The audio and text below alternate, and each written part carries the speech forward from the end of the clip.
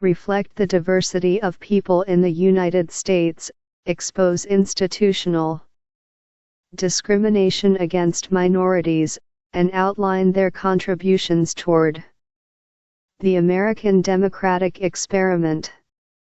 Like women's history, LGBTQ+ his story has developed through 4 stages that Gerda Lerner first identified: compensation, contributions, revision, and social construction. 1. LGBTQ+. Historians first compensated for heterosexism and cissexism by finding LGBTQ+ people to reinsert into historical narratives, then determined how LGBTQ+ people contributed to history. As they analyzed primary sources, they slowly revised historical narratives through testing generalizations and periodization against evidence found by and about LGBTQ+ people. Finally, the field understood that sexual orientation and gender themselves are social constructions.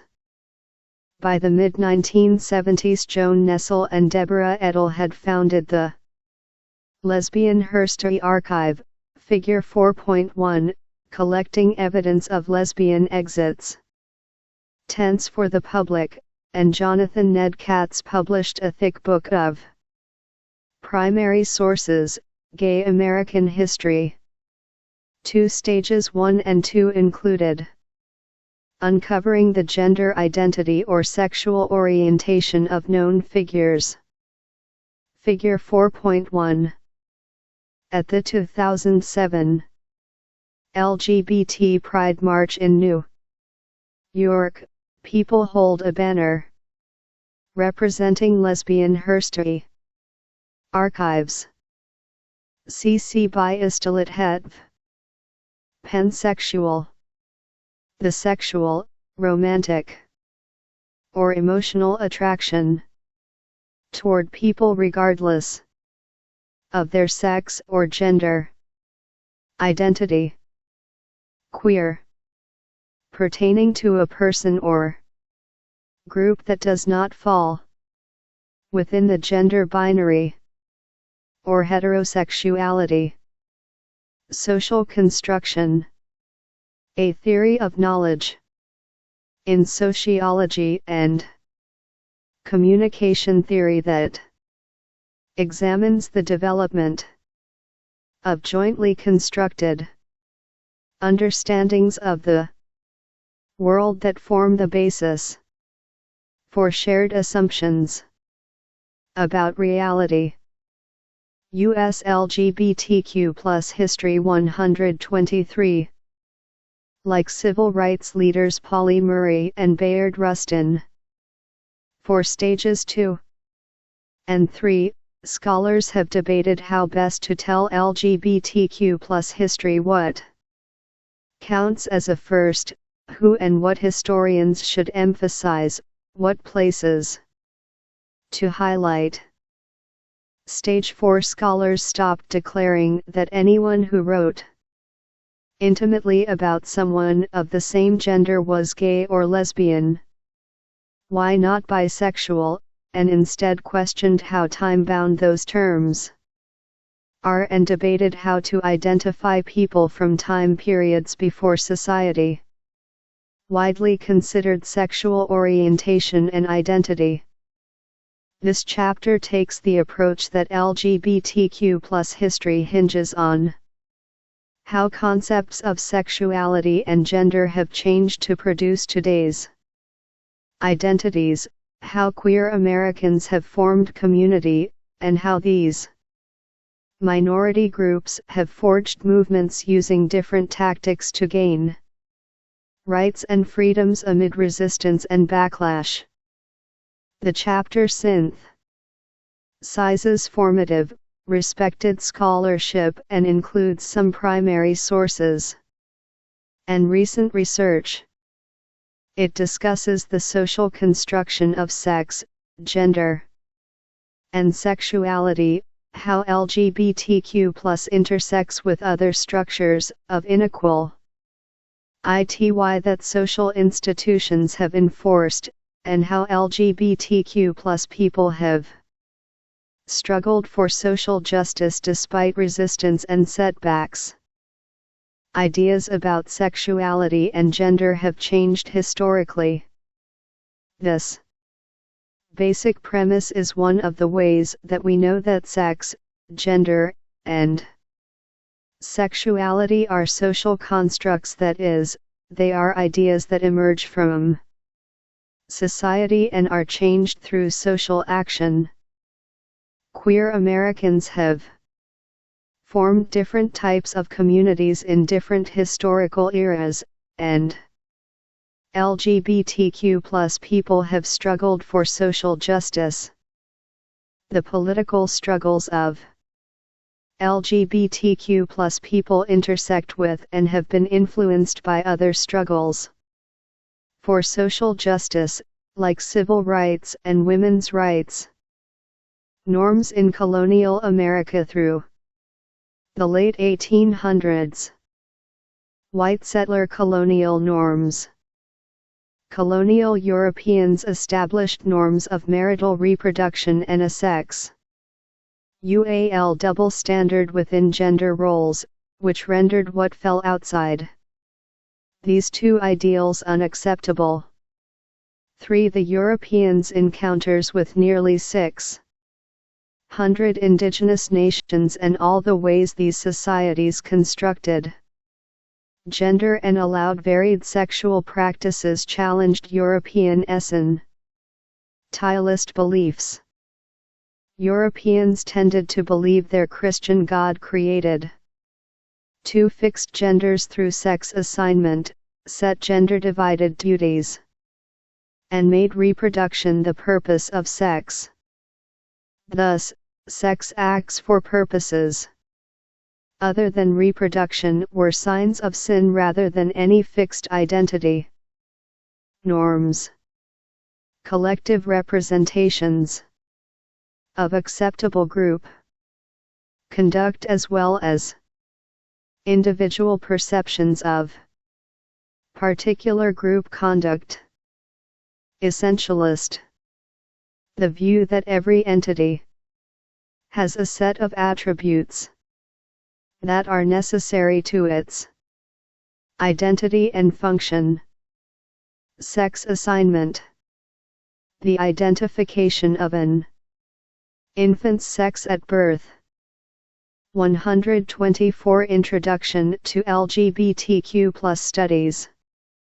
Yet European and, later, North American records give evidence that over 130 tribes recognized some individuals as women whom Europeans considered male, or acknowledged some persons as men whom Europeans sexed female.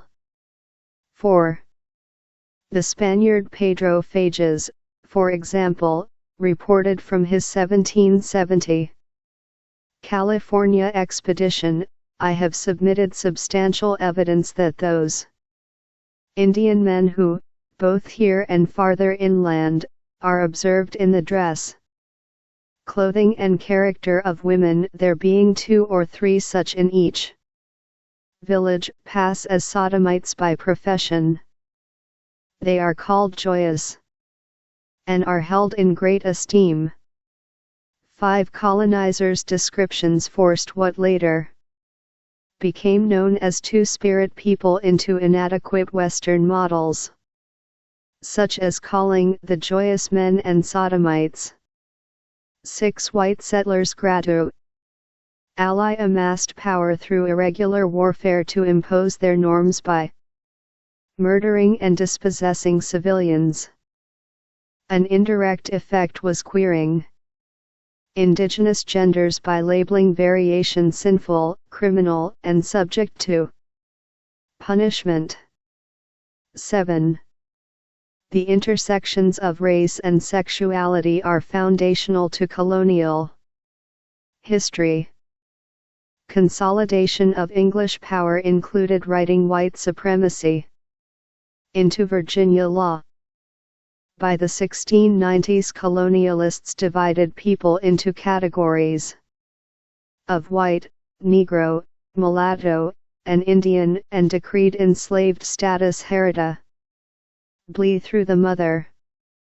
Many colonies enacted laws against interracial sexual relationships, but judicial systems prosecuted enslaved black, free black, and sometimes poor white people, and not the plantation owners, ensuring that slaveholders' power included the ability to rape without legal consequences. 8. Meanwhile, church and colonial laws drew on the dominant universalizing view of sexuality as simply behavior and not a basis for majority and minority social identities. Legal statutes deemed sodomy, oral or anal sex, unnatural, a sin and a crime. 9. An English servant's case illustrates how class also intersected with gender and sexuality in colonial America. Thomasini Hall lived as a girl, woman, and man before migrating to Virginia in 1627 as a male Indian. Toured servant, Thomas. Their Hall's sewing skills and sporadic dress in women's clothes led neighbor women to question Hall's gender. A group of women physically examined Hall 3 times. Amid rumors that Hall fornicated with a serving woman, the General Court assessed Hall's general dir. Examiners declared Hall had male genitalia. Hall's response, according to the court records, was, "He had not the use of the man's part, and I have a piece of an whole vulva." 10. After townswomen refused the official ruling that Hall was female, the court decreed Hall must wear a combination of men's and women's clothing. We will never know whether Hall was intersex or what to call Hall's sexual desire. Evidence suggests that, like other colonists, Hall enjoyed sex for pleasure outside of marriage. Two-spirit people, a modern umbrella term used by some indigenous North Americans to describe Native people in their communities who fulfill a traditional third gender, or other gender variant, ceremonial role in their cultures. Sodomites, people who engage in non-reproductive sex acts, especially anal or oral sex. Sodomy, anal or oral sex. U.S. LGBTQ+ history 125. Anglo society was more bothered by fluidity than hybridity in wanting to fix Hall in place as both woman and man. 11.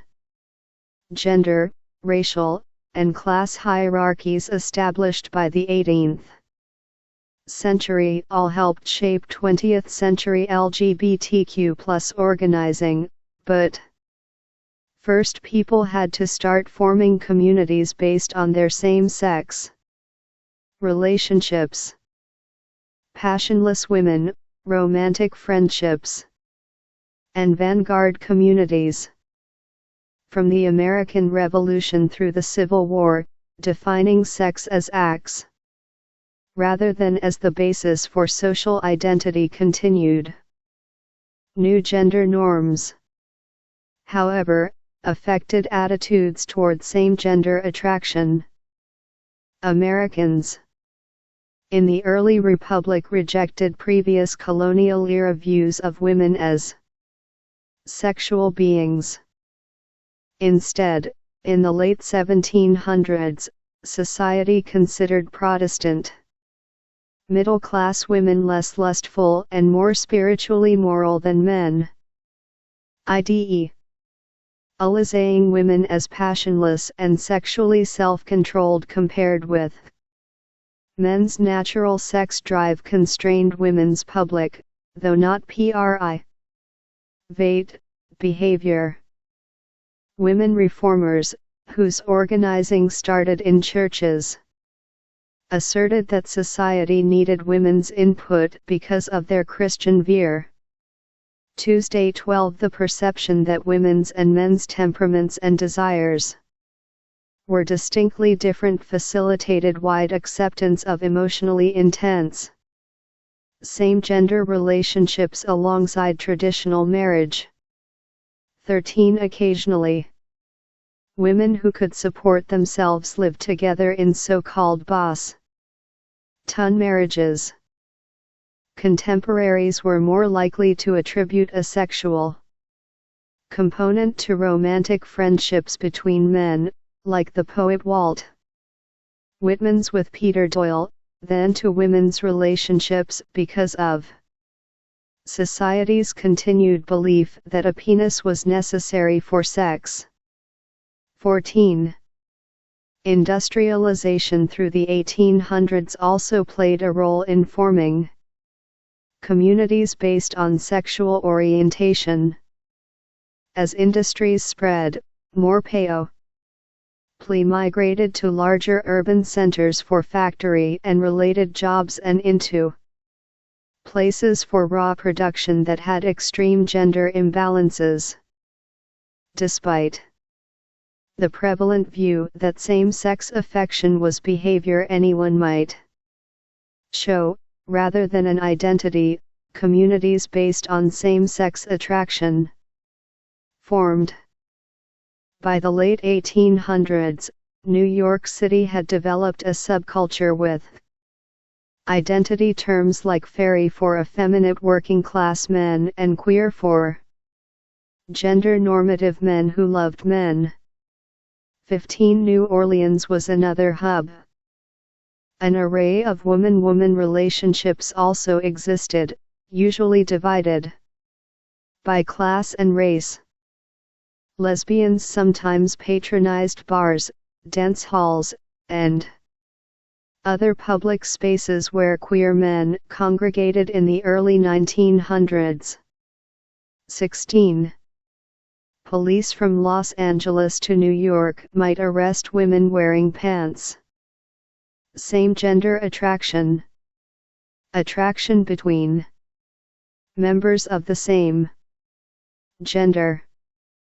Romantic friendships, also called passionate friendships or affectionate friendships, very close, but typically non-sexual relationships between friends, often involving a degree of physical closeness beyond what is common in contemporary Western societies. Fairy, a term from 1800s New York applied to effeminate working-class men. 126. Introduction to LGBTQ+ studies and sporting short hair on charges of masquerading as men.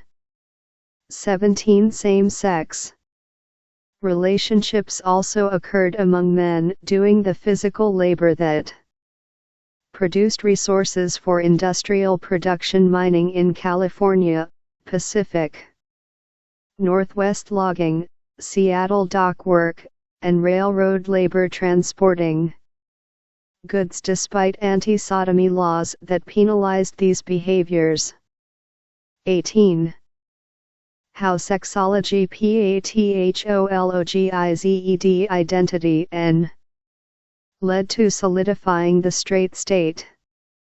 Near the same time that communities developed self-definitions, European sexology repackaged marital reproduction and widespread views on sin and crime in the language of medical science.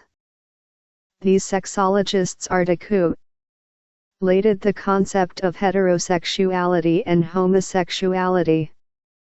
19. The earliest sexologists campaigned against sodomy laws by asserting that same-sex attraction constituted a form of benign variation among humans, that is, harmless identities differing from those focused on reproducing. Most sexologists, though, argued same-sex attraction correlated with gender transgression as a pathological identity. 20. Newspapers had recurring exposes on working-class women passing as men for work and freedom. By 1892, the pathology model played a role in a Memphis insanity inquisition. This case exposed the plans of two women, whom relatives had thought to be romantic friends, to marry each other by having one assume a male identity. But when family members broke up this middle-class relationship, the distraught masculine half of the couple murdered her lover, and the defense lawyer her father hired used sexology to argue insanity. 21. With the emergence of sexology, gender non-normativity and same-sex attraction were now mental illness, in addition to being violations of religious ideas about sin and criminal laws.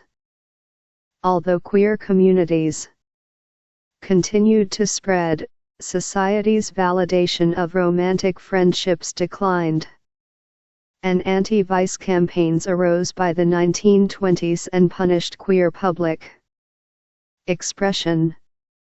After Prohibition ended, federal and state officials enacted laws to control alcoholic beverages, to police respectability in bars.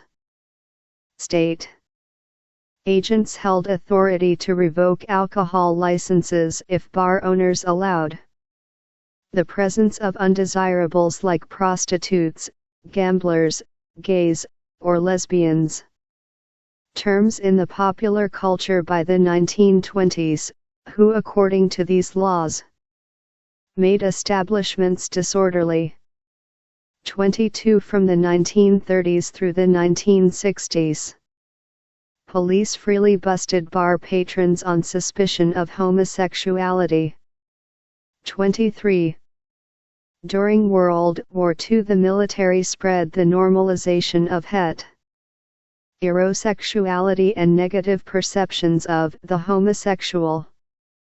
Psychologists convinced military officials that homosexuality was a mental disorder that threatened morale and discipline.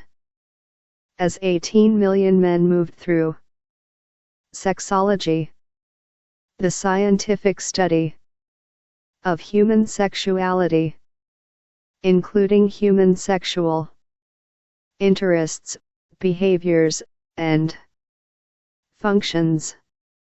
Passing. In the context of gender, this refers to someone, typically either a transgender person or cross-dresser, who is perceived as the gender they wish to present as. US LGBTQ+ History 127. Draft boards and induction stations. Staffers asked questions designed to exclude gay men from service. Such questions heightened recognition that homosexuality existed even while pathologizing it. Officials feared that straight men would claim to be gay to avoid the draft. To deter this, they labeled anyone rejected for homosexuality as a sexual psychopath, and gave employers the right to review draft records. Women's auxiliary units started in World War II, but because criminal law usually ignored lesbian sex acts, the military did not similarly screen women recruits. Gay service members caught having sex or suspected of it faced humiliating expulsion after systematic inquisitions, which left several thousand men and dozens of women with undesirable discharges on their records. 24. Gay and lesbian communities proliferated during and after the war, especially in cities with a military presence. 25. During the Cold War, federal, state, and local authorities redoubled efforts to achieve a straight state, including congressional laws and a presidential executive order against employing homosexuals in federal jobs. 26. Recent scholars have argued that the 1950s McCarthy Red Scare most victimized gay men and lesbians. 27. George Harris was among thousands fired when the Central Intelligence Agency did a background check. They asked people from his Mississippi hometown about his sexual orientation. Suddenly jobless and homeless, Harris got a ride to Texas. He met Jack Evans soon afterward at a Dallas gay bar. As they dated, fell in love, and then lived together. They steered clear of bars to avoid arrest, and 59 years later they became the first gay couple to marry legally in Dallas County. 28. Watch. George Harris and Jack Evans are married in Dallas June 26, 2015. In this video, https://gogenesio.edu/wedding. They were both in their 80s, having lived together for 55 years. Describe what you witness in the video. What do you think?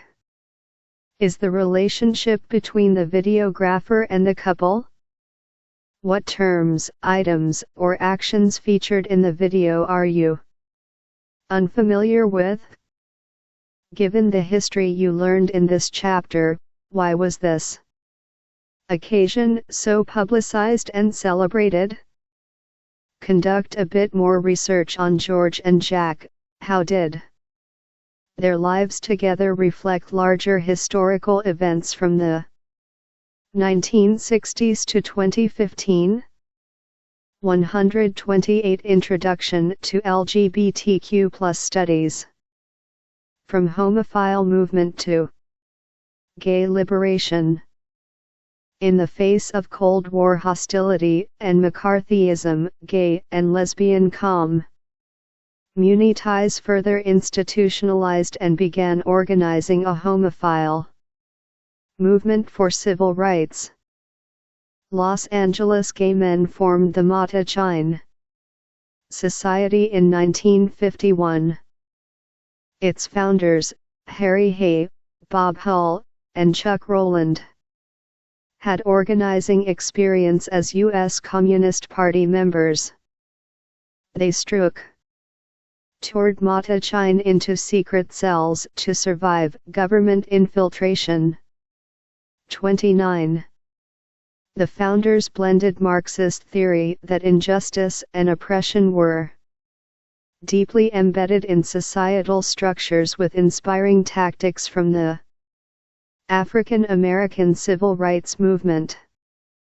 They argued that repressive norms based in heterosexuality left homosexuals largely unaware that they in fact constituted a social minority imprisoned within a dominant culture. The founders sought to mobilize a large gay constituency through meetings and by creating homophile journals to produce a new pride, a pride in belonging, a pride in participating in the cultural growth and the social achievements of the homosexual minority. 1930. Soon Mata Chine grew to include many politically mainstream members who were anti-communist. The founders stepped down in favor of leaders who argued that the mostly white, middle-class, gay members were the same as heterosexual citizens, aside from the private sphere of love. They focused on gaining allies among heterosexual psychologists, clergymen, and public officials. Meanwhile, in San Francisco, Del Martin, Phyllis Lyons, and their group, Daughters of Bilitis, also were fighting the church, the couch, and the courts for equality. Like the more male-run Mata Chine Review and one magazine, Daughters of Bilitis's Journal. The latter, Figure 4.2, consistently assured lesbians of their worth as respectable middle-class people deserving treatment equal to heterosexuals. 31 chapters of both organizations spread to the East Coast and Midwest, forming a web of advocates for homosexual civil rights by the mid-1960s who published, lobbied, and picketed the White House and city governments for equality. By the 1960s, various social movements were developing tactics to fight discrimination and inequality. Black civil rights legal work and direct action produced court-ordered desegregation, anti-discrimination law, and voting rights, although centuries of housing segregation, education, and job discrimination continued to racialize poverty. Frustrations rose in poor communities of color over police brutality and the dearth of economic opportunities. In 1965, gay and lesbian street youth organized in San Francisco. They and trans women often gathered at Compton's cafeteria, one of few places where they could meet. When Compton's management homophile movement, coined by the German astrologist, author, and psychoanalyst Karl Günther Heimsoth, in his 1924 doctoral dissertation, Hetero, und Homophily, homophile, was in common use in the 1950s and 1960s by homosexual organizations and publications. The groups of this period are now known collectively as the homophile movement. US LGBTQ+ History 129. Figure 4.2.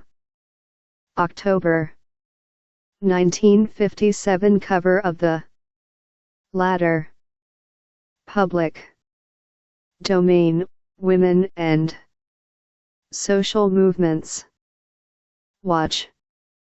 This 1983 interview by Vito Russo features Mata Chine Society founder Harry Hay and Barbara Giddings, a founder of the Daughters of Bilitis, and editor of the latter. https://youtube/rso5y8fgac4 and https://youtube/6nrich0xe0. What are some similarities and differences between Hayes and Giddings's experiences with political activism? What does Barbara Giddings mean when she states that the very first gay pickets had maybe 10, 15, at the most 20 people who could afford to get out in public and do this? What does Harry Hay mean when he argues it was important 2. Quit imitating the heterosexuals as much as we do. 130 Introduction to LGBTQ+ Studies. Called the police to deter drag queens and trans women's patronage, a riot erupted. The next night, trans hustlers and street people picketed Compton's and protested police brutality. Although the protest did not end abuse, a new collective militant queer resistance pushed the city to address queer and trans people's rights as citizens. 32. 3 years later, the Stonewall Rebellion broke out after a New York City police raid. Stonewall Inn was a mafia-run dive that blackmailed gay Wall Street patrons and used those funds to pay off police. In return, police gave the Stonewall advance warning of raids. Raids targeted those in full drag and trans sex workers like Sylvia Rivera. But raids could also ruin the lives of white, black, and Latinx gay and lesbian customers. Newspaper exposure often led to their being fired from jobs or evicted from housing. On June 28, 1969, there was no tip-off for the police raid.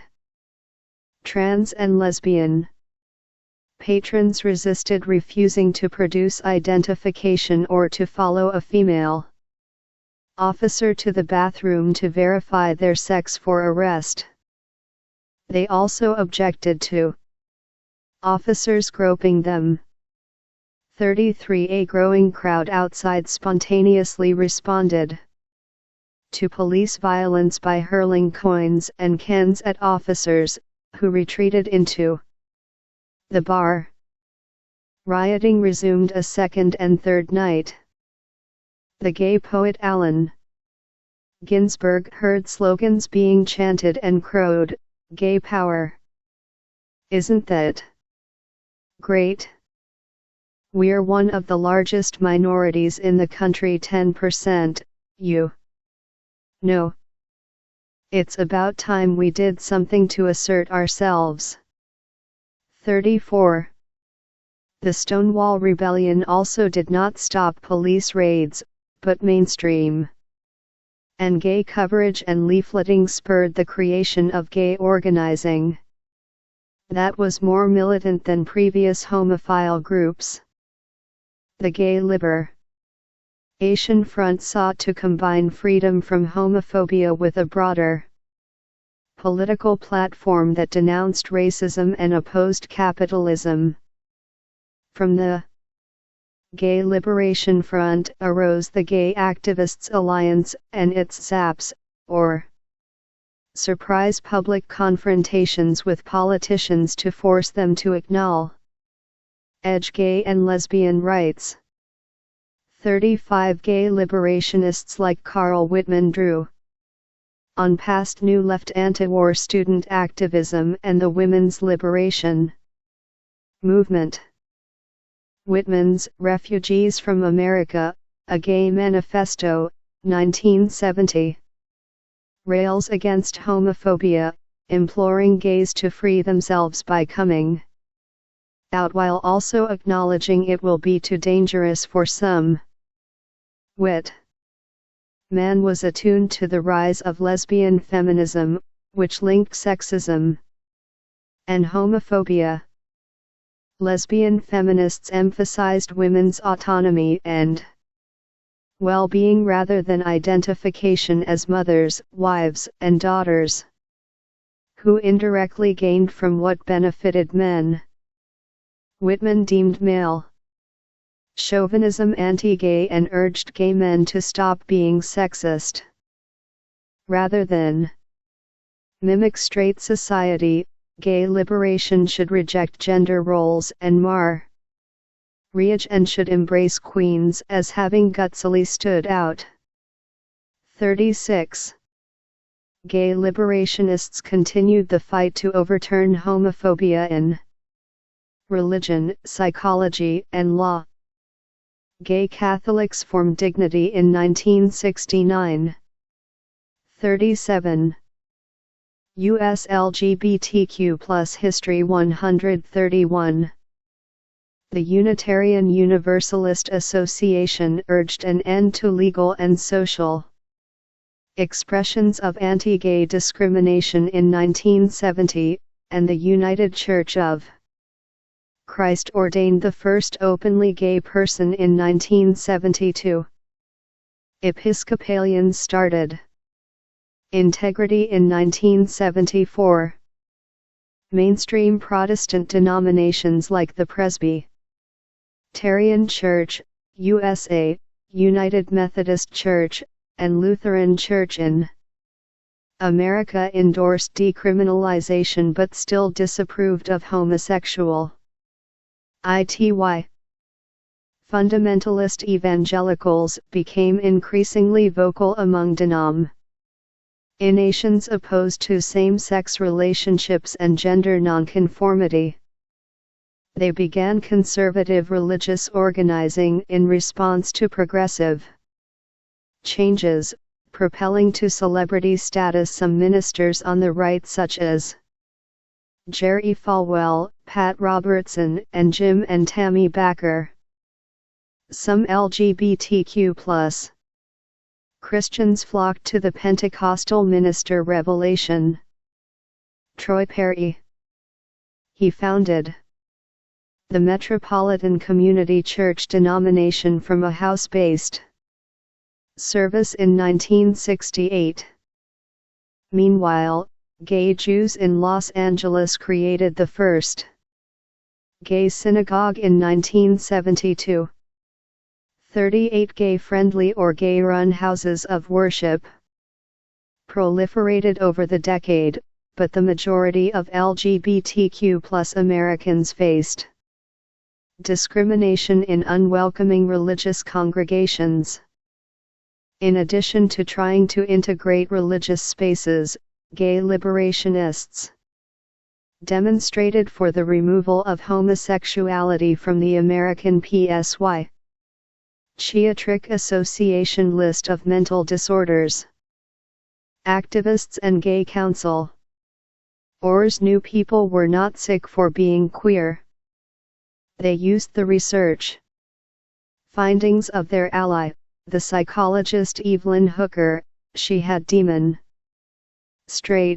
on the basis of personality tests she had conducted since 1957, that gay men were equally stable as heterosexual men and sometimes showed more resilience.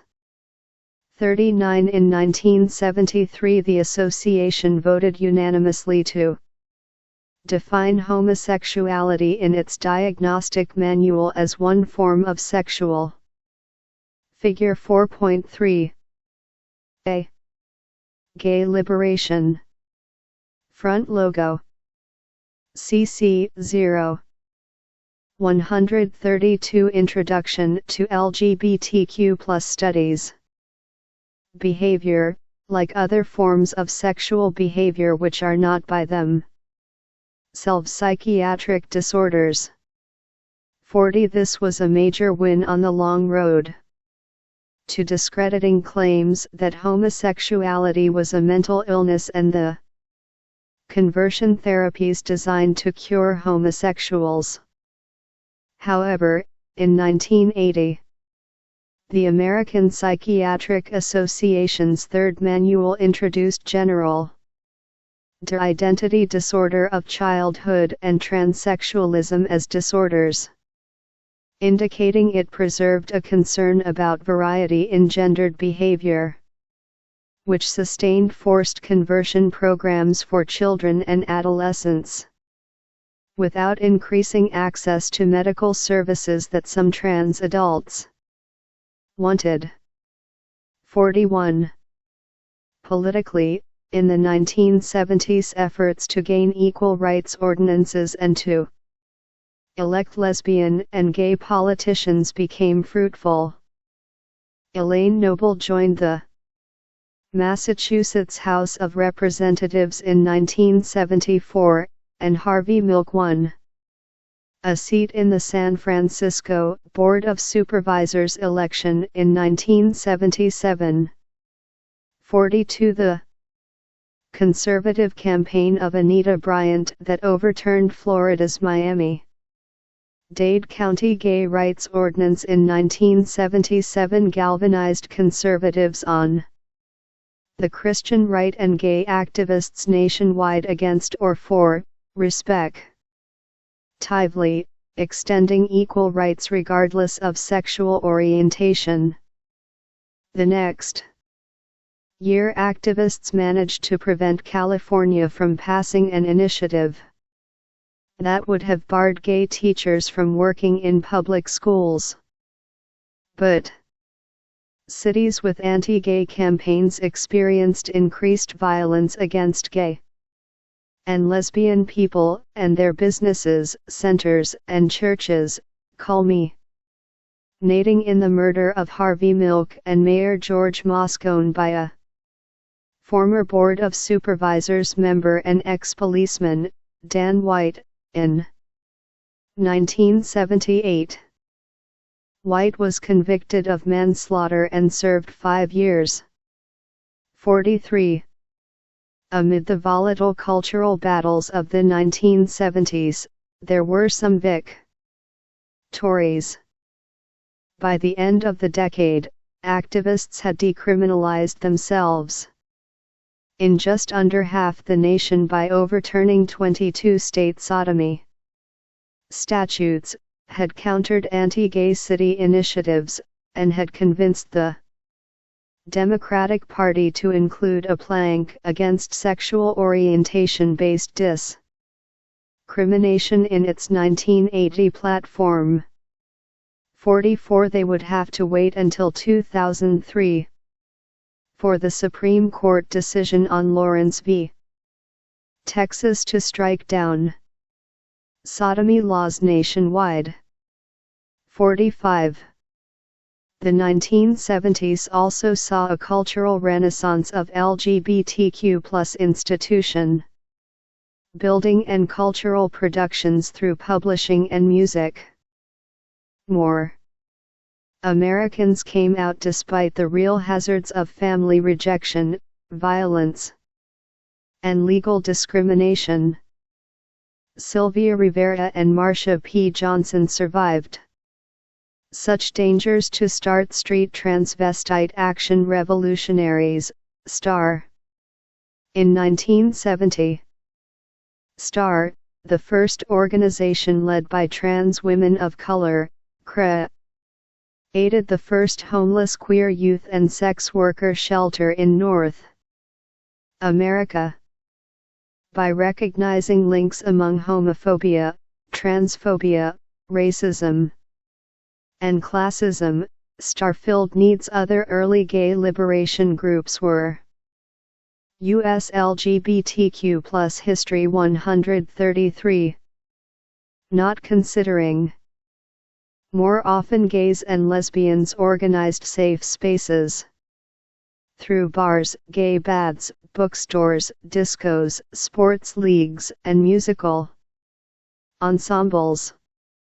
46. As the 1970s continued, feminist lesbians of color took the lead in advocating for the development of integrated analysis and practice based upon the fact that the major systems of oppression are interlocking. 47. This important way of analyzing the world would become known as intersectionality.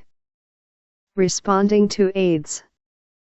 In the 1980s, the emergence of a deadly epidemic marked a crossroads for LGBTQ+ activism and institution building. A 1981 newsletter from the Centers for Disease Control reported 5 Los Angeles gay men had contracted an unusual pneumonia typically found in immune-compromised people. Then the New York Times stated that a rare, aggressive skin cancer had struck 41 recently healthy homosexuals. 48 by late 1982. Related immunosuppression cases existed among infants, women, heterosexual men, intravenous drug users, and hemophiliacs. The mortality rate of the original patients was 100%. Panic spread as media, many government officials, and the gay community asked what linked the affected gay men. Connecting a deadly disease, ultimately called acquired immunodeficiency syndrome, AIDS, to gay male sexuality provided a new rationale for discriminatory laws and harassment as the political power of the Christian right continued to ascend. 49.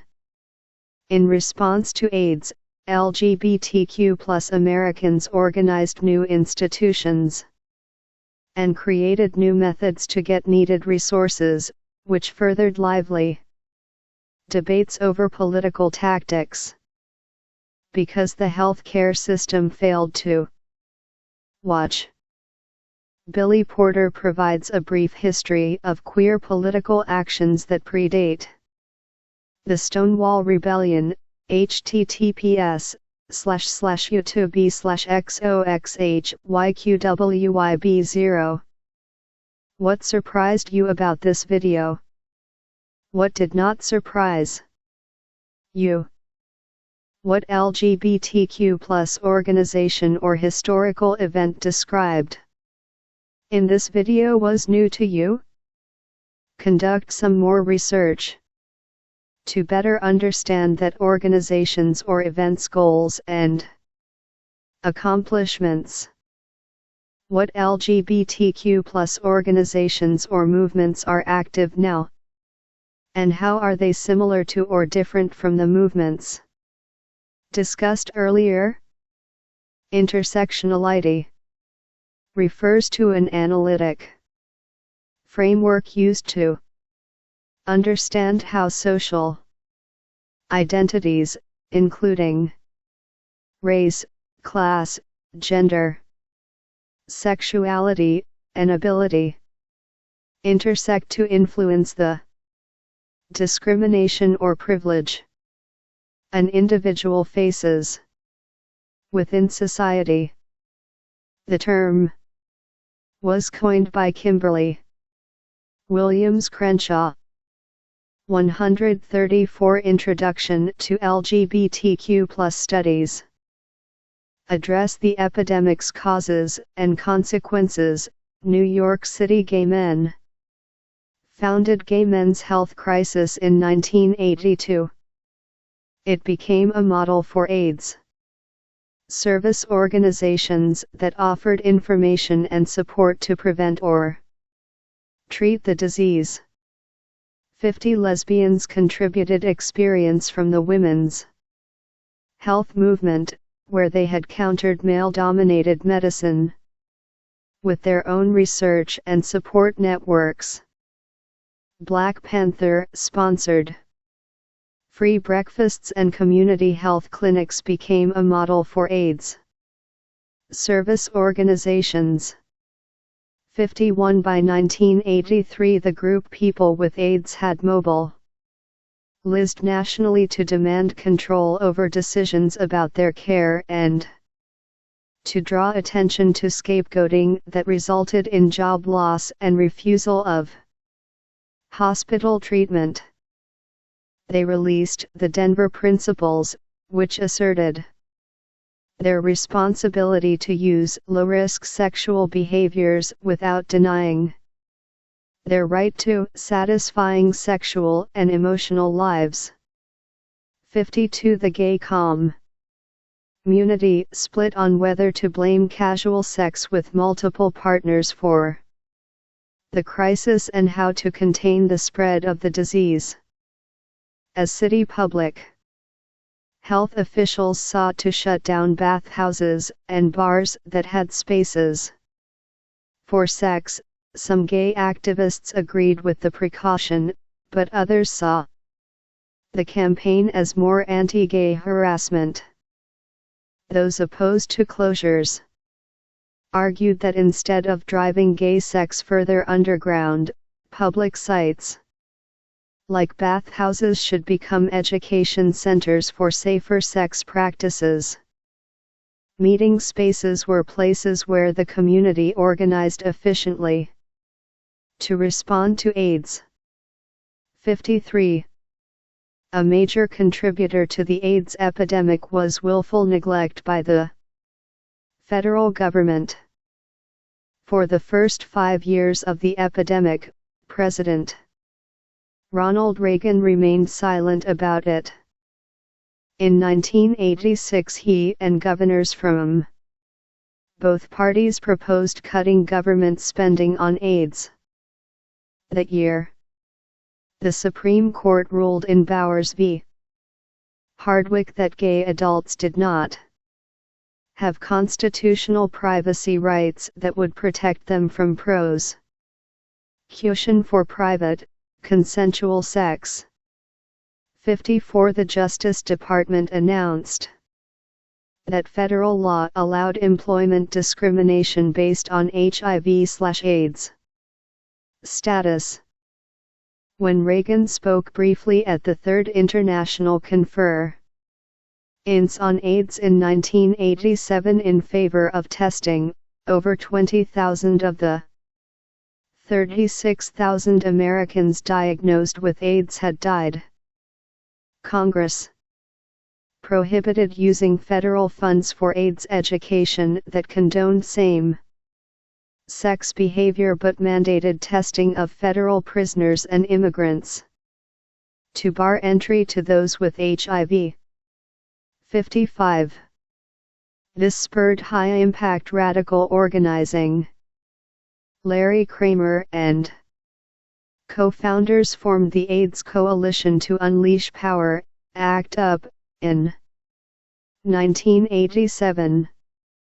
It further publicized the New York City slogan, "Silence equal death," in demonstrations.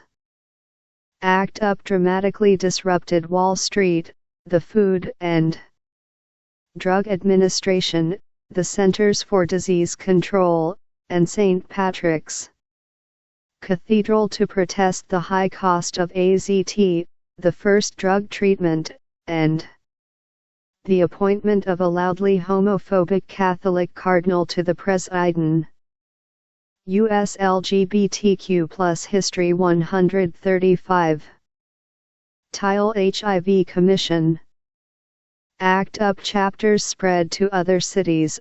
The groups became known for their insistence on action and their reclaiming of the term queer. 56. Keith Haring's graffiti art spread the message.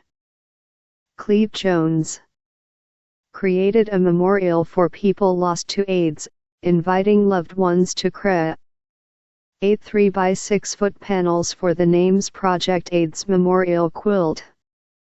Figure 4.4. During the Second March on Washington in October 1987, volunteers laid out 1,920 panels on the National Mall. 57. In tandem with responses to AIDS, often overlooked portions of LGBTQ+ Americans organized. Trans people were disproportionately poor owing to job discrimination and devastating budget cuts to AIDS programs, welfare, and health programs. For-profit centers sold medical procedures for gender transition at high costs. Bisexuals started forming social and then political rights groups, including the National Bisexual Liberation Group in 1972 based in New York City, San Francisco's Bisex UAL Center in 1976, and the National BiPOL in San Francisco in 1983.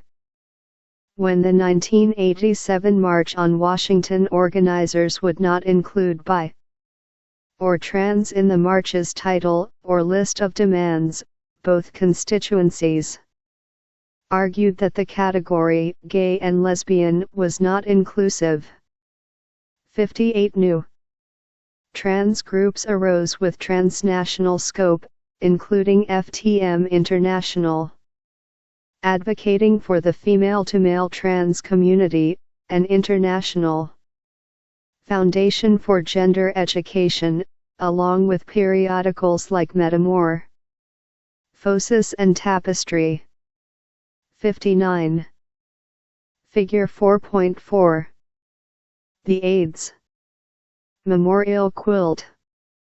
Public Domain, National Institutes of Health. 136 Introduction to LGBTQ+ Studies.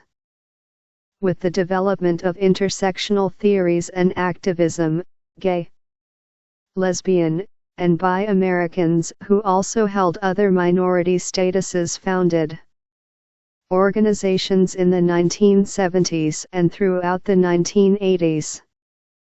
Gay American Indie ANS was founded in San Francisco in 1975, and in 1987 the group joined American Indian Gays and Lesbians Conferences of the American Indian Gays and Lesbians produced the consensus that Two-Spirit was the preferred term for gender-expansive natives. 60 The National Rainbow Society of the Deaf, 1977, grew from its Florida origins to hold annual conventions around the country as Rainbow Alliance of the Deaf, 1982, and to become a force for advocacy. The National Asian Pacific Lesbian Network was founded when organizing for the 1987 March.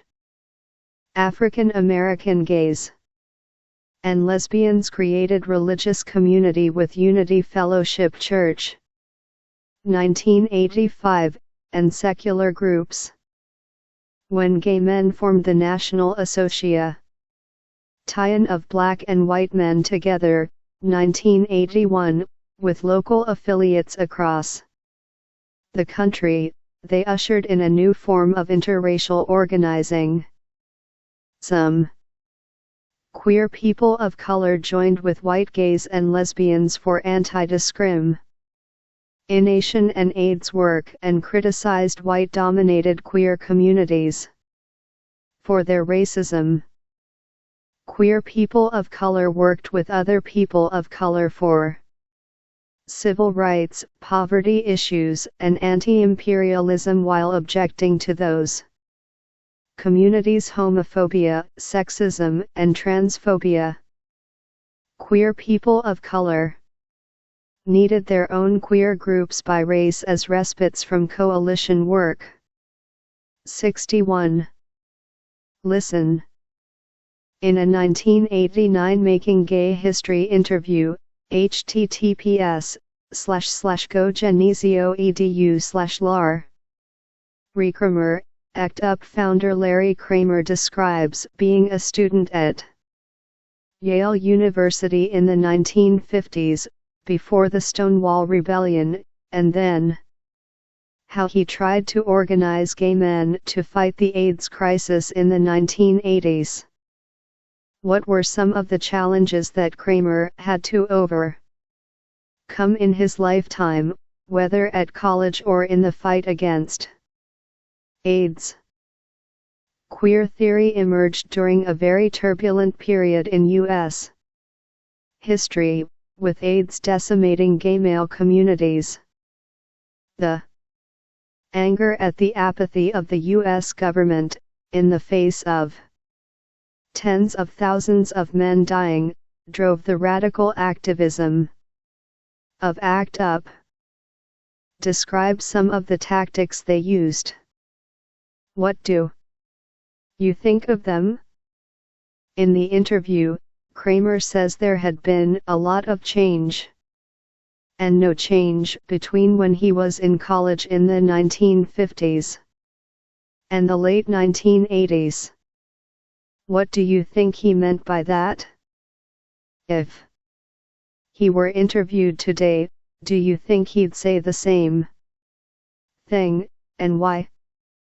Anti-imperialism, a term used in a variety of contexts, usually by nationalist movements that want to secede from a larger polity, usually in the form of an empire, but also in a multi-ethnic sovereign state, or as a specific theory opposed to capitalism in Marxist Leninist discourse, derived from Vladimir Lenin's work Imperialism, the highest stage of capitalism.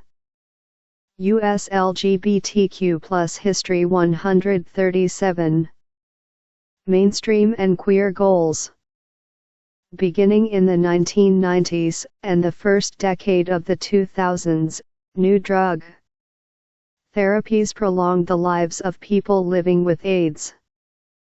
Although radical, multi-community AIDS activism continued, work for mainstream legal protections and rights dominated LGBTQ+ activism.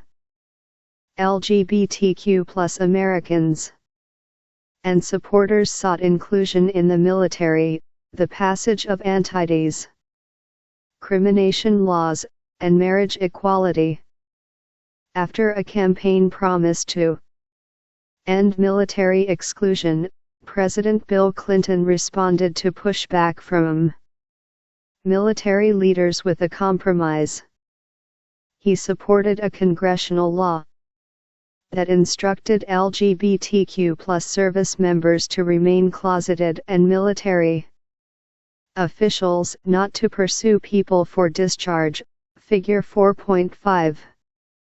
Ironically, this "don't ask, don't tell" policy increased discharges of gay service members and continued violence against them until its repeal by President.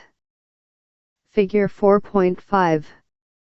Cover of a "Don't Ask, Don't Tell" pamphlet. Public domain, United States Army. 138 Introduction to LGBTQ+ Studies. Barack Obama in 2010 ended discrimination based on sexual orientation, but not gender identity. 62 President Clinton was more effective with his executive order to end anti-gay discrimination in federal government in 1998 than with his military policy. 63.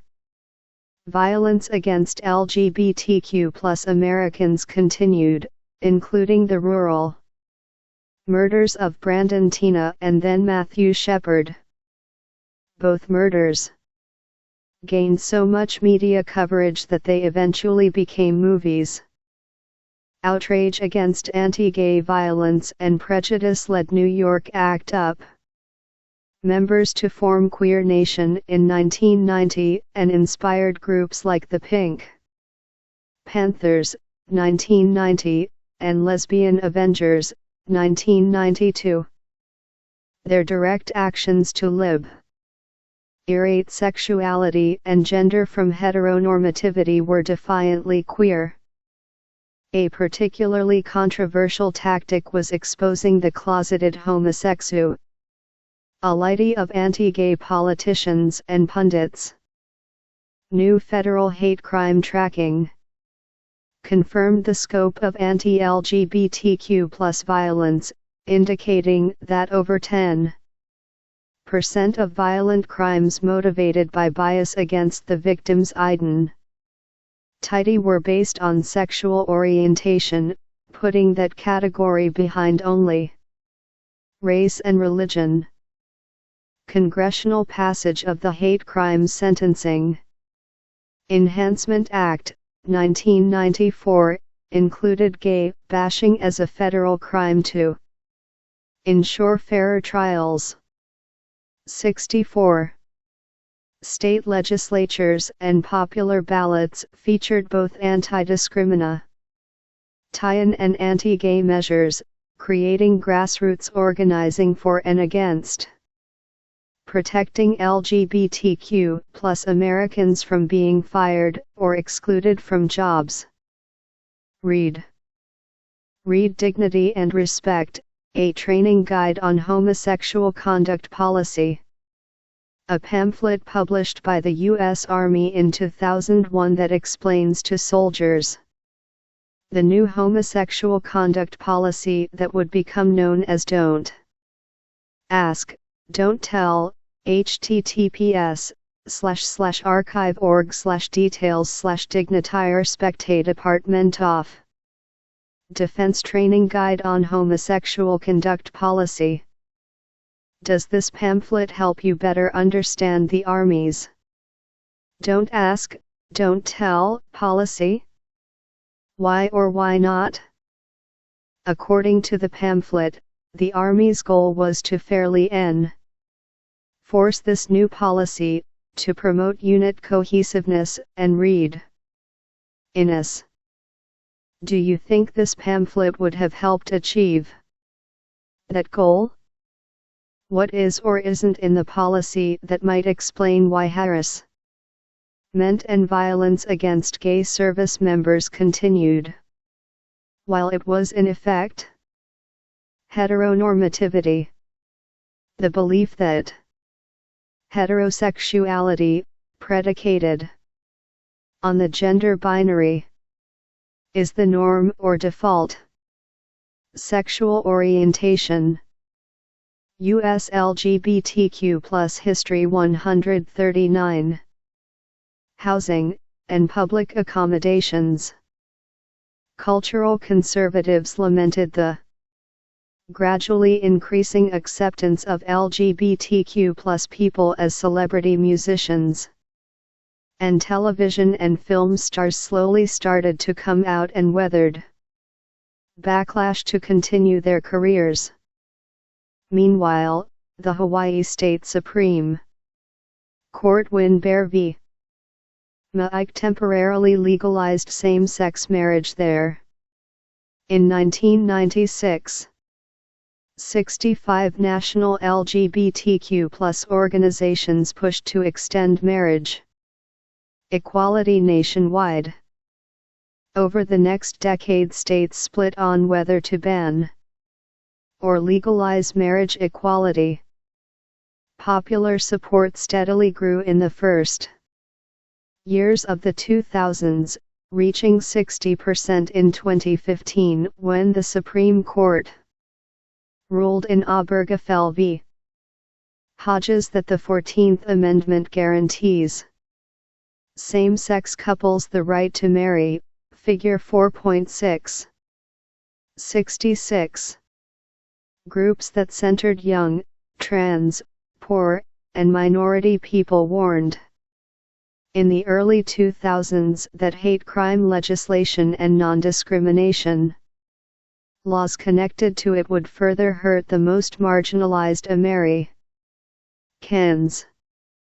Dean Spade cautioned that sentences mandatorily extended for hate crimes strengthened the criminal punishment system that targets poor and trans people of color. 67. Likewise, some feminist and queer activists opposed the costly push for marriage equality because it supported only heteronormative relationships. 68. Paula Edelbrock, among the first, argued in 1989 against endorsing one family form instead of destigmatizing unconventional relationships and sexual expression. Lisa Duggan has argued for broad coalitions to gain universal benefits instead of tying needs like health coverage to employment and marriage. 69. Figure 4.6. The White House is illuminated in rainbow colors on the night of the Supreme Court. Obergefell ruling June 26, 2015.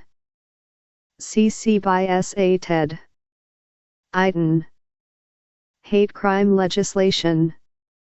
State and federal laws intended to protect against hate crimes, also known as bias crimes, motivated by enmity or animus against a protected class of persons.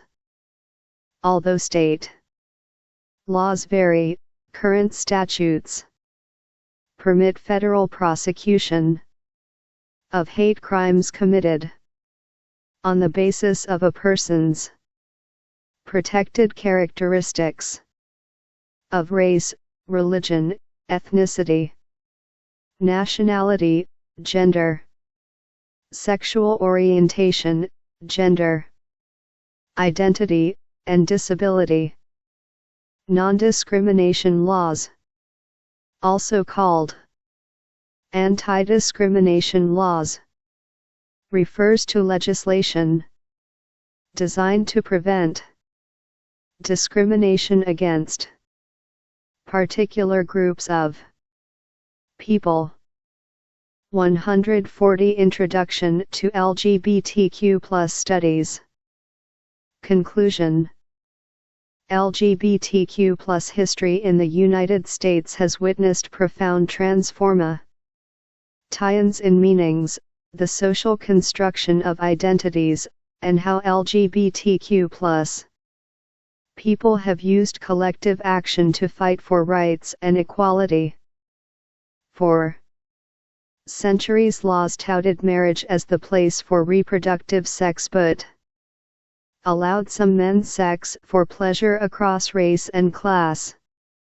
When sex was considered simply a form of behavior and society believed women and men were fundamentally different, same-gender intimacy that was not.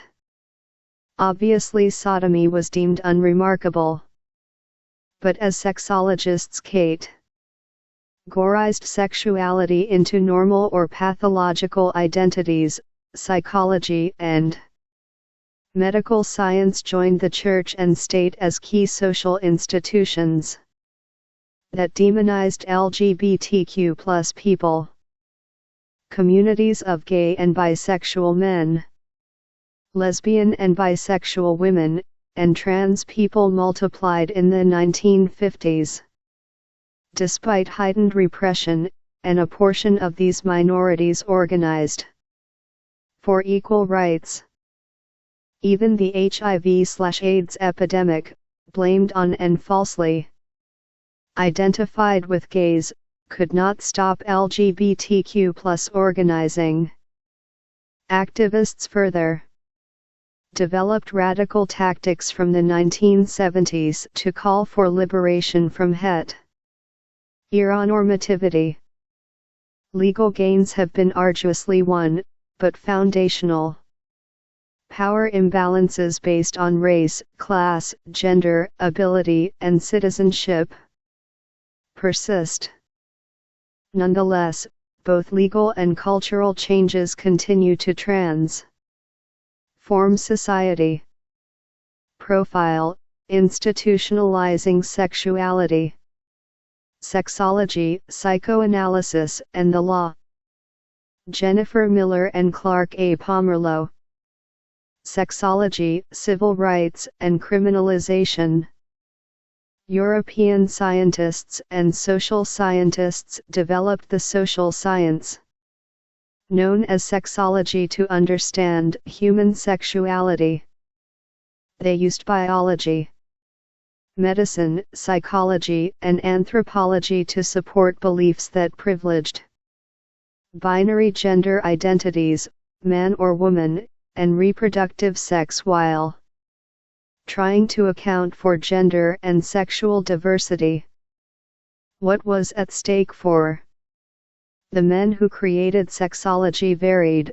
Some felt same-sex attraction, some were sympathetic to those who did, others opposed same-sex behaviors. Their findings became arguments for and against criminalizing same-sex behavior. This profile's history of sexology prioritizes primary sources to consider how sexologists explain diversity in gender and sexuality and how the field's spokespersons shifted from an initial focus on social use ties to creating oppressive, pathologizing diagnoses. Knowing this history. US LGBTQ+ History 141 helps us understand sexology's long-reaching implications as a method by which people worldwide have been taught about queer and trans people. The earliest form of sexology combated legal discrimination. The German lawyer Karl Heinrich Ulrichs, Figure 4.7, drew on Plato's Symposium for his 1860s theory that male-male love was biologically inborn and therefore natural. 70 Ulrichs used the term inning for a man who desired men and believed the inning's desire reflected an internal female psyche. After telling his family he was an inning, Ulrichs, freed from his secret, lobbied to repeal sodomy laws. He maintained that consent ing adult men who were not being publicly indecent had a civil right to express their love without state persecution. Ulrichs hoped to influence national legal reform as German states unified, so he published Erach's Appeal for the Liberation of the Innings Nature from Penal Law. To the Imperial Assemblies of North Germany and Austria in 1870. 71 The next year, Germany's assembly refused change and retained a sodomy law in the new law code. Paragraph 175 of the German Imperial Penal Code stated, unnatural vice committed by two persons of the male sex or by people with animals is to be punished by imprisonment. The verdict may also include the loss of civil rights. 72 Germany would not decriminalize homosexuality until 1969. Figure 4.7. Karl Heinrich Ulrichs. Public domain. Karl Heinrich Ulrichs, the German lawyer in sexology who theorized that male desire for men existed because such men had a female psyche, mind, soul, spirit, and who argued that consensual adult love was a human right. Inning. Karl Heinrich Ulrichs's term from Plato's Symposium for his 1860s theory that male-male love was biologically inborn and reflected one partner having an internal female psyche. Paragraph 175 of the German Imperial Penal Code. A German anti-sodomy law in effect from 1871 to 1969 that spurred activism for its repeal. 142 Introduction to LGBTQ+ Studies. Although his argument was unsuccessful, Ulrich's work influenced other sexologists and became part of a growing field. His contemporary, the Austro-Hungarian human rights journalist Karl Maria Kirkbenny, coined the words heterosexual and homosexual in 1868 as two forms of strong sex drive apart from those that pursued reproductive goals. Out of compassion for a friend who killed himself after being blackmailed for same-sex attraction, Kirkbenny argued that sodomy laws violated human rights. 73 The German psychiatrist Richard von Krafft-Ebing adopted Kirkbenny's terminology and Ulrich's view that men who loved men had womanly desire, figure 4.8. Krafft-Ebing, however, considered anything outside reproductive sex to be an inferior, immoral deviation, which he called degeneracy. His Psychopathia Sexualis, Contrary Sexual Instinct, a medico-legal study, 1894, provided an elaborate taxonomy of pathological manifestations of the sexual life. The taxonomy included sexualizing an object, fetishism, sexually enjoying pain, masochism, which Krafft-Ebing considered natural for women, and sexually enjoying. Figure 4.8. Photographs from Richard von Krafft-Ebing's personal collection. The photographs appear to be unusual specimens of the erotic French postcard, popular in the late 19th century, but their source and the people in them are unknown. Public domain review and the Wellcome Library. Karl Maria Kirkbenny, the Austro-Hungarian human rights journalist and sexologist who coined the words heterosexual and homosexual in 1868 as two forms of strong sex drive apart from reproductive goals. Initially both terms included an idea of excessive behavior. Richard von Krafft-Ebing, a German psychiatrist, sexologist who theorized that anything outside reproductive sex was inferior and immoral deviation. He produced a book categorizing deviance and argued in favor of anti-sodomy laws. Degeneracy, behavior that deviates from the norm and that society considers immoral, inferior, pathological, and in relation to evolutionary theory, a retreat from progress.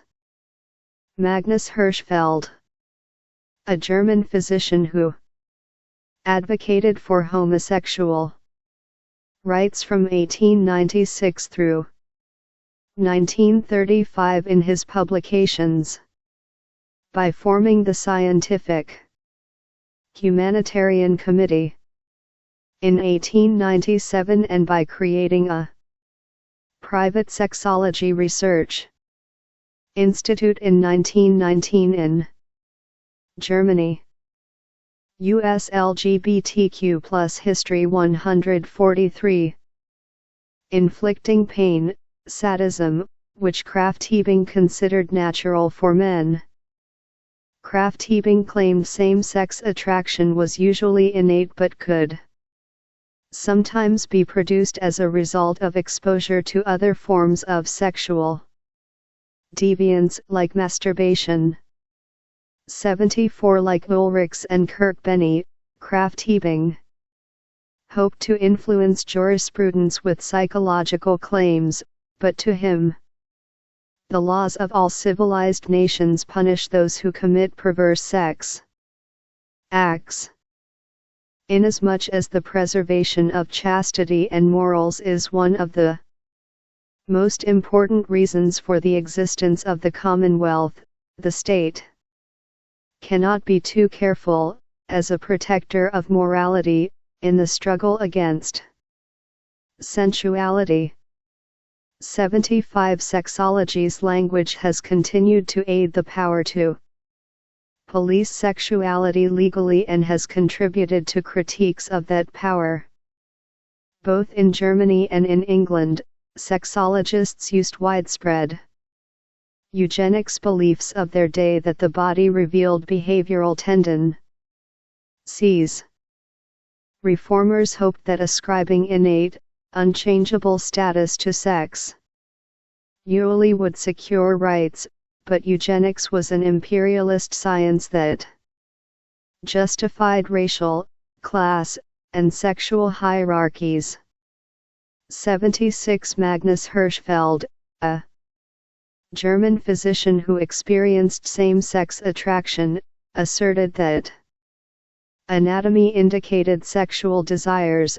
Hermaphroditic features significantly make the diagnosis of homosexuality easier. 77. Hirschfeld advocated for homosexual rights from 1896 through 1935, arguing in the Homosex Usually of Men and Women, 1914, that homosexuals' Anish nature contributed creativity and philanthropy to society and gave homosexuals equal understanding to both sexes. 78. In addition to publishing books, Hirschfeld started the Scientific Humanitarian Committee in Germany in 1897. The committee's goals were, 1. To win legislative bodies to the position of abolishing the anti-gay paragraph of the German Penal Code. Paragraph 175, 2. Enlightening public opinion on homosexuality, 3. Interesting the homosexual himself in the struggle for his rights. 79. Hirschfeld amassed an archive of same-sex research and literature that the Nazi state destroyed in 1933. Hirschfeld's British contemporaries Havelock Ellis, Figure 4.9, and John Addington Symonds published Sexual Inversion in 1897. It was based on their interpretation of cross-cultural examples of same-sex attraction and varied sexual expression. This English medical textbook claimed inversion was an involuntary physiological abnormality usually due to the accidental absence of the natural objects of sexual attraction, or, more rarely, was inborn. 80. Ellis's case studies highlighted perceived abnormalities in subjects' bodies, especially females. According to Ellis, whether acquired or inborn, inversion should not be criminalized, because it could not be helped. Symonds was at the forefront of homosexual rights. Havelock Ellis, the British physician who co-authored Sexual Inversion in 1897. The medical textbook claimed inversion was an involuntary physiological abnormality of the body. On the basis of the author's interpretation of cross-cultural examples, Ellis argued that inversion should not be criminalized because it could not be helped. John Addington Symonds, the British literary critic and historian who co-authored Sexual Inversion in 1897. Symonds was at the forefront of homosexual Rights activism in England, where, until 1866, homosexuality was punishable by death. In Simons's life and through 1967, British law still criminalized homosexual behavior. Inversion. An early theory of homosexuality developed by Havelock Ellis and John Addington Simons that suggested same-sex desire was influenced by inborn psychic identification with femininity for men and masculinity for women. 144 Introduction to LGBTQ+ Studies. Activism in England, where, until 1866, homosexuality was punishable by death.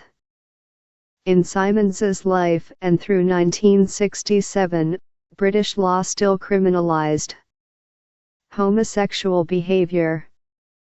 In the following generation of activists, Edward Carpenter used anthropology to appeal to exceptionalism, seeing intimacy between men as a way to overcome society's class differences. 81 Carpenter advocated on behalf of homosexuals like himself and for women's rights, vegetarianism, and socialism. The idea of camaraderie, as he read the meaning of the American poet Walt Whitman, was central to his work and activism. In 1914, Carpenter published Intermediate Types Among Primitive Folk, where he used intermediate to describe non-heteronormative genders and sexualities among peoples in tribal and ancient societies. By challenging terms like invert or Uranian, he argued that non-heteronormative genders and sexualities were natural benefits to individuals and society. 82. Although the notion that homosexual men were effeminate and lesbian women were masculine was an enduring stereotype that sexology promoted, some sexologists started to untangle gender from sexuality.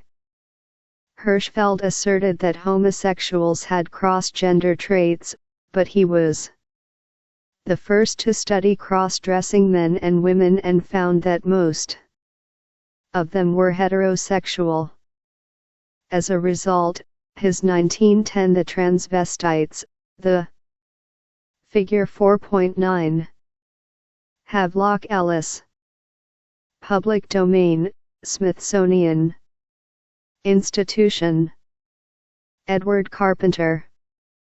British activist who advocated on behalf of homosexuals like himself and for women's rights, vegetarianism, and socialism. His 1914 Intermediate Types Among Primitive Folk describes non-heteronormative genders and sexualities among peoples in tribal and ancient societies as naturally benefiting individuals and society. U.S. LGBTQ+ History 145. Erotic drive to cross-dress. Understood cross-dressing for sexual pleasure as separate from homosexuality. 83 Noting that a difference between gender expression and sexual desire was an important contribution to the field.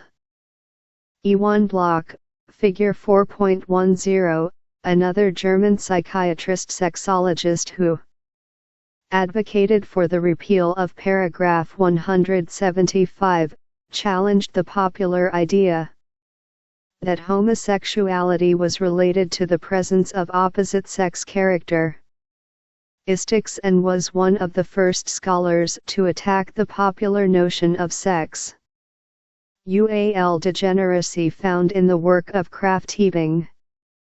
84 His anthropological and historical evidence of same-sex behavior existing around the world argued that it should be understood as naturally occurring difference.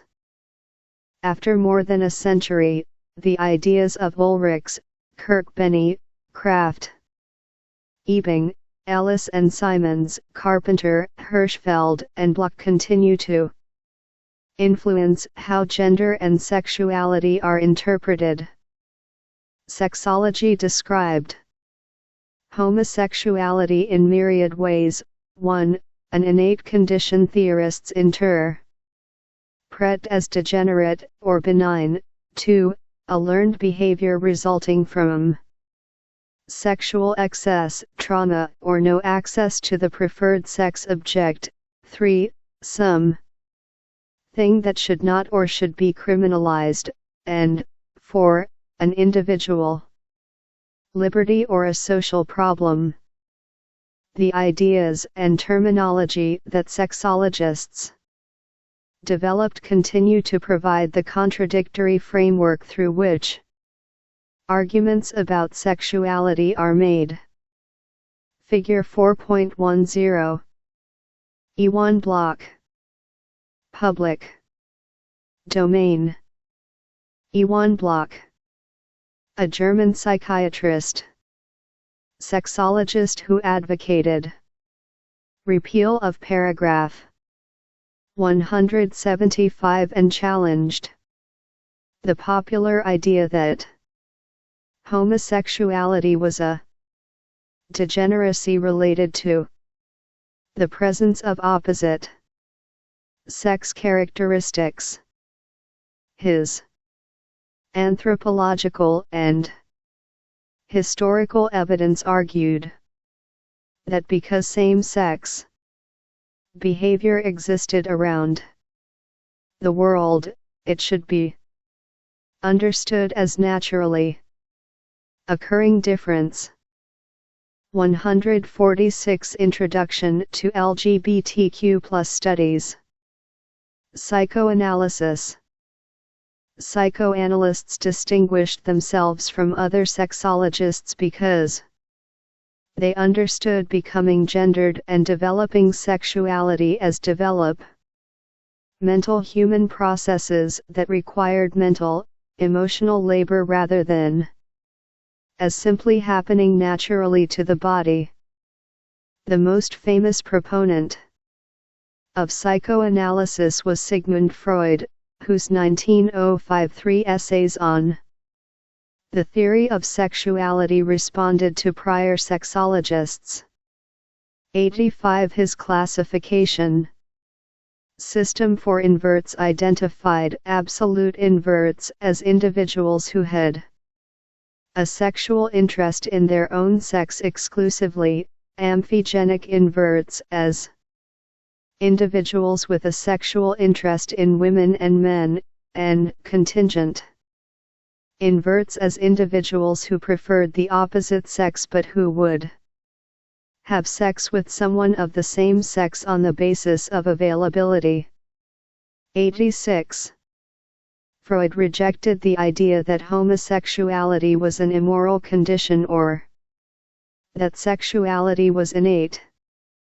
He considered people to be innately desiring beings whose desire was shaped by society's prescriptions about what sexualities were acceptable and preferred.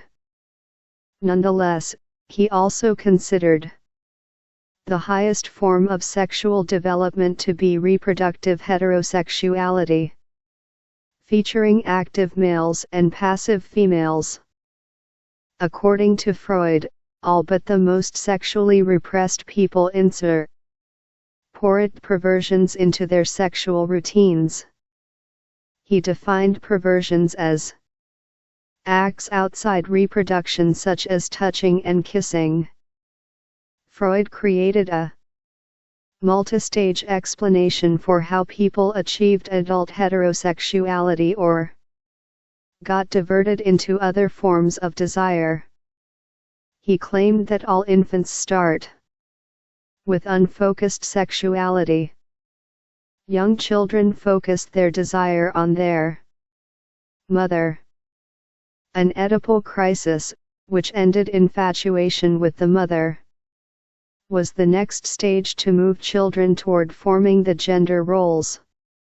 An opposite gender desire that was normative in Freud's time. Freud attributed a girl's rejection of her mother in favor of her father to the girl realizing she lacked a penis and being drawn to her father who had one. A boy moved from actively desiring his mother to passively identifying with his father because of castration anxiety. A boy's realization that not everyone had a penis prompted anxiety that he could lose his. The boy's recognition of adult male status and possessiveness led to fear that the father would castrate him if he acted on desire for the mother, but also anticipation that the boy would gain that adult male status later in life. 87 This early Oedipal crisis generally would be repressed and unable to enter into conscious thought, as girls converted their penis envy into desire to have a baby and boys grew into men who desired sex with women.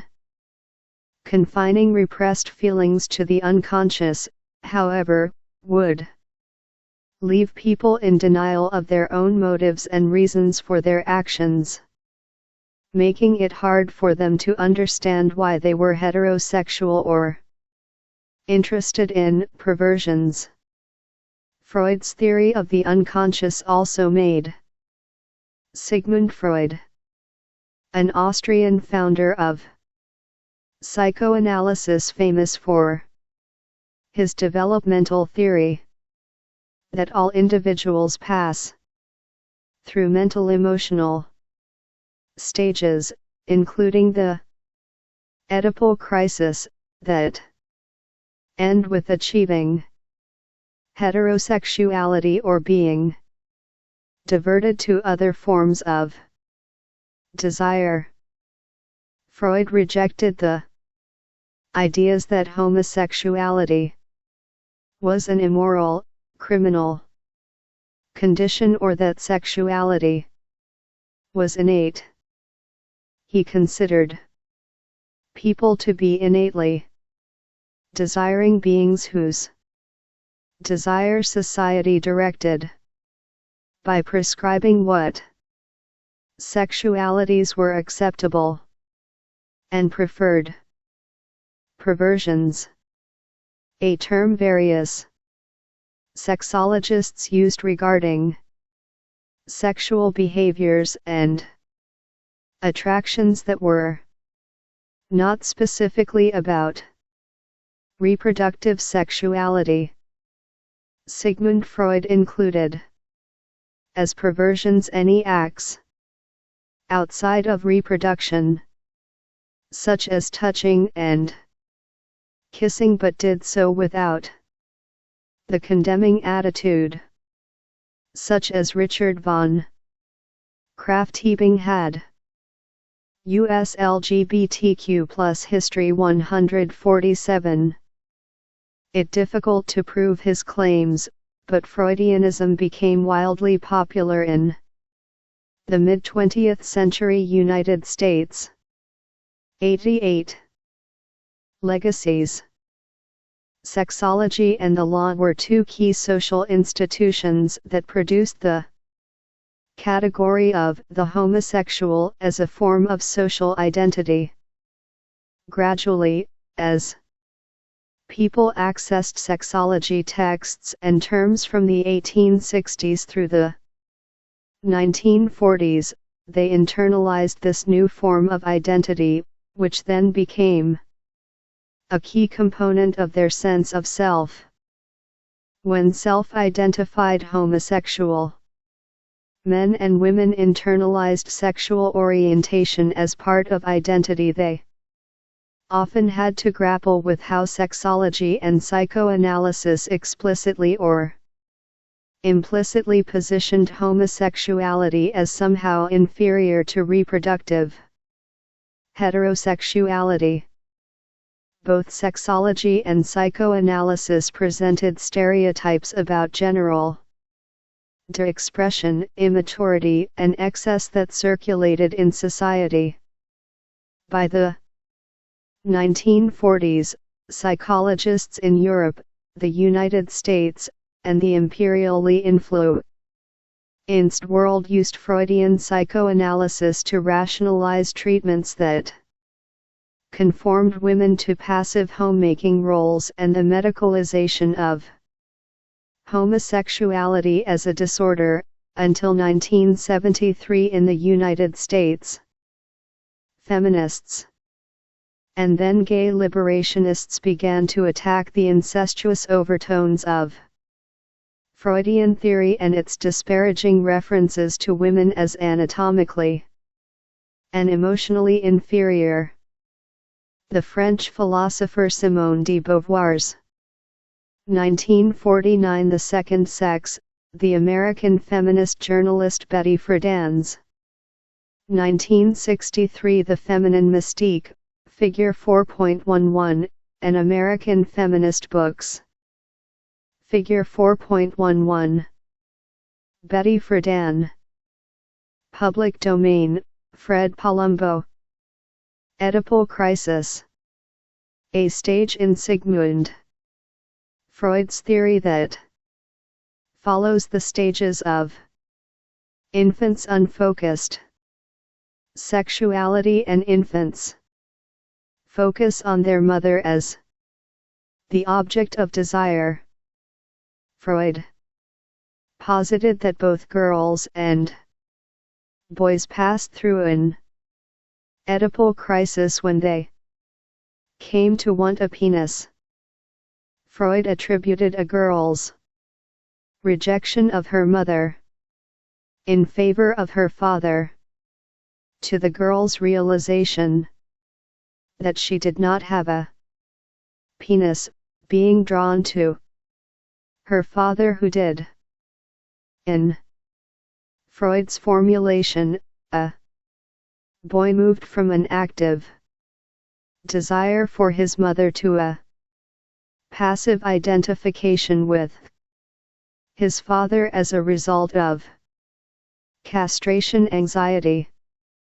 Castration anxiety, a feature of Sigmund Freud's theory of the Oedipal crisis, whereby a boy realizes that not everyone has a penis, which prompts anxiety that he could lose his. The boy's recognition of adult male status and possessiveness leads to fear that the father would castrate him if he acted on his desire for the mother, and to anticipation of gaining that status later in life. 148 Introduction to LGBTQ+ Studies. From 1970, like Kate Millett's Sexual Politics and Shulamith Firestone's The Dialectic of Sex, all sought to debunk Freud in the name of women's liberation. 89 gay liberationists built on this feminist foundation to draw the homosexual rights activism that had emerged in the late 1800s away from rhetorical reliance on a sexology or psychoanalysis framework, while still working to challenge the criminalization of same-sex love. Key questions. What histories of non-normative genders and sexualities discussed in this chapter surprised you? What were you already familiar with, and why? What are 3 examples of LGBTQ+ activism, and how are they related to other struggles for civil rights in the United States? What important role does intersectionality play in the history recounted in this chapter? Choose 3 glossary terms. How would you define them? Using your own words. Research resources. Compiled by Kari Perman. Discuss.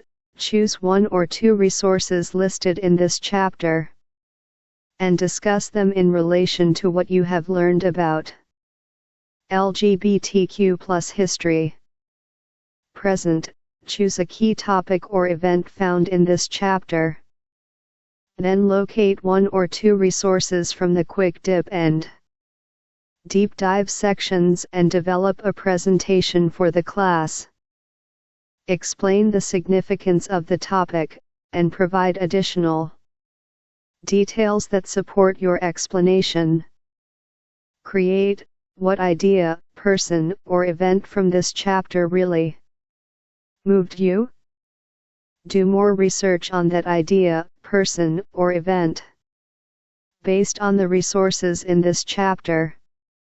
Then create your own artistic response. Consider writing a poem, drawing a picture, or editing a photograph in a way that demonstrates both. US LGBTQ+ History 149. What you have learned and how you feel about the issue or person. Debate. Find a partner or split into groups, and choose a topic, idea, or controversy from this chapter. Have each part or group present an opposing perspective on it. Use at least 2 of the resources in this chapter to support your argument. Quick dip. Online resources. ACT UP Oral History Project. The ACT UP Oral History Project, http://actuporalhistory.org, interviews surviving members of the AIDS Coalition to Unleash Power, ACT UP, New York. The project includes almost 200 interviews, with 5-minute clips and full-text transcriptions of each interview available on the website. This is a critical primary source for understanding the impact of AIDS on the LGBTQ+ community. Committee on Lesbian, Gay, Bisexual, Transgender History. The Committee on Lesbian, Gay, Bisexual, Transgender History, http://collegebhistory.org, is an affiliate organization of the American Historical Association and holds annual meetings in conjunction with the Association's conference. The committee was founded in 1979 to promote the study of LGBTQ+ populations in the past and present. Its website FIA tours a collection of syllabi from LGBTQ+ history courses, national and international, citations for dissertations focused on LGBTQ+ history, and other resources. Digital Transgender Archive.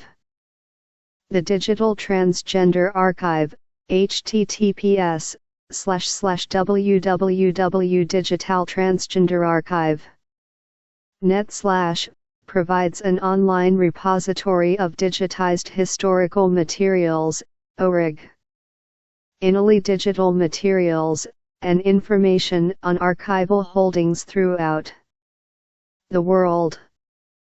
Based at the College of the Holy Cross in Worcester, Massachusetts, the archive is an international collaboration among more than 50 colleges, universities, nonprofit organizations, public libraries, and private collections. This collection serves as a critical resource for researchers who need access to materials on transgender history and culture. 150 Introduction to LGBTQ+ Studies. Diverse Sexuality and Gender Section.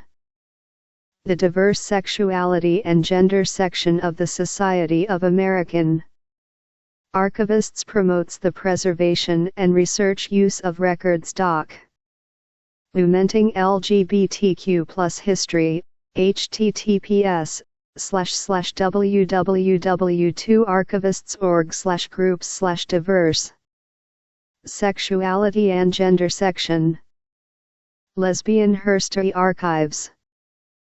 The Lesbian History Archives, in New York City, is home to the world's largest collection of materials by and about lesbians and their community ties. The Her Stories project digitizes and makes available online some of the Her Story Archives audio and video interviews, https://lesbianherstoryarchives.org. Among the important items in this collection are audio recordings of speeches and readings by Audre Lorde, audio interviews from the Boots of Leather, Slippers of Gold project, which documents a lesbian community in Buffalo, New York, and video interviews from the Daughters of Bilitis video project. This resource makes available invaluable primary sources on the history of lesbian life in the United States. LGBTQ+ archives, libraries, research centers, and special collections. Carla Strand, Gender and Women's Studies librarian at the University of Wisconsin, compiled a list of links to and information about LGBTQ+ library and archival resources. Although most of these are physical tie-ins, many also have a digital presence, with either portions of their collections digitized or other materials freely available, such as curriculum documents and lesson plans that center on LGBTQ+ studies and his Tory. See https://www.librarywisc.edu/guzlibrarian/bibliographies/LGBTQ Studies/LGBTQ Archives United States/ 1 National Gay and Lesbian Archives. The University of Southern California Digital Library makes some items from the One Archives collection available online, http Digital Library usc.edu/cdm/landing page/collection. Founded in 1952, the One National Gay and Lesbian Archives is the oldest active LGBTQ+ organization in the United States and the largest repository of LGBTQ+ materials in the world. The digital collection encompasses over 6,000 U.S. LGBTQ+ history 151 send artifacts, including photographs, flyers, letters, periodicals, audio recordings, advertisements, and other materials, mostly from the 1960s to mid-1990s. Out History. Founded in 2008 by Jonathan Ned Katz, author of Gay American His Tory, the website Out History, http://outhistory.org, tells the stories of LGBTQ+ individuals, from the 1600s to present. Visitors can browse entries by time period, location, and subject or search among a collection Tie-in of documents from the LGBTQ+ movement. The site also includes timelines, oral histories, curate bibliographies, and other materials that make it a rich source for both research and teaching. Washington Blade Archive. Established in 1969, the Washington Blade is one of the oldest LGBTQ+ publications in the United States. Beginning as a monthly publication and eventually transitioning to a weekly publication, the Blade covers current events from an LGBTQ+ perspective and the social and political progress of the gay rights movement. https://www.washingtonblade.com. The Digital Archive. https://www.washingtonblade.com/archive/ From the Washington, D.C., Public Library encompasses issues from 1969 to 1989, with other issues to be added. The current publication is updated online daily and includes local, national, and world LGBTQ+ news. Deep dive, books and film. After Stonewall, From the Riots to the Millennium. Directed by John Scagliotti. This 1999 sequel to the award-winning Before Stonewall, After Stonewall chronicles LGBTQ+ history in the United States from 1969 through the end of the 20th century. It includes interviews with prominent LGBTQ+ figures, including Dorothy Allison, Armistead Maupin, Barney Frank, and Barbara Gittings. The film also examines how the AIDS crisis affected and changed the gay rights movement. After Stonewall won Outstanding Documentary Feature at the 1999 Outfest Los Angeles and was nominated for a GLAAD Media Award in 2000, New York. First run features 152 Introduction to LGBTQ+ Studies, and the band played on Politics, People, and the AIDS Epidemic by Randy Shilts. Shilts, a former reporter for The Advocate and the San Francisco Chronicle, broke new ground with his incisive exploration of the AIDS crisis as it ensnared the United States in the latter part of the 20th century.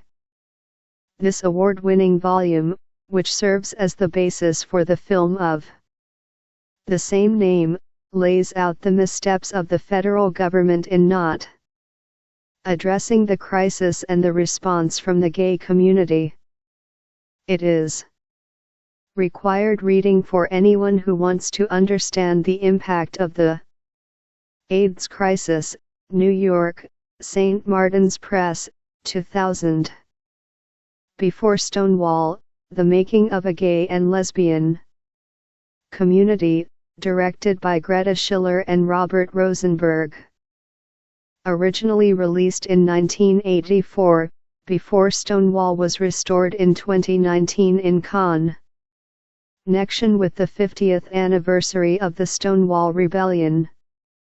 It chronicles LGBTQ+ history in the United States from the early 20th century up until the Stonewall Rebellion in 1969.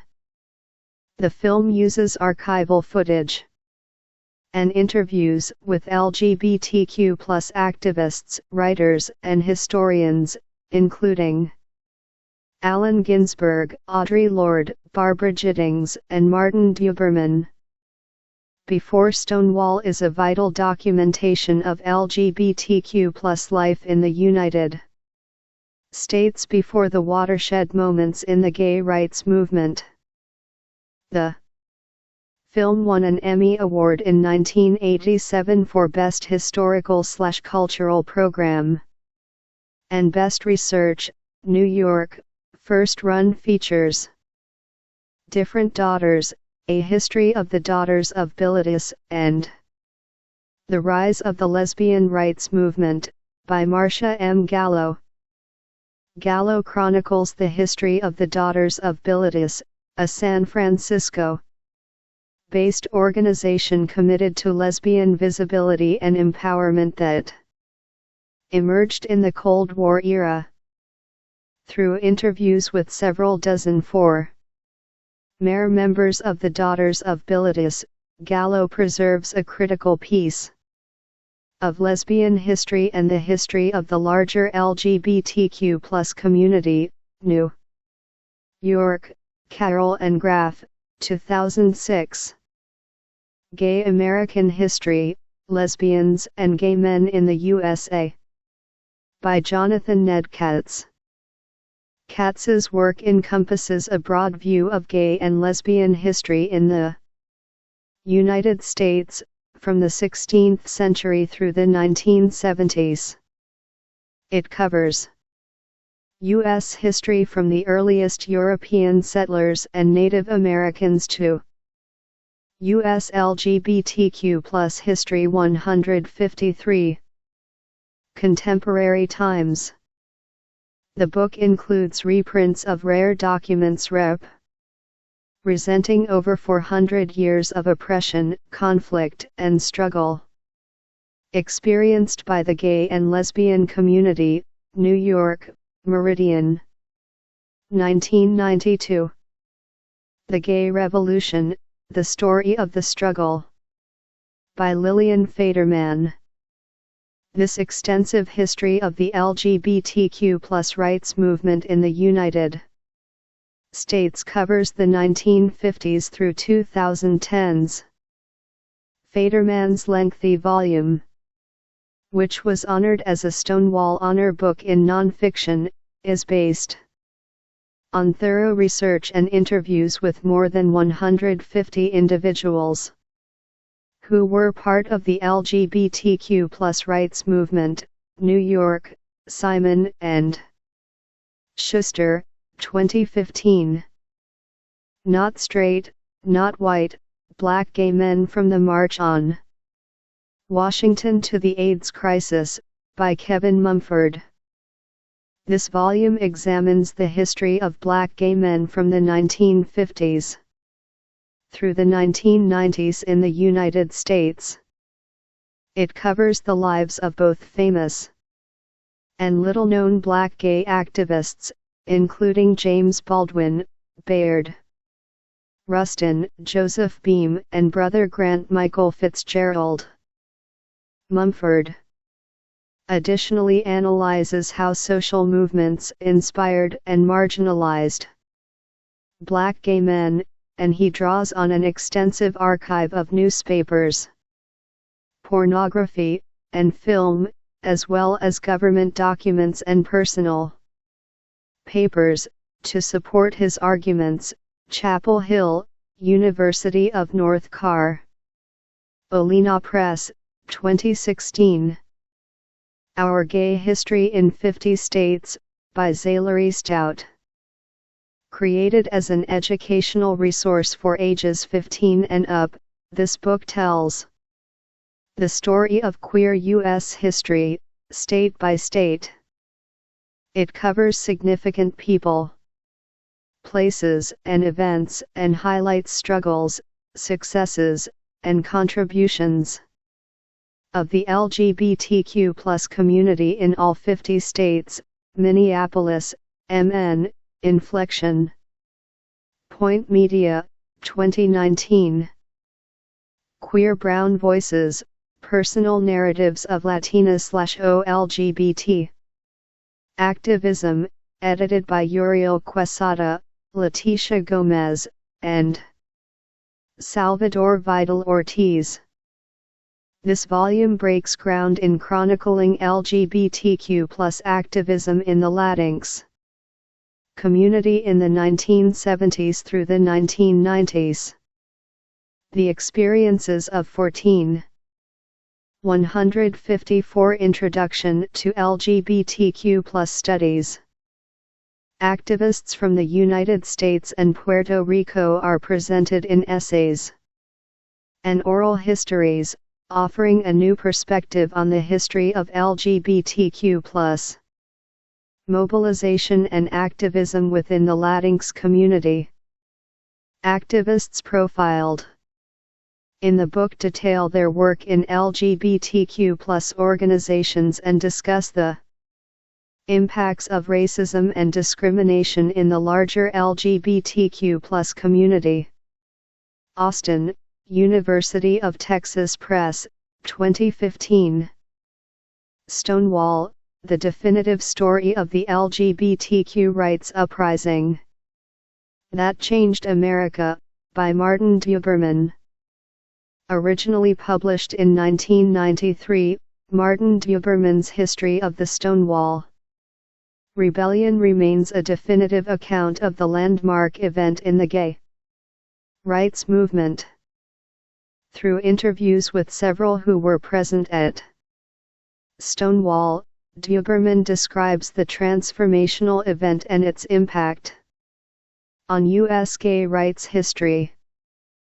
A distinguished professor emeritus of history at the City University of New York and author of multiple works on gay history, Duberman is a leading scholar in the field, and Stonewall is a scholarly yet accessible work that chronicles an important period in his Torrey, New York, Penguin Random House, 2019. The Times of Harvey Milk, directed by Robert Epstein.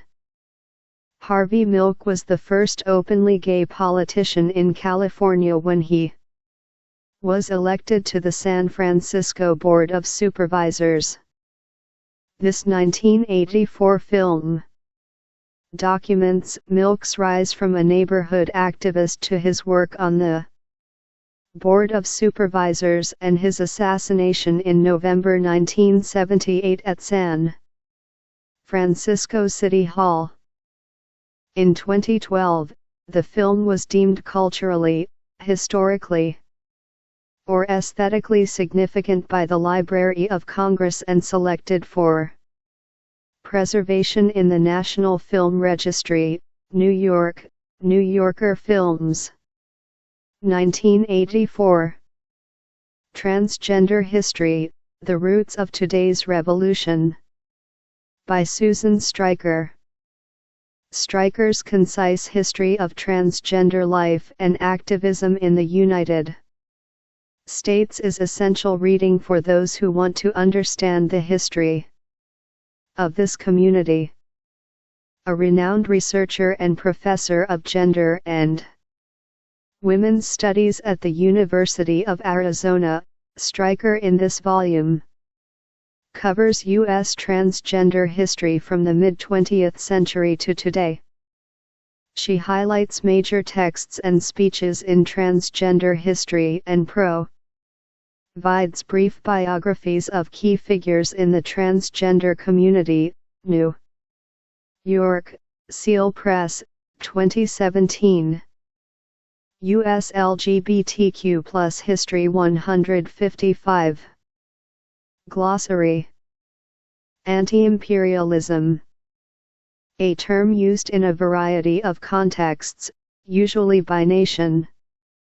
A list movements that want to secede from a larger polity, usually in the form of an empire but also in a multi-ethnic sovereign state, or as a specific theory opposed to capitalism in Marxist-Leninist discourse, derived from Vladimir Lenin's work Imperialism, the Highest Stage of Capitalism. Castration anxiety. A feature of Sigmund Freud's theory of the Oedipal crisis, whereby a boy realizes that not everyone has a penis, which prompts anxiety that he could lose his The boy's recognition of adult male status and possessiveness leads to fear that the father would castrate him if he acted on his desire for the mother, and to anticipation of gaining that status later in life. Degeneracy. Behavior that deviates from the norm and that society considers immoral, inferior, pathological, and in relation to evolution. Airy theory, a retreat from progress. Edward Carpenter. British activist who advocated on behalf of homosexuals like himself and for women's rights, vegetarianism, and socialism. His 1914 Intermediate Types Among Primitive Folk describes non-heteronormative genders and sexualities among peoples in tribal and ancient societies as naturally benefiting individuals and society. Essentialist. The view that every entity has a set of attributes that are necessary to its identity and function. Fairy. A term from 1800s New York applied to effeminate working class men. Hate crime legislation. State and federal laws intended to protect against hate crimes, also known as bias crimes, motivated by enmity or animus against a protected class of persons. Although state laws vary, current statutes permit federal prosecution of hate crimes committed on the basis of a person's protected characteristics of race, religion, ethnicity, nationality, gender, sexual orientation, gender identity, and disability. Havelock Ellis. The British physician who co-authored Sexual Inversion in 1897. The medical textbook claimed inversion was an involuntary physiological abnormality of the body on the basis of the author's interpretation of cross-cultural examples. Ellis argued that inversion should not be criminalized because it could not be helped. Heteronormativity. The belief that heterosexuality, predicated on the gender binary, is the norm or default sexual orientation. 156 Introduction to LGBTQ+ Studies. Homophile movement.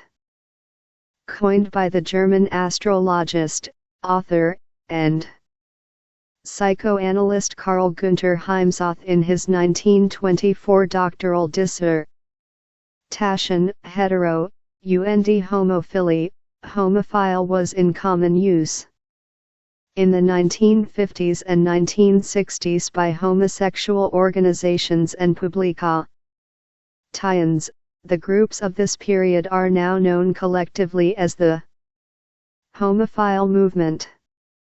Intersectionality refers to an analytic framework used to understand how social identities, including race, class, gender, sexuality, and ability, intersect to influence the discrimination or privilege in individual faces within society.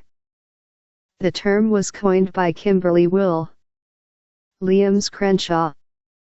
Inversion. An early theory of homosexuality developed by Havelock Ellis and John Addington Symonds that suggested same-sex desire was influenced by inborn psychic identification with femininity for men and masculinity for women. Iwan Bloch. A German psychiatrist-sexologist who advocated repeal of paragraph 175 and challenged the popular idea that homosexuality was a degeneracy related to the presence of opposite-sex characteristics. ticks. His anthropological and historical evidence argued that because same-sex behavior existed around the world, it should be understood as naturally occurring difference. John Addington Symonds, the British literary critic and historian who co-authored Sexual Inversion in 1897. Symonds was at the forefront of homosexual rights activism in England, where, until 1866, homosexuality was punishable by death. In Symonds's life and through 1967, British law still criminalized homosexual behavior. Karl Heinrich Ulrichs, the German lawyer in sexology who theorized that male desire for men existed because such men had a female psyche, mind, soul, spirit, and who argued that consensual adult love was a human right. Karl Maria Kirkbenny, the Austro-Hungarian human rights journalist and sexologist who coined the words heterosexual and homosexual in 1868 as two forms of strong sex drive apart from reproductive goals. Initially, both terms included an idea of excessive behavior. Magnus Hirschfeld, a German physician who advocated for homosexual rights from 1896 through 1935 in his publications, by forming the Scientific Humanitarian Committee in 1897 and by creating a private Sexology Research Institute in 1919 in Germany. Non-discrimination laws, also called anti-discrimination laws, refers to legislation designed to prevent discrimination against particular groups of people. U.S. LGBTQ+ History 157. Norms. Collective representations of acceptable group conduct as well as individual perceptions of particular group conduct. Oedipal crisis. A stage in Sigmund Freud's theory that follows the stages of infants' unfocused sexuality and infants' focus on their mother as the object of desire. Freud posited that both girls and boys passed through an Oedipal crisis when they came to want a penis. Freud attributed a girl's rejection of her mother in favor of her father to the girl's realization that she did not have a penis, being drawn to her father who did. In Freud's formulation, a boy moved from an active desire for his mother to a passive identification with his father as a result of castration anxiety. Pansexual. The sexual, romantic, or emotional attraction toward people, regardless of their sex or gender identity. Paragraph 175 of the German Imperial Penal Code. A German anti-sodomy law in effect from 1871 to 1969 that spurred activism for its repeal. Passing. In the context of gender, this refers to someone, typically either a transgender person or cross-dresser, who is perceived as the gender they wish to present as. Perversions. A term various sexologists used regarding sexual behaviors and attractions that were not specifically about reproductive sexuality. Sigmund Freud included as perversions any acts outside of reproduction, such as touching and kissing, but did so without the condemning attitude, such as Richard von Krafft-Ebing had. Queer. Pertaining to a person or group that does not fall within the gender, binary or heterosexuality. Richard von Krafft-Ebing, a German psychiatrist sexologist who theorized that anything outside reproductive sex was inferior and immoral. Deviation. He produced a book categorizing deviance and argued in favor of anti-sodomy laws. Romantic friendships, also called passionate friendships or affectionate friendships, very close but typically non-sexual relationships between friends, often involving a degree of physical closeness beyond what is common in contemporary Western societies. Same-gender attraction. Attraction between members of the same gender. Sex assignment. The determination of an infant's sex at birth. Sexology. The scientific study of human sexuality, including human sex. UAL interests, behaviors, and functions. Sigmund Freud. An Austrian founder of psychoanalysis famous for his developmental theory that all individuals pass through mental, emotional stages, including the Oedipal crisis, that end with achieve. 158 Introduction to LGBTQ+ studies. Ing heterosexuality or being diverted to other forms of desire. Freud rejected the ideas that homosexuality was an immoral, criminal condition or that sexuality was innate. He considered people to be innately desiring beings whose desire society directed by prescribing what sexualities were acceptable and preferred. Social construction. A theory of knowledge in sociology and community. Cation theory that examines the development of jointly constructed understandings of the world that form the basis for shared assumptions about reality. Sodomites.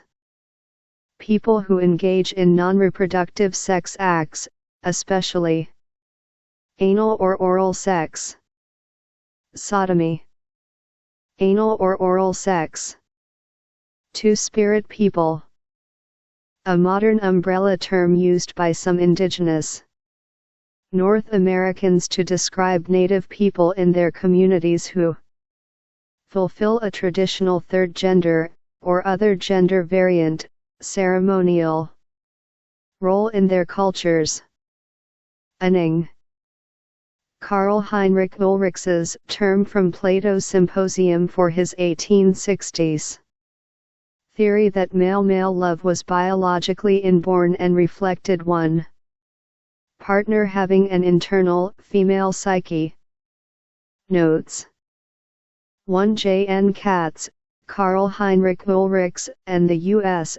Youthhistory.org, updated July 1, 2020, http://exhibits/show/k-atz-ulrichs. 2 K. H. Ulrichs, Araxes, 1870, in We Are Everywhere, a historical sourcebook of gay and lesbian politics, ed. M. Blasius and S. Fellon, New York. Routledge, 1997, 63-64. 3.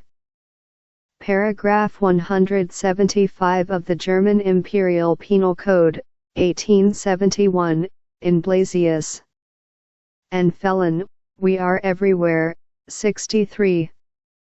4. Katz, Invention of Heterosexuality, 52-54. 5. R. von Krafft-Ebing, Psychopathia Sexualis, with a special reference to contrary sexual instinct, A Medico-Legal Study, trans. Charles Gilbert Chaddock.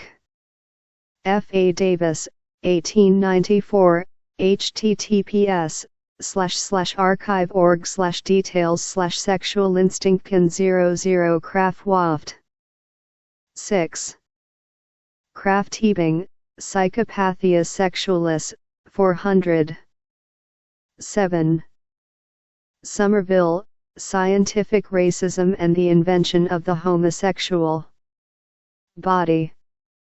8. M. Hirschfeld, Selections from the Transvestites, The Erotic Drive to Cross-Dress, in the Transgender Studies Reader, ed. S. Stryker and S. Whittle.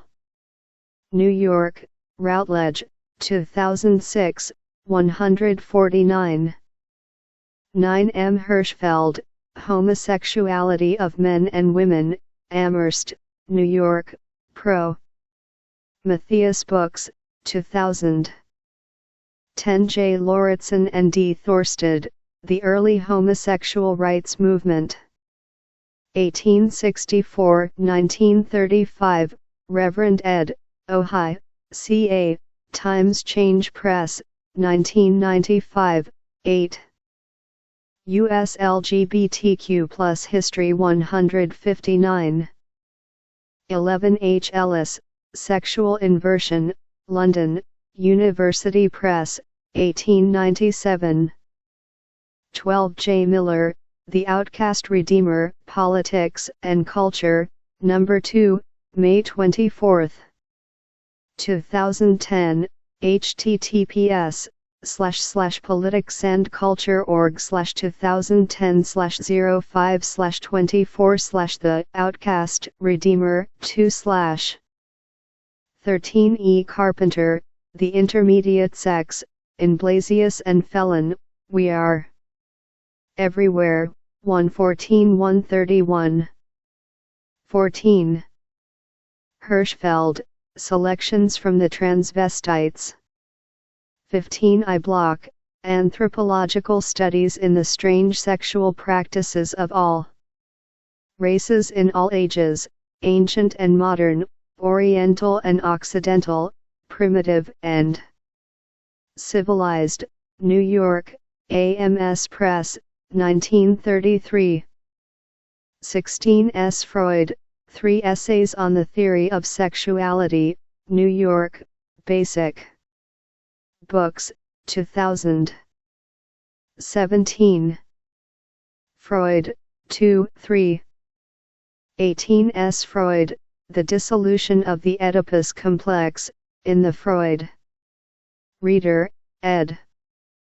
P. Gay, New York, W. W. Norton, 1995, 661-665. 19. Freud, 305.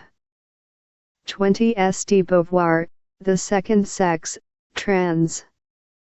H. M. Parsley, Harmonsworth. UK, Penguin Books, 1949, B. Friedan, The Feminine Mystique, New York, Norton. 1963, K. Millett, Sexual Politics, Garden City, New York, Doubleday, 1970, S. Firestone. The Dialectic of Sex, The Case for Feminist Revolution, New York, Morrow, 1970.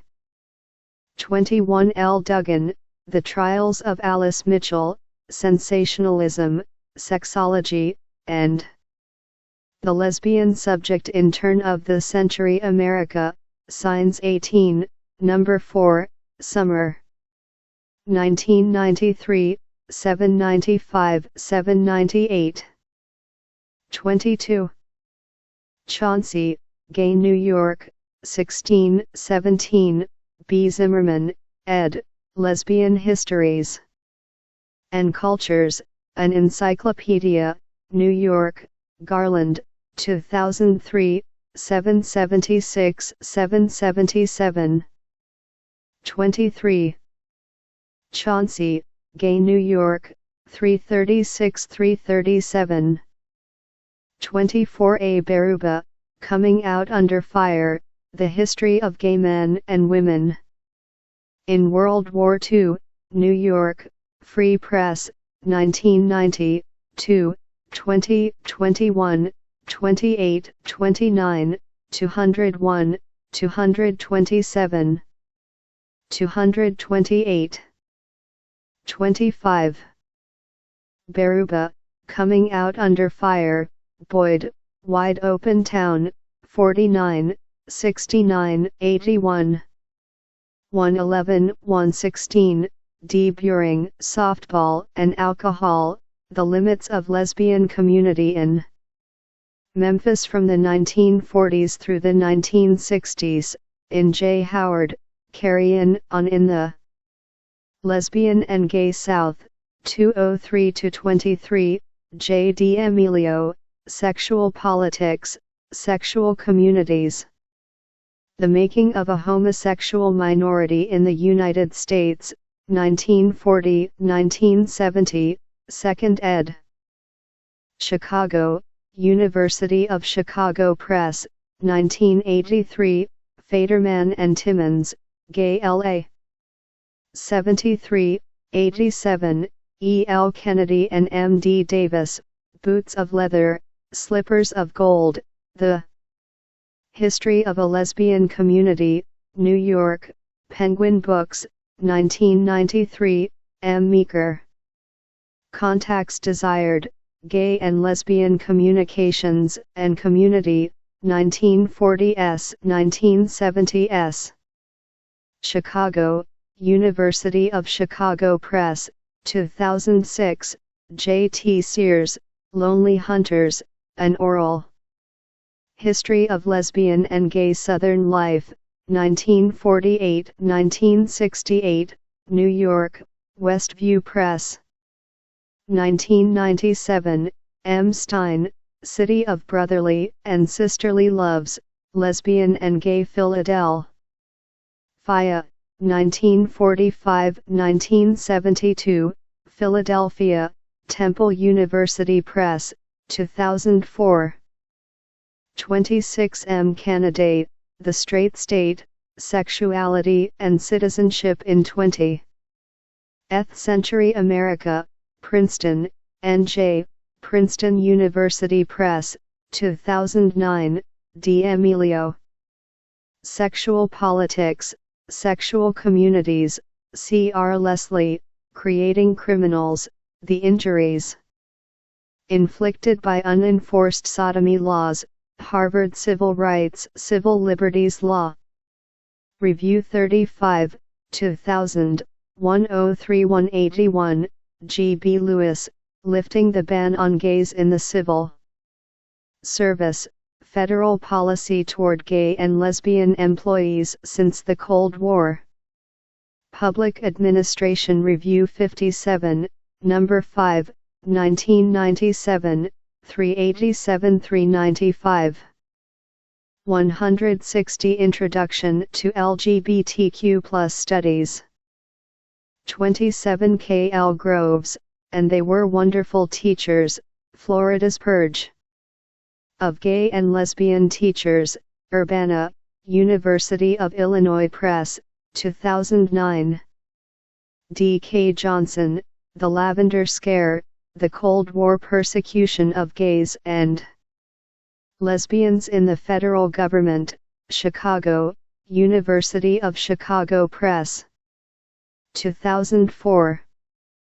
28 K. S. Wisely, When We Go to Deal with City Hall, We Put on a Shirt and Tie, Gay Rights Movement Done the Dallas Way, 1965-2003, Ph.D. Dis.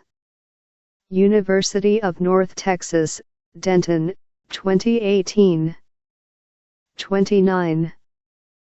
D. Emilio, Sexual Politics, Sexual Communities, 59-64. 30. D. Emilio, 63-65, ellipsis in the original, see also C. Kaiser, The Gay Metropolis, 1940-1996, Boston, Ma, Houghton Mifflin, 1997, 123. 31. D'Amelio, Sexual Politics, Sexual Communities, 87, M. Gallo, Different Daughters, A History of the Daughters of Bilitis and the Rise of the Lesbian Rights Movement, New York, Carroll and Graf, 2006, 178. 32 V. Silverman and S. Stryker, Directors, Screaming Queens, The Riot at Comp. Tons Cafeteria, San Francisco, CA, Frameline, 2005, S. Stryker, Transgender History, Berkeley, CA, Seal, 2008. 33 D. Carter, Stonewall, The Riots That Sparked the Gay Revolution, New York, St. Martin's Griffin, 2004, 68, 80, 96, 103, 124, 125, 141, 156, M. Duber. Mann, Stonewall, New York, Plume Books, 1993, 181, 193. 34 L. Truscott 4, Gay Power Comes to Sheridan Square, Village Voice.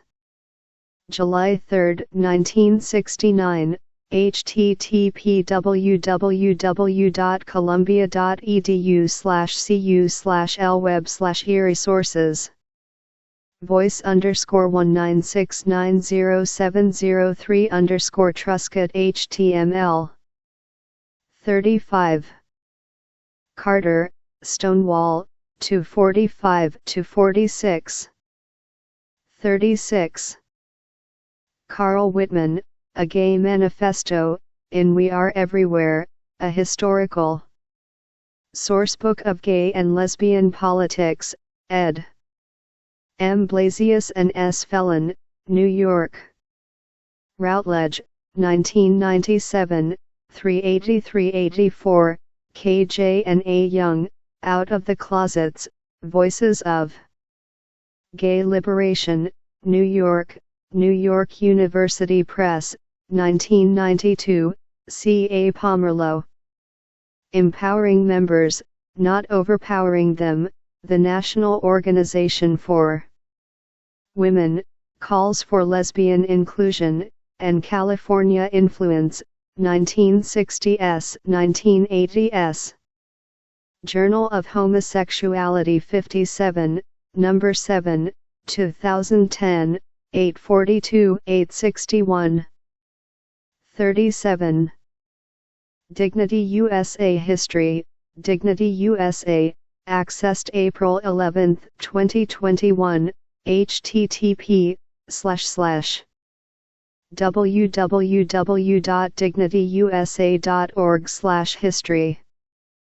38 E. Eckler, Queer America, A People's GLBT History of the United States.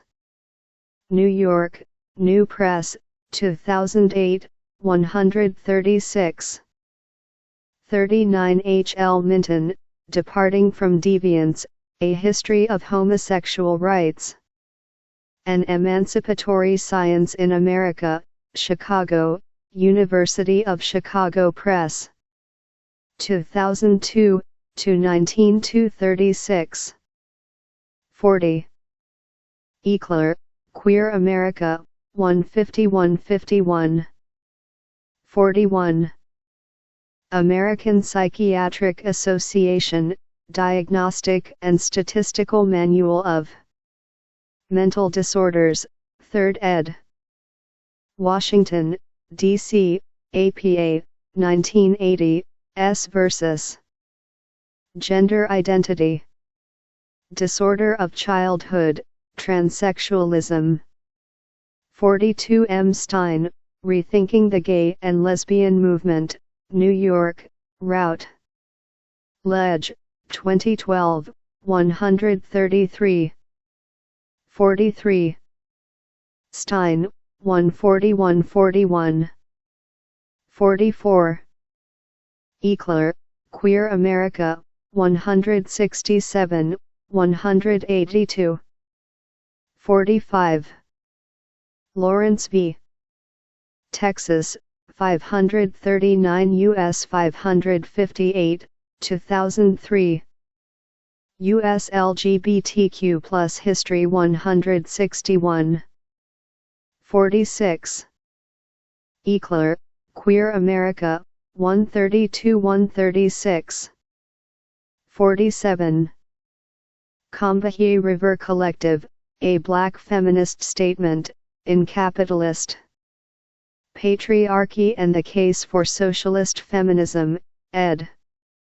Z. Eisenstein, New York. Monthly Review Press, 1978, 210. 48. Lawrence K. Altman, Rare Cancer Seen in 41 Homosexuals, New York Times, July 3, 1981. Also C.J. M. Andriot, Victory Deferred, How AIDS Changed Gay Life in America, Chicago, University of Chicago Press, 1999, 49. R. Schiltz, and the Band Played on, Politics, People and the AIDS Epidemic, New York, St. Martin's Griffin, 1987, 37, 54, 66. 49. M. Brinsky, A Queer History of the United States, Boston, Ma. Beacon Press, 2011, 225, Eclair, Queer America, 176, Stein, Rethinking the Gay and Lesbian Movement, 143-144.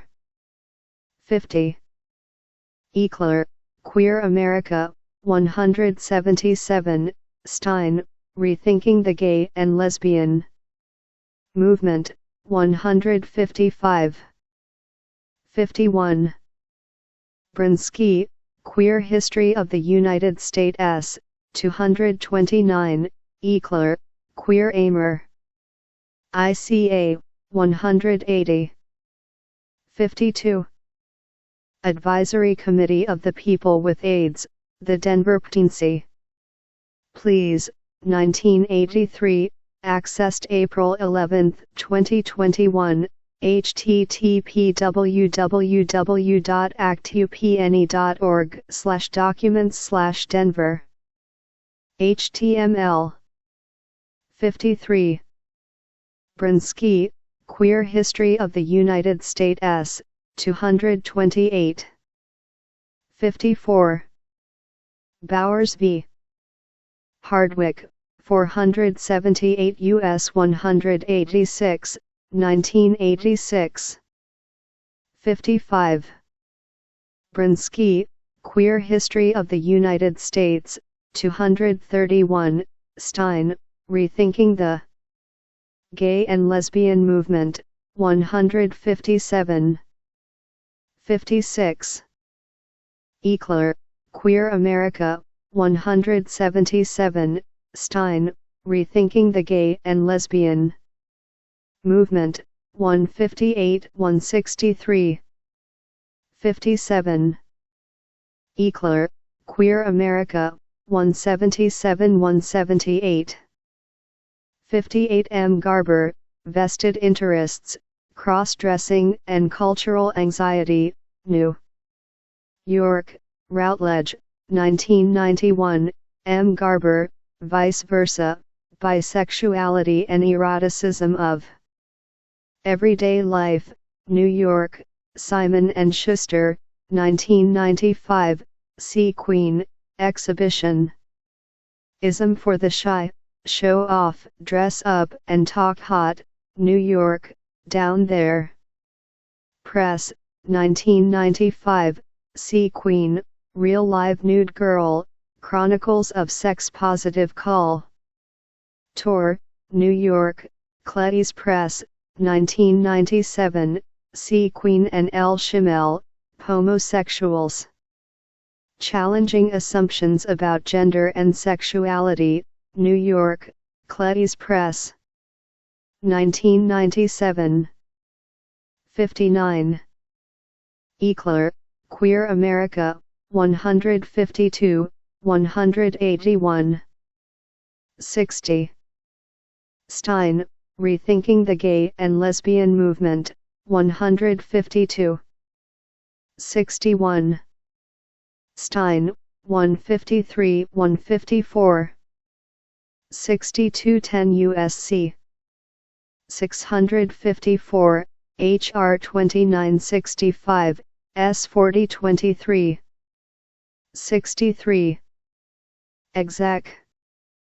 Order number 13087, 1998. 64 HR 3355, Publication L103322. 65. Bear v. Mike 910 P2D 112, 1996. 66. Obergefell v. Hodges, 576 US _____, 2015. 67 D. Spade, Normal Life, Administrative Violence, Critical Trans Poly. Ticks, and the Limits of Law, Durham, NC, Duke University Press, 2005, Sylvia.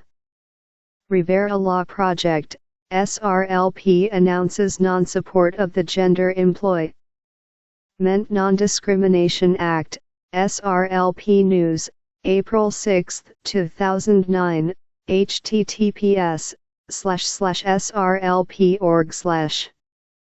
Genda/ 162 Introduction to LGBTQ+ Studies. 68 G. Chauncey, Why Marriage? The History Shaping Today's Debate. Over Gay Equality, New York, Basic Books, 2004, L. Duggan, Beyond Mar. Riage, Democracy, Equality, and Kinship for a New Century, SNF Online 10. NOS 1, 2, Fall 2011 Spring 2012, https://online.barnard.edu/a-new-queer- Agenda/Beyond Marriage Democracy Equality and Kinship for a New Century / M. Warner, The Trouble with Normal, Sex, Politics, and the Ethics of Queer Life. New York, Free Press, 1999. 69 P. Edelbrick, Since When Is Marriage a Path to Liberation? Out/Look.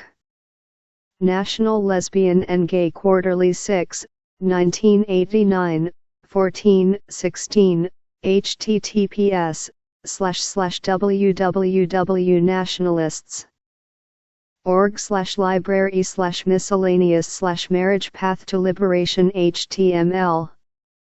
70 J. N. Katz, Karl Heinrich Ulrichs, and the U.S. Youthhistory.org, updated. July 1, 2020, http://exhibits/show/k-atz-ulrichs. 71 K. H. Ulrichs, Araxes, 1870, in We Are Everywhere, a Historical Sourcebook of Gay and Lesbian Politics, ed. M. Blasius and S. Felon, New York. Routledge, 1997, 63-64. 72. Paragraph 175 of the German Imperial Penal Code, 1871, in Blasius and Felon, We Are Everywhere, 63. 73. Katz, Invention of Heterosexuality, 52-54. 74 R. von Krafft-Ebing, Psychopathia Sexualis, with a special reference to contrary sexual instinct, a medico-legal study, trans. Charles Gilbert Chaddock. F. A. Davis, 1894, https://archive.org/details/sexualinstinctcan00 Krafft-Waft. 75. Krafft-Ebing, Psychopathia Sexualis, 400. 76. Somerville, Scientific Racism and the Invention of the Homosexual Body. 77. M. Hirschfeld, Selections from the Transvestites, The Erotic Drive to Cross-Dress, in the Transgender Studies Reader, ed. S. Stryker and S. Whittle. New York, Routledge, 2006, 149. 78. M. Hirschfeld, Homosexuality of Men and Women, Amherst, New York, Pro.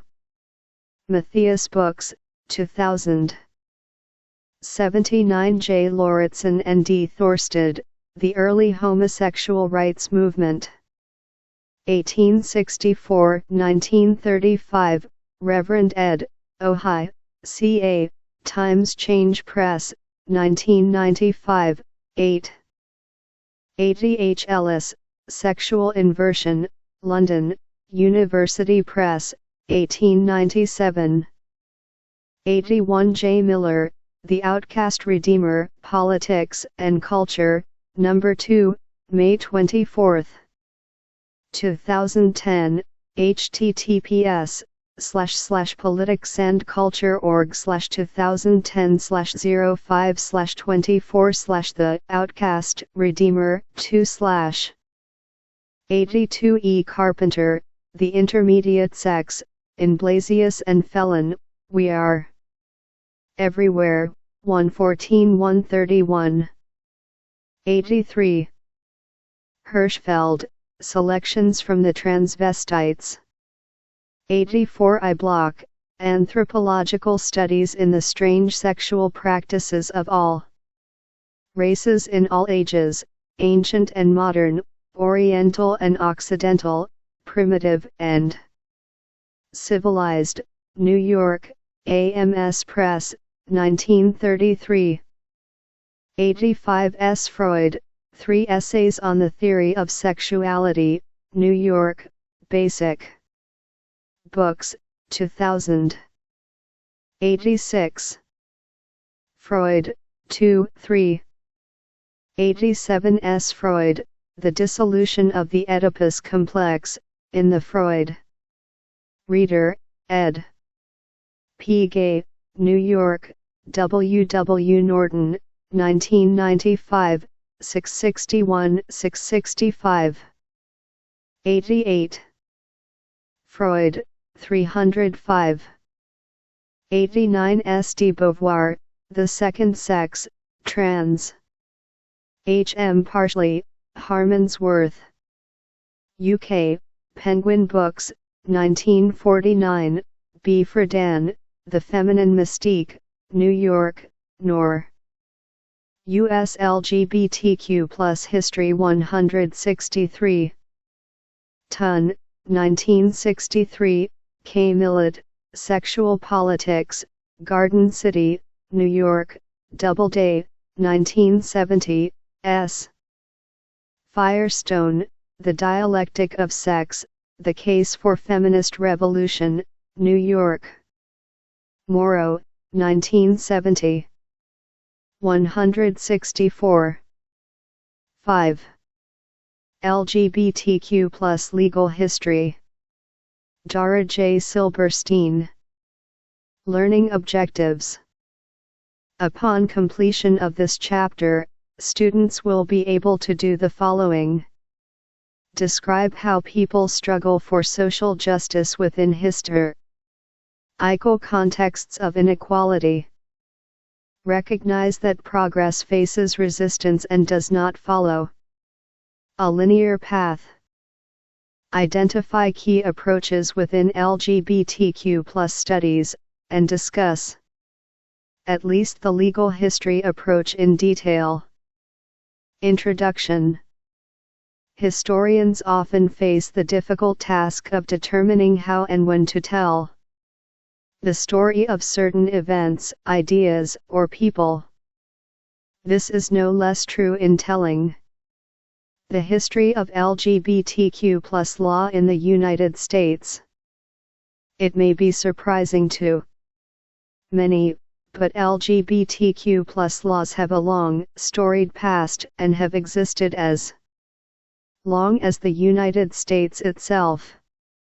Laws enacted at local and state levels have long been used to regulate acceptable sex and gender norms. For example, in Arresting Dress, Claire Sears writes about the 19th century Tory San Francisco laws that outlawed cross-dressing. These laws and resistance to them tell important stories about how LGBTQ+ practices were regulated. This chapter focuses on some of the key legal doctrines that have been crucial in determining the overall landscape of LGBTQ+ rights in the United States and the Supreme Court's interpretation of the U.S. Constitution and its application to protecting members of LGBTQ+ communities. LGBTQ+ legal history 165.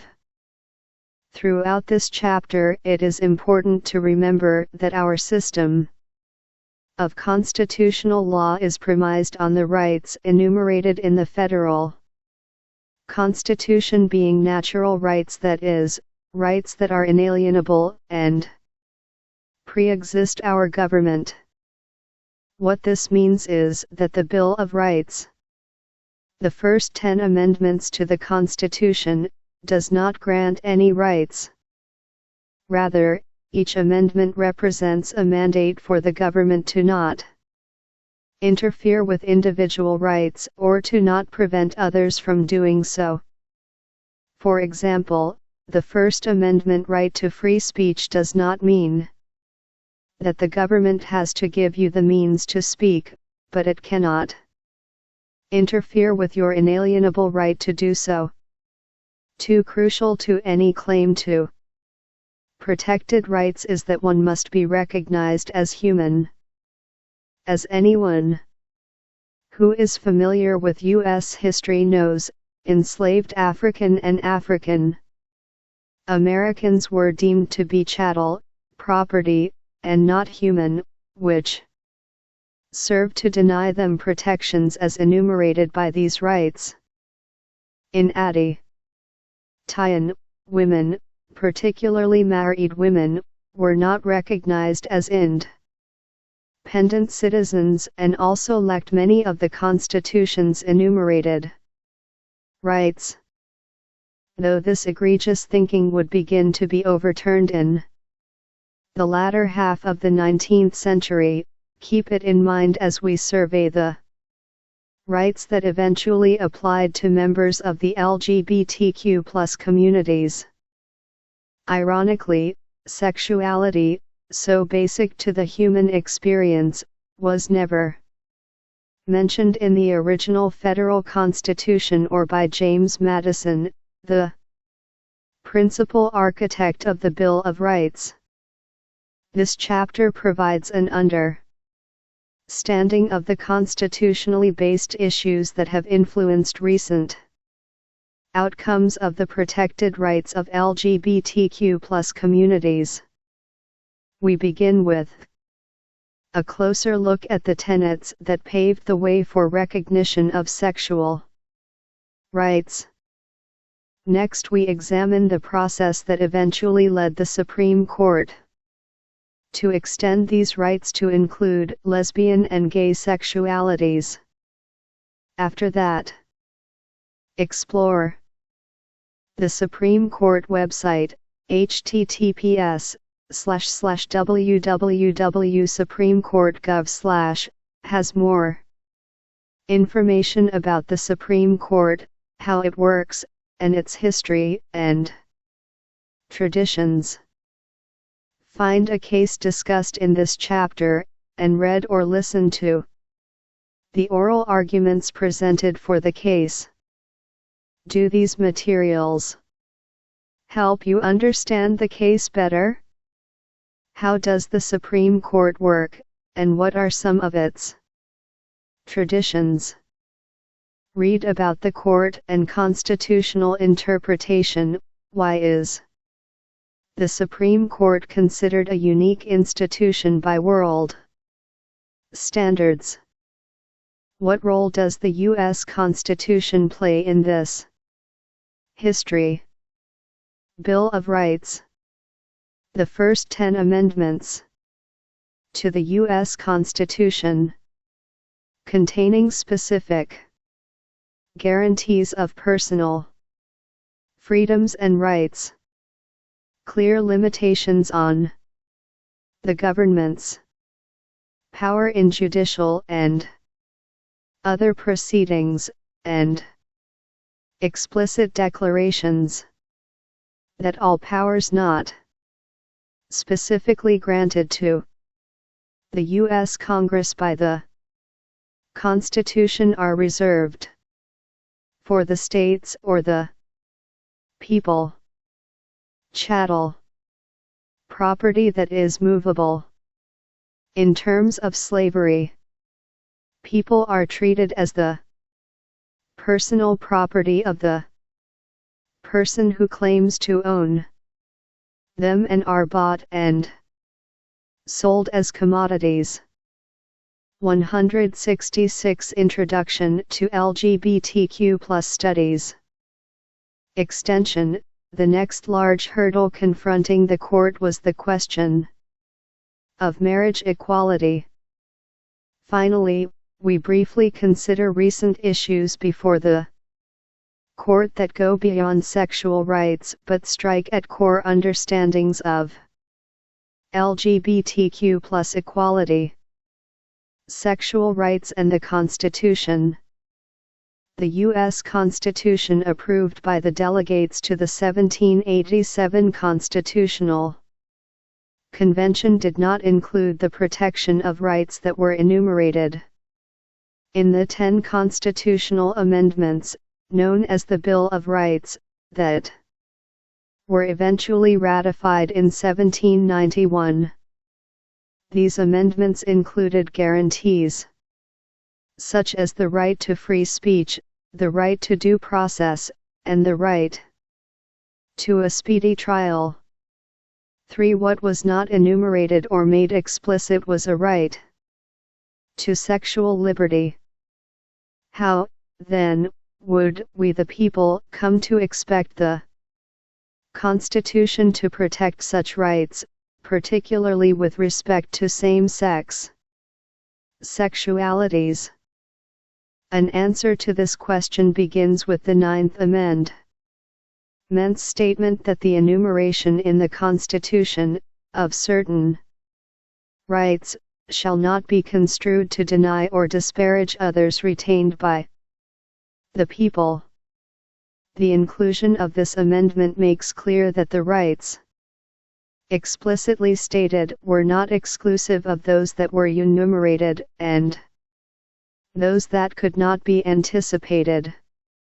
As the authors of Sexual Rights in America write, as the guardian of fundamental rights unanticipated or underappreciated 2 centuries past, the 9th Amendment transforms the Constitution from a static record of our forebears' political and moral understandings into a dynamic and evolving expression of our basic rights. For to be clear, the 9th Amendment was not intended to protect the rights of all. As noted earlier, rights were explicitly denied to the enslaved Africans and African Americans who were considered to be not human but chattel. the name given to things which in law are deemed personal property. 5. Nor was the full range of rights available to women, particularly married women, who essentially merged their individuality into that of their husbands under the law of coverture. This meant that women were not only denied the vote but, when married, could not sign contracts or conduct other business independent from their husbands. 6. Nevertheless, the inclusion of the 9th Amendment in the Bill of Rights provides a basis for protecting those rights considered to be natural and thus fundamental to liberty. As some have argued, this includes basic sexual rights, although the range and extent of these rights remains a source of great division among legal scholars and advocates. 7. This was precisely the point made by Justice Arthur Goldberg, Figure 5.1, in his concurring opinion in Griswold v. Connecticut, 1965, in which the coverture, a legal doctrine whereby, upon marriage, a woman's legal rights and obligations are subsumed by those of her husband. 9th Amendment. A part of the Bill of Rights, this amendment addresses rights retained by the people that are not specifically enumerated in the Constitution. LGBTQ+ Legal History 167. Supreme Court found that a married couple had the fundamental right to privacy within marriage. 8. Arguing that the 9th Amendment provided a constitutional basis for recognizing this fundamental right, Goldberg stated, to hold that a right so basic and fundamental, and so deep rooted in our society as the right of privacy in marriage may be infringed because that right is not guaranteed in so many words by the first 8 amendments to the Constitution is to ignore the 9th Amendment, and to give it no effect whatsoever. 9. Despite what might appear to be an easy way to expand on the rights protected by the 9th Amendment, the Court has rarely addressed its meaning or expanded the list of enumerated rights it might imply. The amendment that would provide the basis for sexual rights was the 14th Amendment, one of the 3 amendments ratified in the post-Civil War period, which states in part, "No state shall make or enforce any law which shall abridge the privileges or immunities of citizens of the United States, nor shall any state deprive any person of life, liberty, or property." Figure 5.1. Arthur J. Goldberg. CC 0 Bert Verhoff. 14th Amendment. Adopted on July 9, 1868, as one of the Reconstruction Amendments, this amendment to the U.S. Constitution addresses citizenship rights and equal protection of the laws and is one of the most litigated parts of the Constitution. 168 Introduction to LGBTQ+ Studies. Without due process of law, nor deny to any person within its jurisdiction the equal protection of the laws. 10. One interesting point to consider is that this amendment was ratified in response to the scourge of slavery's system of racism. Under the 4 14th Amendment, states could no longer deny some of its residents, particularly formerly enslaved people, their rights protected by the federal Constitution. The least influential clause, the Privileges and Immunities Clause, was significantly limited in scope by the Supreme Court in the Slaughterhouse Cases, 1873. 11. However, the Equal Protection and Due Process clauses have played significant roles in the development of sex UAL rights. The 14th Amendment's Due Process Clause does not specify what liberties it is meant to protect. The court answered this question in Palco v. Connecticut, 1937. 12. Writing for the Supreme Court, Justice Benjamin Cardozo found that this clause protected only those liberties that were of the very essence of a scheme of ordered liberty. 13. As a result of this decision, the liberties protected by the Bill of Rights were gradually applied to the states as well. The Griswold case, in which the Supreme Court was asked to rule on whether a married couple had a right to birth control, took the Palco decision further and looked at whether such a right emanated from those enumerated within the Bill of Rights. In his Griswold majority opinion, Justice William Douglas wrote that specific guarantees in the Bill of Rights have penumbras, formed by emanations from those guarantees, that help give them life and substance.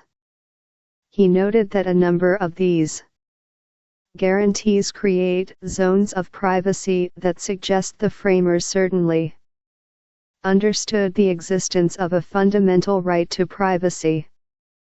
Once this fundamental right was recognized, Douglas aptly applied it to intimate decisions between married couples.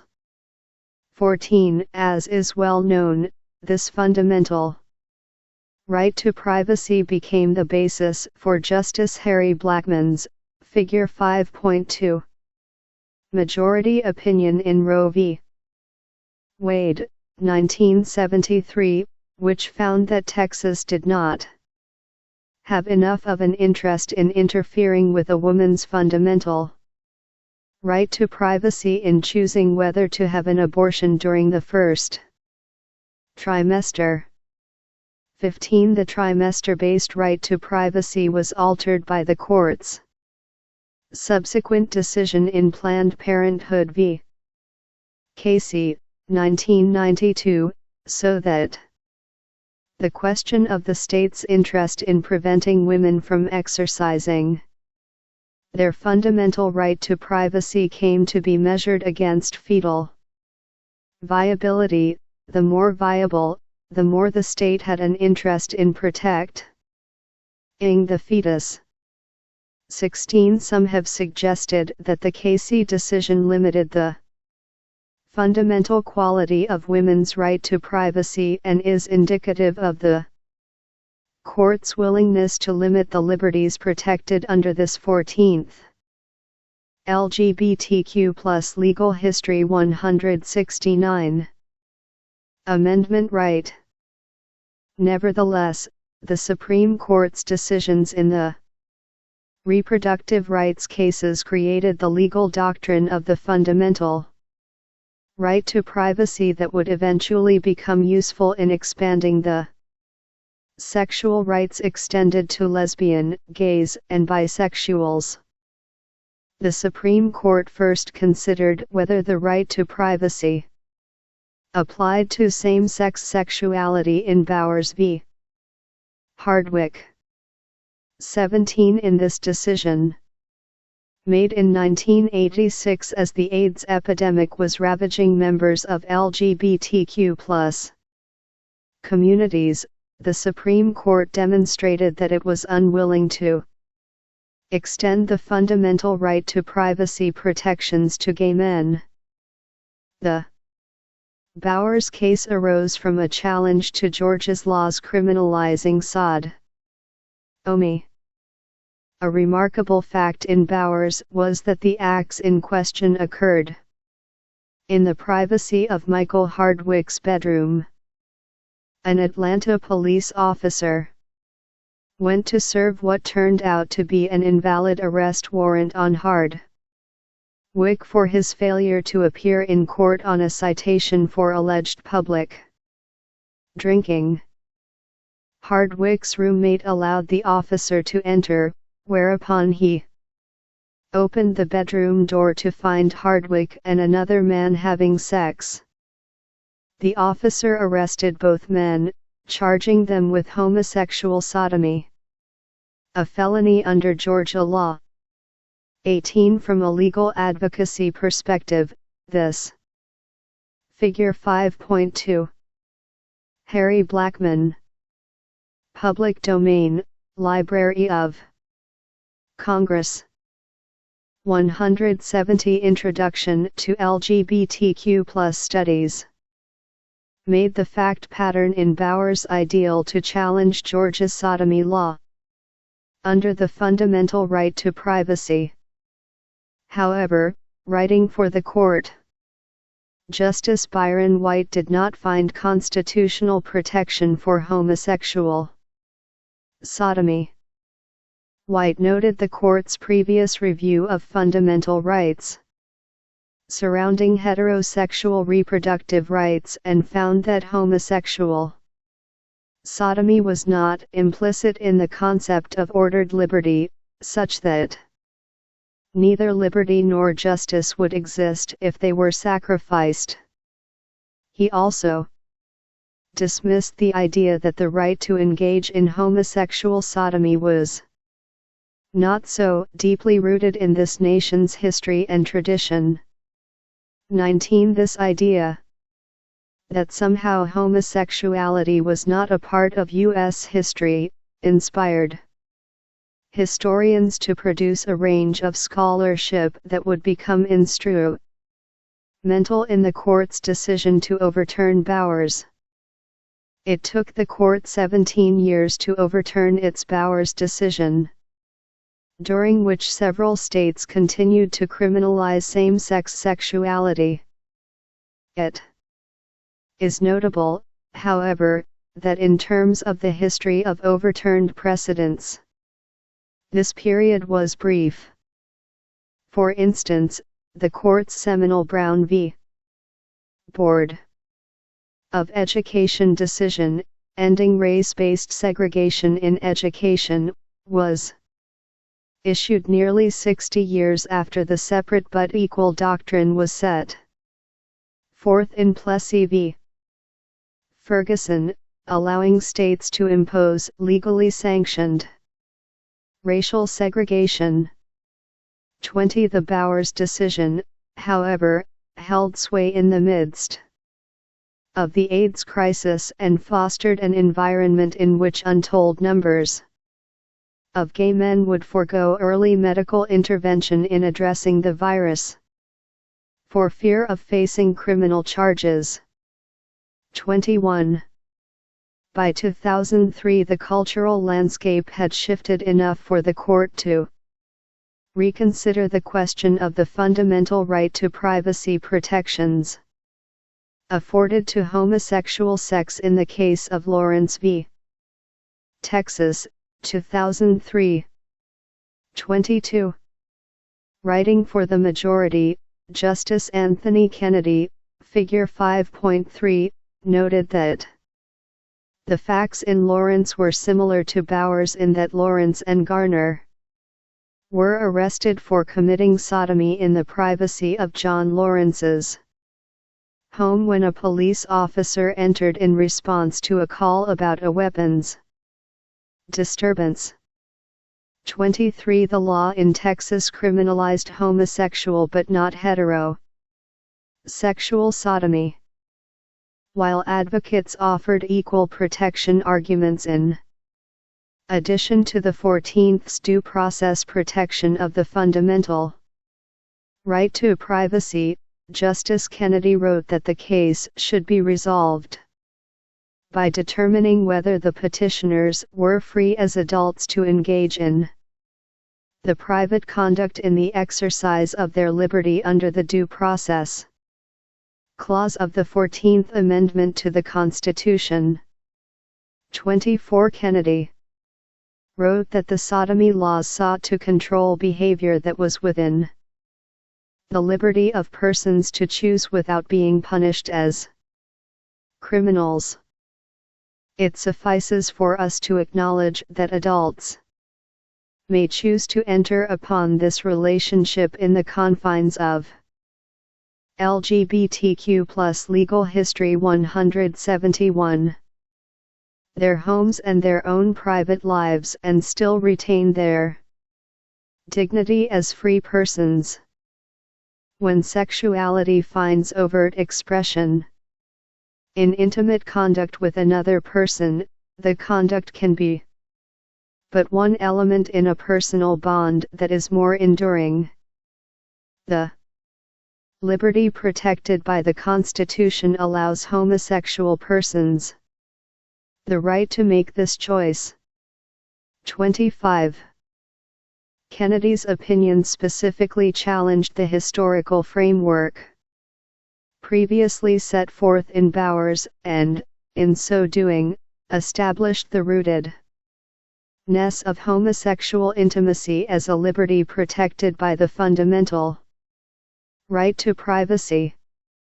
It is noteworthy that Kennedy did not embrace the Equal Protection Clause in his decision, noting that were we to hold the statute invalid under the Equal Protection Clause, some might question whether a prohibition would be valid if drawn differently, say, to prohibit the conduct both between same-sex and different-sex participants.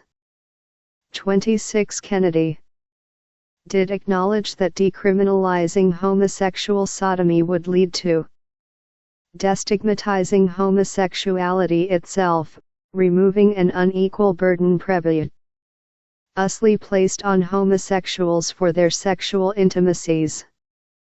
One cannot overstate the impact of the Lawrence decision on the lives of LGBT people whose intimate practices finally had protection as a fundamental liberty. That being said, some question the dependency. Figure 5.3. Anthony Kennedy. Public Domain. 172 Introduction to LGBTQ+ Studies of this liberty on a fundamental right to privacy, because this emphasis on private sexual activities runs counter to practices within homosexual communities. 27 They suggest that for gay men, cruising and sex in public spaces has been an important, integral part of their identities. Within this context, the private sex that the fundamental right is based on is viewed as assimilationist because it continues to marginalize homosexuals or even outright erase components of their sexualities. 28. Marriage equality. Having achieved the decriminalization of homosexuality in Lawrence, the question of the legal status of same-sex marriage became a focus of LGBTQ+ activism. This was due, in part, to the increase in anti-LGBTQ+ sentiment that resulted from the notion that the Lawrence decision had gone too far in normalizing homosexuality. Justice Antonin Scalia aided this concern when he noted that after the court's ruling, limiting marriage to heterosexuals was on pretty shaky grounds. 29 The focus on marriage equality was also due to LGBT couples being denied basic protections during the AIDS epidemic, ranging from partners being denied input into medical decision-making to the eviction of surviving partners from their apartments. 30. As advocates conducted a state-by-state effort to gain marriage equality, Hawaii became the first state in which its court ruled on the issue. In the 1996 case of Bear v. Ma'ike, originally known as Bear v. Lewin, when it was brought to court in 1993, the Hawaii Supreme Visit Oyez, pronounced Oye, is a multimedia archive devoted to making Supreme Court decisions available to all.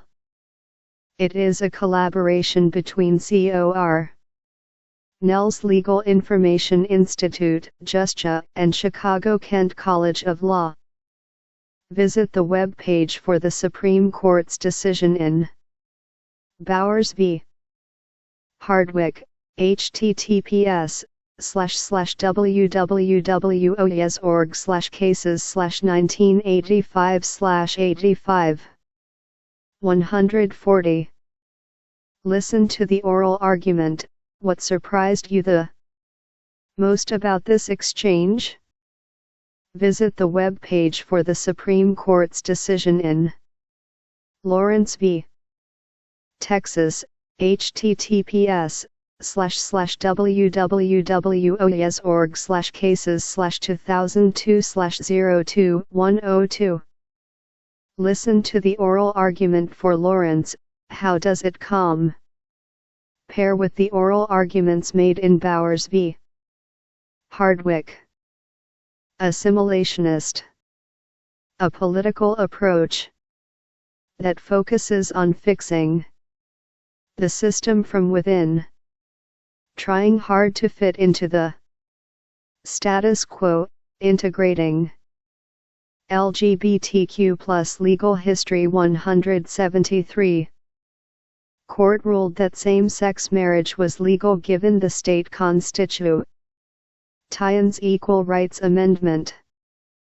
31. However, the impact of this decision was curtailed by the state legislature in 1998 when, after a statewide referendum, it amended the state constitution to define marriage to be legal only for opposite-sex couples. This constitutional change reflected the Federal Defense of Marriage Act of 1996, DOMA, which defined marriage as a legal union between one man and one woman as husband and wife. And the word spouse refers only to a person of the opposite sex who is a husband or a wife. 32. During the ensuing period, several states took up the question of whether state laws would allow or ban same-sex marriage. In 2004, Massachusetts became the first state to legalize same-sex marriage. By the time the U.S. Supreme Court addressed the question of same-sex marriage in United States v. Windsor, 37 states had legalized same-sex marriage. 33. Same-sex marriage was not wholly embraced within LGBTQ+ communities. Some, like the LGBTQ+ attorney Paula Edelbrock, argued that marriage was a patriarchal institution that would not liberate lesbians and gay men but would force our assimilation into the mainstream and undermine the goals of gay liberation. 34. Others maintained that same-sex marriage was misdirecting the LGBTQ+ movement's attention away from more important efforts, including the kind of legal reform that would overturn laws targeting LGBTQ+ people. 35. Despite these objections, The main LGBTQ+ advocacy groups focused the bulk of their efforts on achieving marriage equality for same-sex couples. Figure 5.4.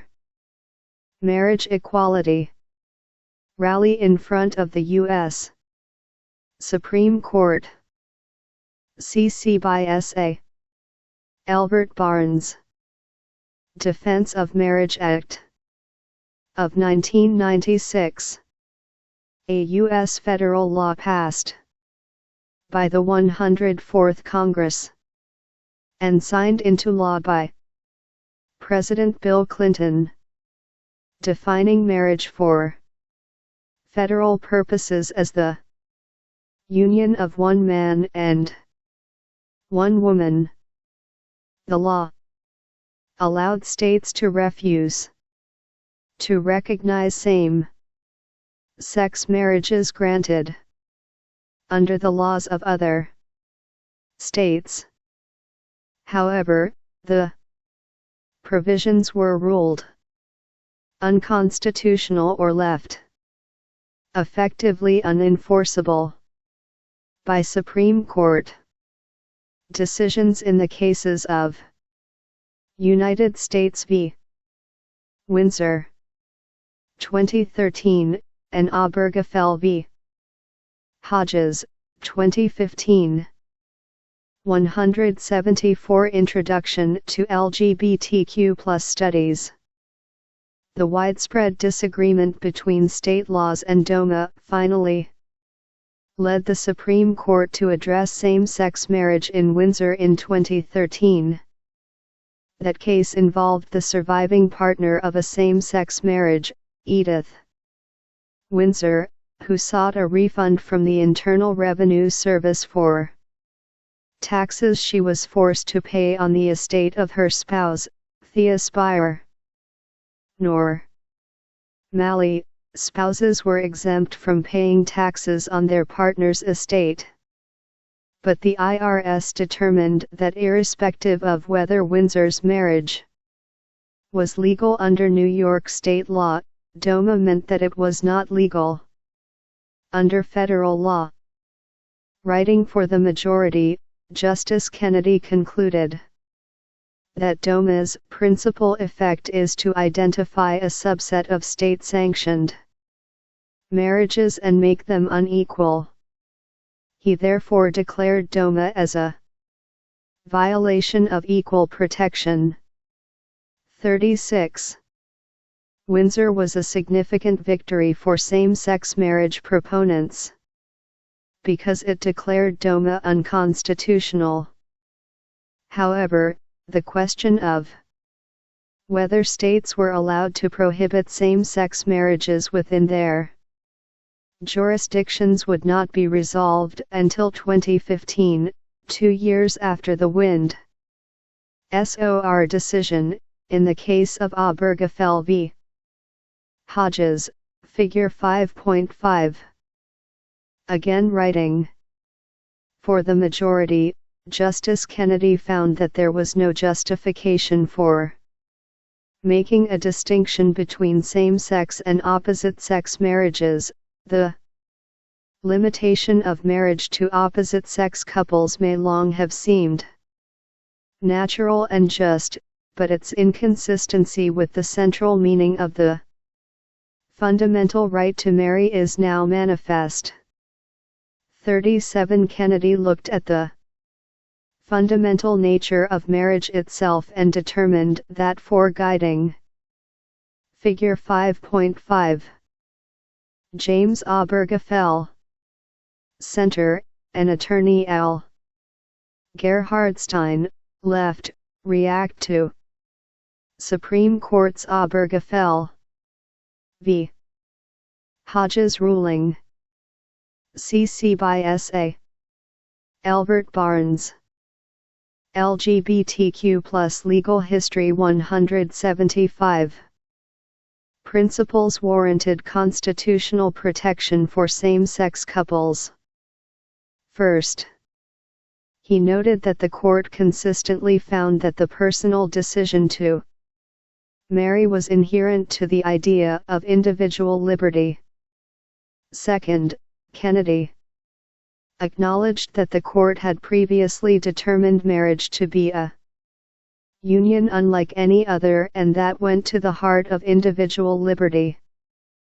Third, he found that by giving recognition and legal structure to their parents' relationship, marriage allows children to understand the integrity and closeness of their own family and its concord with other families in their community and in their daily lives.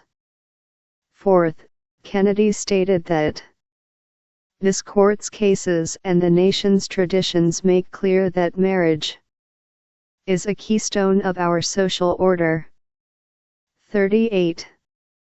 Through this analysis, Kennedy found that the fundamental right for same-sex couples to marry was protected by the 14th Amendment's Due Process Clause. He went further to note that there was a synergy between this clause and the 14th Amendment's Equal Protection Clause.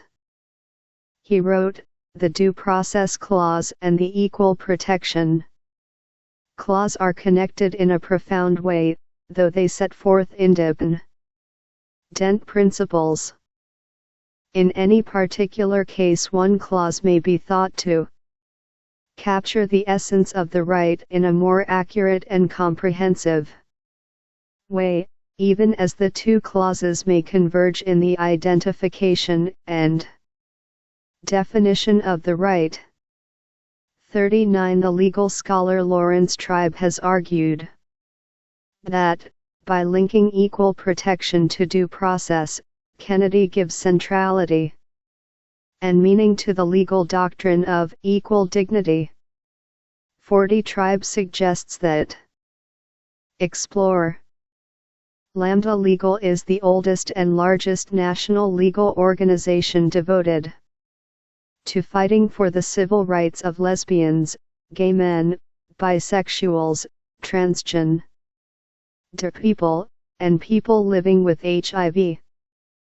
They engage in litigation, education, tie-in, and policy work. Visit their website at https://www.lambdalegal.org/about us, and learn about the history of Lambda Legal at https://www.lambdalegal.org/about-us/history. Describe how the history of Lambda Legal reflects the broader struggle for LGBTQ+ liberation, what key issues are being litigated, and what were key watershed moments.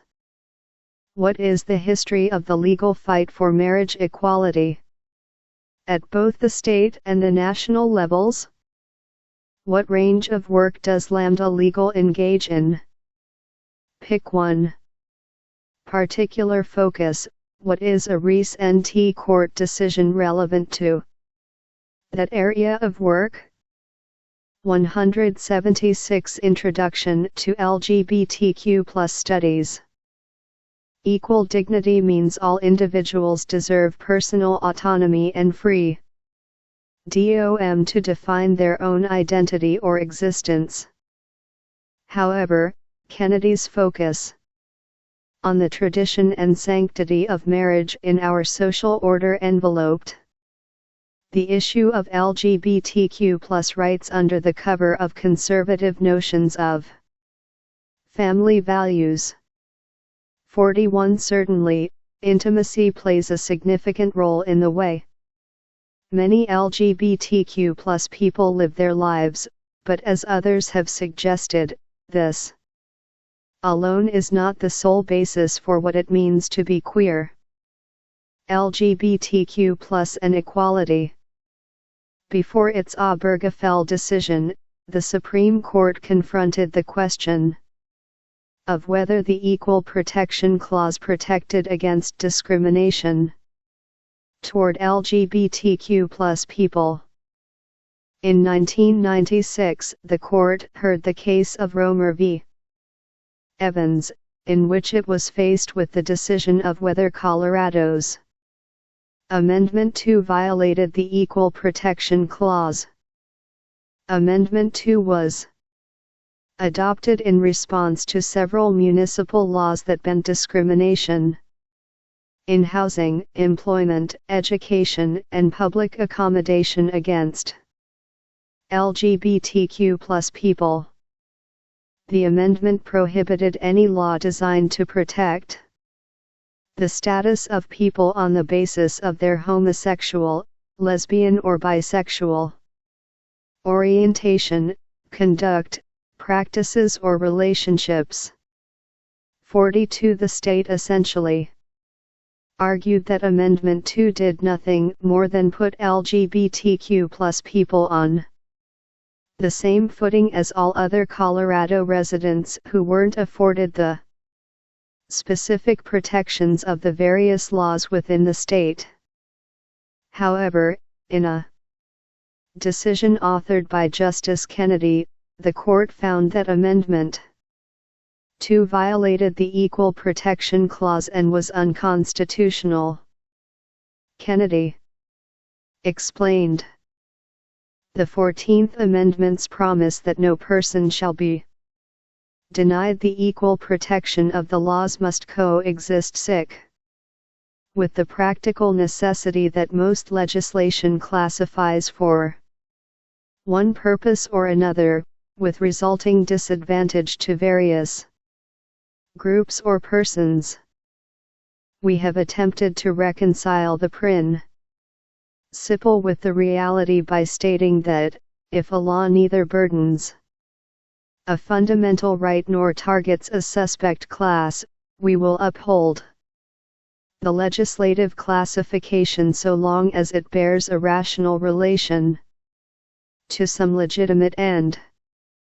Amendment 2 fails, indeed defies, even this conventional inquiry. 43. Kennedy found that Amendment 2's exclusion of LGBTQ+ people from receiving legal protections already afforded to others failed to have a rational relationship to a legitimate governmental purpose, and as a result, LGBTQ+ Legal History 177. It violated the minimal standard of review for equal protection cases. 44. This outcome was significant, especially coming after the Bowers decision. But it did not offer the kind of more rigid review given to laws that discriminate on the basis of race or gender. Some suggest that Kennedy's use of the rational basis test meant that laws targeting LGBTQ+ people for unequal treatment might survive because legislation that could be rationalized would not violate the Equal Protection Clause. 45. For instance, in the case of Boy Scouts of America v. Dale, 2000, the court found that the Boy Scouts of America could revoke the adult membership of James Dale, who was a former Eagle Scout and Assistant Scoutmaster. At the time of his ouster, the Boy Scouts claimed that their freedom of expressive association rights would be violated if forced to include Dale, who was a known homosexual and gay rights activist. Writing for the majority, Chief Justice William Rehnquist found, "We are not, as we must not be, guided by our views of whether the Boy Scouts' teachings with respect to homosexual conduct are right or wrong, public or judicial disapproval of a tenet of an organization's expression does not justify the state's effort to compel the organization to accept members where such acceptance would derogate from the organization's expressive message." 46. Rehnquist's opinion read much more into the expressive association than was evidenced by the Boy Scouts' mission, oath, and handbook. Indeed, none of the written records Rehnquist relied on explicitly mentioned how the values the organization purportedly espoused were directly challenged by the inclusion of Dale. This case has not been overturned, although the Boy Scouts themselves have, in recent years, opened their doors to gay men and lesbians. If a heightened review of LGBTQ+ equal protection had been implemented in the case of Masterpiece Kakashop, Limited v. Colorado Civil Rights Commission, 2018, that might have influenced its outcome. In that case, the court was faced with the question of whether a Colorado baker's religious freedom protected his right to not make a wedding cake for a same-sex wedding, Figure 5.6. The couple in this case brought a complaint to Colorado's Civil Rights Commission, which found in their favor, citing the state's anti-discrimination law. Justice Kennedy wrote for the court, while it is unexceptional that Colorado law can protect gay persons in acquiring products and services on the same terms and conditions as are offered to other members of the public, the law must be applied in a manner that is neutral toward religion. 47. However, this case was narrowly decided. 178. Introduction to LGBTQ+ Studies. In that the court's ruling was not so much about religious freedom as it was about the obvious hostility toward the baker's religious beliefs as expressed by the state's Civil Rights Commission. In this way the court left open the door of whether religious freedom protections outweigh the right for LGBTQ+ people to live free from discrimination. As the NAACP Legal Defense and Educational Fund amicus brief argued, allowing religious beliefs to serve as a basis for discrimination puts in jeopardy groups like African Americans who historically endured discrimination because of the religious beliefs held by some that whites were naturally superior to non-whites. 48. Applying heightened scrutiny to laws and acts that discriminate against LGBTQ+ people might tip the balance of such cases in favor of equal protection over religious freedom in the future. The previous cases look at issues related to the Constitution's protection against sexuality discrimination. The court decided in 2020 that legal protections extend to those who are gender nonconforming. In Bostock v. Clayton County, Georgia, the court held that gay and gender nonconforming people are protected by Title VII of the Civil Rights Act, which bars employers from discriminating against employees on the basis of sex, race, national origin, and religion. 49. Indeed, the United States has a long history of discriminating against gender nonconforming people. Several cities, including San Francisco and New York, had laws that criminalized those who wore clothing not deemed appropriate to their sex. 50. Today, discrimination against gender nonconforming people is fairly common. New York allows individuals to change their gender on their driver's licenses and other official documents, but few other states do. as is often discussed, the grouping. Figure 5.6. Masterpiece.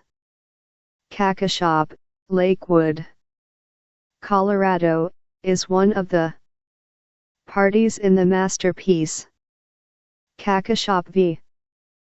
Colorado Civil Rights Commission Supreme Court Case. CC by Jeffrey Bell, Wikimedia Commons. https://commons-wikimedia.org/wiki/file, masterpiece_. Kakashop_ Lakewood _ Colorado, JPG. LGBTQ+ Legal History 179. Of gender nonconforming people under the LGBTQ+ umbrella has often meant specific gender-based issues are overshadowed by those that are sexuality-based. Nevertheless, in the case of Price Waterhouse v. Hopkins, 1989, the court determined that sex stereotyping was a form of prohibited sex discrimination, which might open the door for greater protections for those who are gender nonconforming. In that case, Ann Hopkins was denied partnership in an accounting firm because several of the review partners found that she was not feminine enough. The court found that this was a form of sex stereotyping, which it defined as a person's nonconformity to social or other expectations of that person's gender.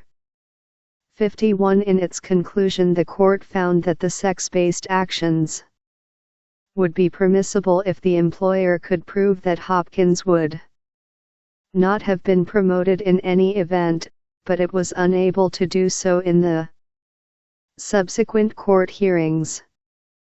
Though this precedent provides some hope to those advocating on behalf of LGBTQ+ people, it remains to be seen whether the court will go so far as to afford protections against workplace discrimination in a way that expands the current scope of its previous decisions and current federal laws.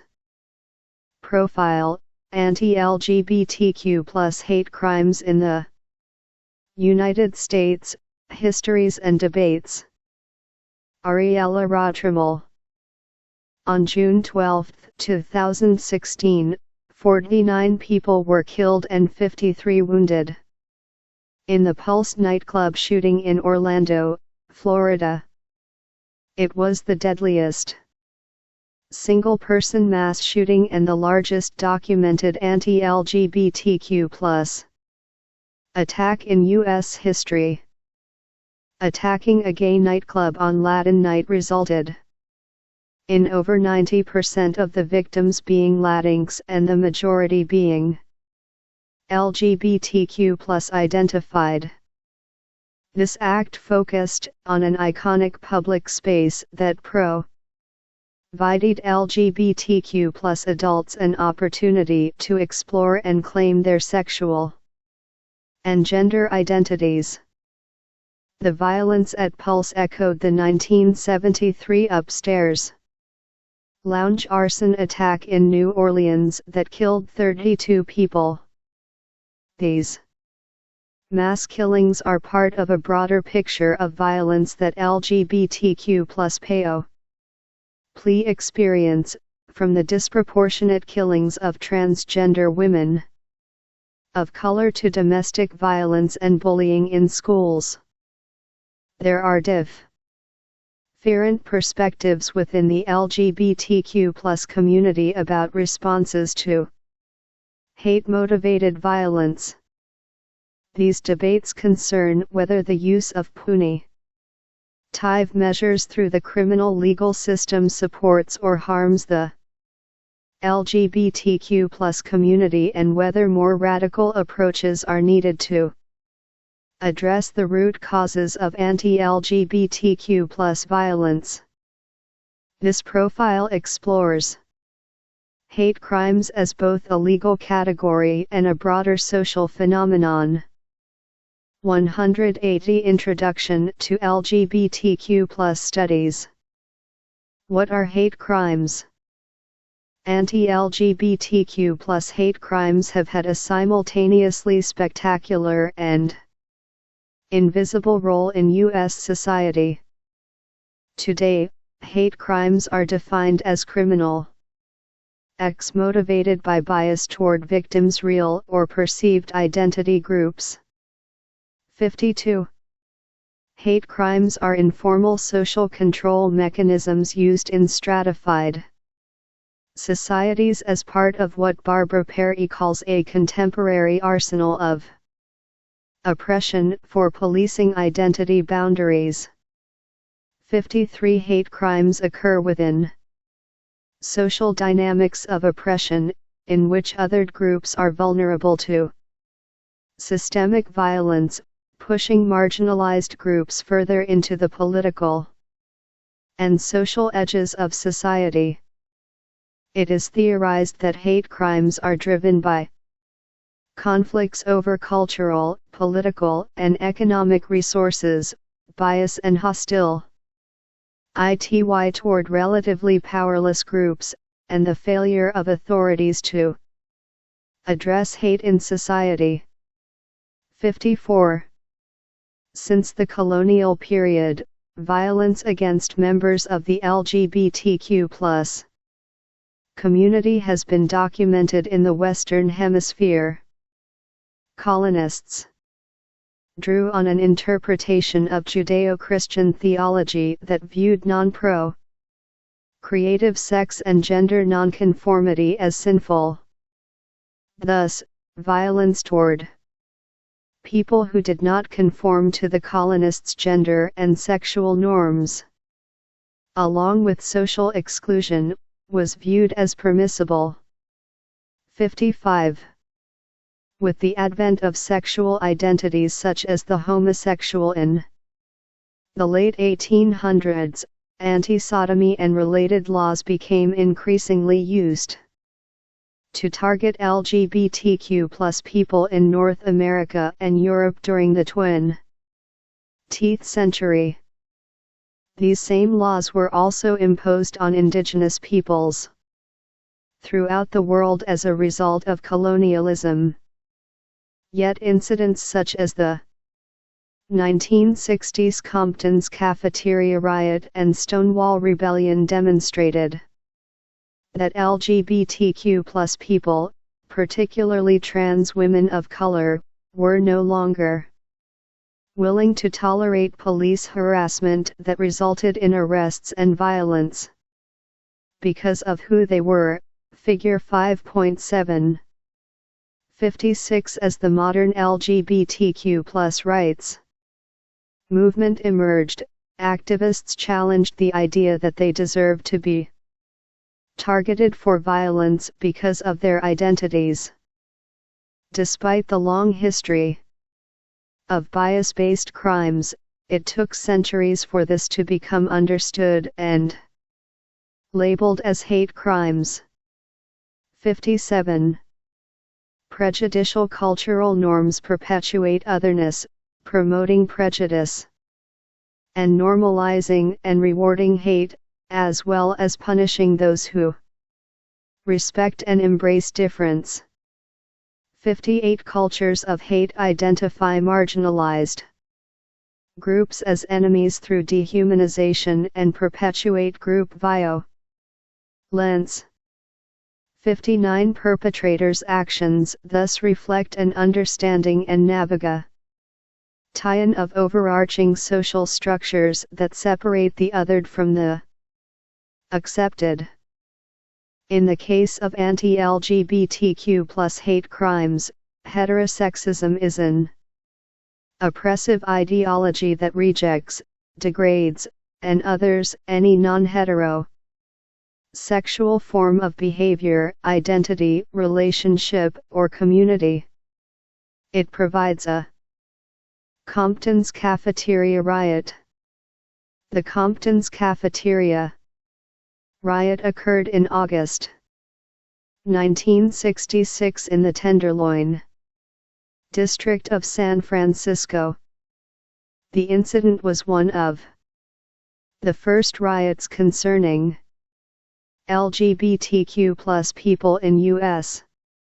history, preceding the more famous 1969 Stonewall Rebellion in New York City. It marked the beginning of transgender activism in San Francisco.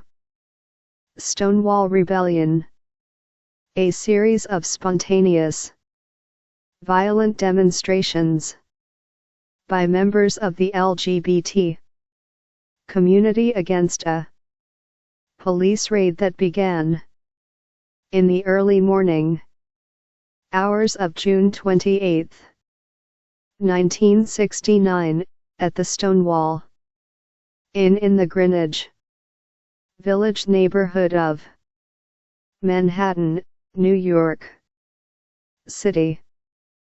LGBTQ+ legal history 181. Complementary bias to cis-sexism, the oppressive ideology that denigrates transgender, gender non-binary, genderqueer, and gender non-conforming people. 60 anti-LGBTQ+ hate crimes are based in a view of the LGBTQ+ community as a suitable target for violence. 61 such crimes are often identified as hate-based by such factors as that the perpetrator was making homophobic comments, that the incident had occurred in or near a gay-identified venue, that the victim had a hunch that the incident was homophobic, that the victim was holding hands with their same-sex partner in public, or other contextual clues. 62 Importantly, anti-LGBTQ+ hate crimes intersect with hate crimes against gender, racial and ethnic, and other marginalized people. 63. State-enacted or state-sanctioned violence against LGBTQ+ people has not been deemed a form of hate crime, though it draws on hatred toward a group of people. The hate crime framework has focused largely on the acts of private individuals rather than addressing larger institutionalized forms of hate-motivated violence such as forced conversion, therapy or abuse within the criminal and military systems. One estimate attributes almost 1/4 of hate crimes to police officers. 64 Anti-LGBTQ+ violence committed by police officers undermines LGBTQ+ victims' willingness to report crimes, particularly after experiencing police violence firsthand or having communal knowledge that police officers may. Figure 5.7. Stonewall Inn Memorial. CC by SA. Rhododendrites. 182 Introduction to LGBTQ+ Studies. Not view LGBTQ+ victims as deserving of appropriate services. Even when victims are willing to take the risk of reporting a hate crime, they can be unsuccessful. For example, despite a Minnesota state law requiring police to note in initial reports any victim's belief that they have experienced a bias-motivated incident, responding officers fulfilled less than half of hate crime filing requests between 1996 and 2000. 65 Because of bias, lack of training, and limited application, significant underreporting of sexual orientation and gender-motivated hate crimes at the state and federal levels occurs. Criminalizing hate. The Enforcement Act of 1871, also known as the Ku Klux Klan Act, addressed rampant anti-black violence and marked the first effort at the federal level to criminalize hate crimes. 66 However, the Supreme Court's United States v. Harris decision in 1883 greatly weakened the act and the ability of the federal government to intervene when states refused to prosecute hate crimes. 67 In the wake of the mid-20th century civil rights movement and violence against activists, the 1968 Civil Rights Law covering federally protected activities was signed into law. It gave federal authorities the power to investigate and prosecute crimes motivated by actual or perceived race, color, religion, or national origin while a victim was engaged in a federally protected activity, for example, voting, accessing a public accommodation such as a hotel or restaurant, or attending school. The categories of identity named by the law were the key social categories of concern during this period and followed the language of the Civil Rights Act of 1964. However, the law excluded sex, reflecting an unwillingness to address gender-based discrimination fully, rather than piecemeal through laws such as Title IX of the Education Amendments Act of 1972. In 1978, California enacted the first state law enhancing penalties for murders based on prejudice against the protected statuses of race, religion, color, and national origin. State lawmakers took the lead in developing explicit hate crime laws, and federal legislators followed suit. In the mid-1980s, 68 The emergent LGBTQ+ movement gained traction. In the 1980s, as the HIV/AIDS epidemic, its toll on the community, and intolerance toward its victims galvanized activists. For example, New York's Anti-Violence Project, AVP, was founded in 1980 to respond to violent attacks against gay men in the Chelsea neighborhood. A major concern for these groups was the lack of documentation of such crimes. Without evidence that these incidents were part of a broader picture of violence, it was difficult to push efforts to address hate crimes. As a Enforcement Act of 1871, an act of the U.S. Congress that empowered the President to suspend the writ of habeas corpus to combat the Ku Klux Klan and other white supremacist organizations, also known as the Ku Klux Klan Act. United States v. Harris. In this case, also known as the Ku Klux case, the U.S. Supreme Court held that it was unconstitutional for the federal government to penalize crimes such as assault and murder. It declared that the local governments have the power to penalize these crimes. Federally protected activities. The portion of Section 245 of Title 18 that makes it unlawful to willfully injure, intimidate, or interfere with any person, or to attempt to do so, by force or threat of force, because of that other person's race, color, religion, or national origin, and because of their activity as a student at a public school or college, participant in a state or local government program, job applicant, juror, traveler, or patron of a public place. Anti-Violence Project (AVP), a national organization dedicated to reducing violence and its impacts on LGBTQ+ individuals in the United States. LGBTQ+ Legal History 183.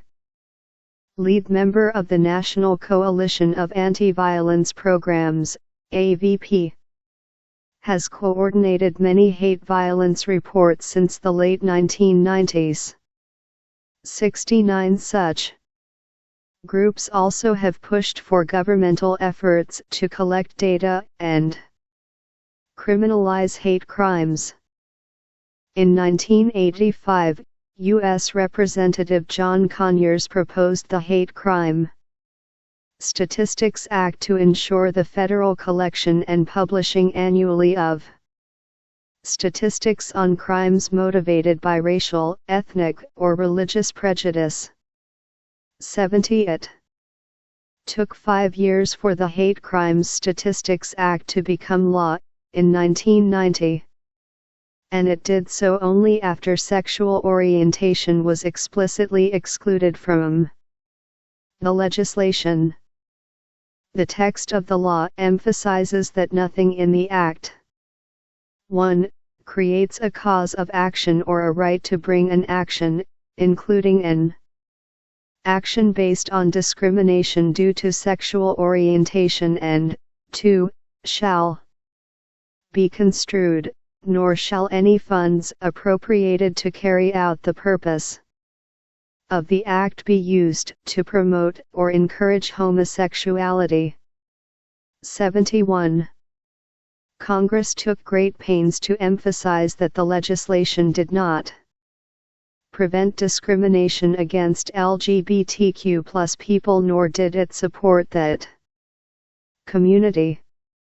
The law reinforces that Congress was not treating sexual orientation as it did other social identities that were already protected under civil rights laws. The law resulted in the Federal Bureau of Inverses Tigatian collecting data from local and state authorities about hate crimes. But there are major challenges to collecting accurate data. Police are not consistently trained at the local and state levels to address anti-LGBTQ+ hate crimes, and there continues to be stigma and risk associated with identifying as LGBTQ+ to such authorities. Reporting practices thus vary dramatically across contexts, but the law has assisted anti-violence groups in gaining official data to document violence.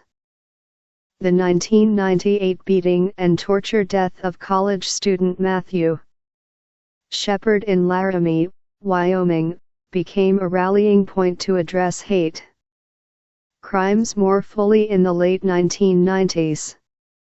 His murder received substantial media coverage and inspired political action as well as artistic works.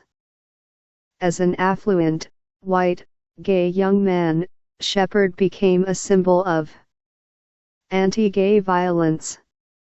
His attackers were accused of attacking him because of anti-gay bias but were not charged with committing a hate crime because Wyoming had no laws that covered anti-LGBTQ+ crimes.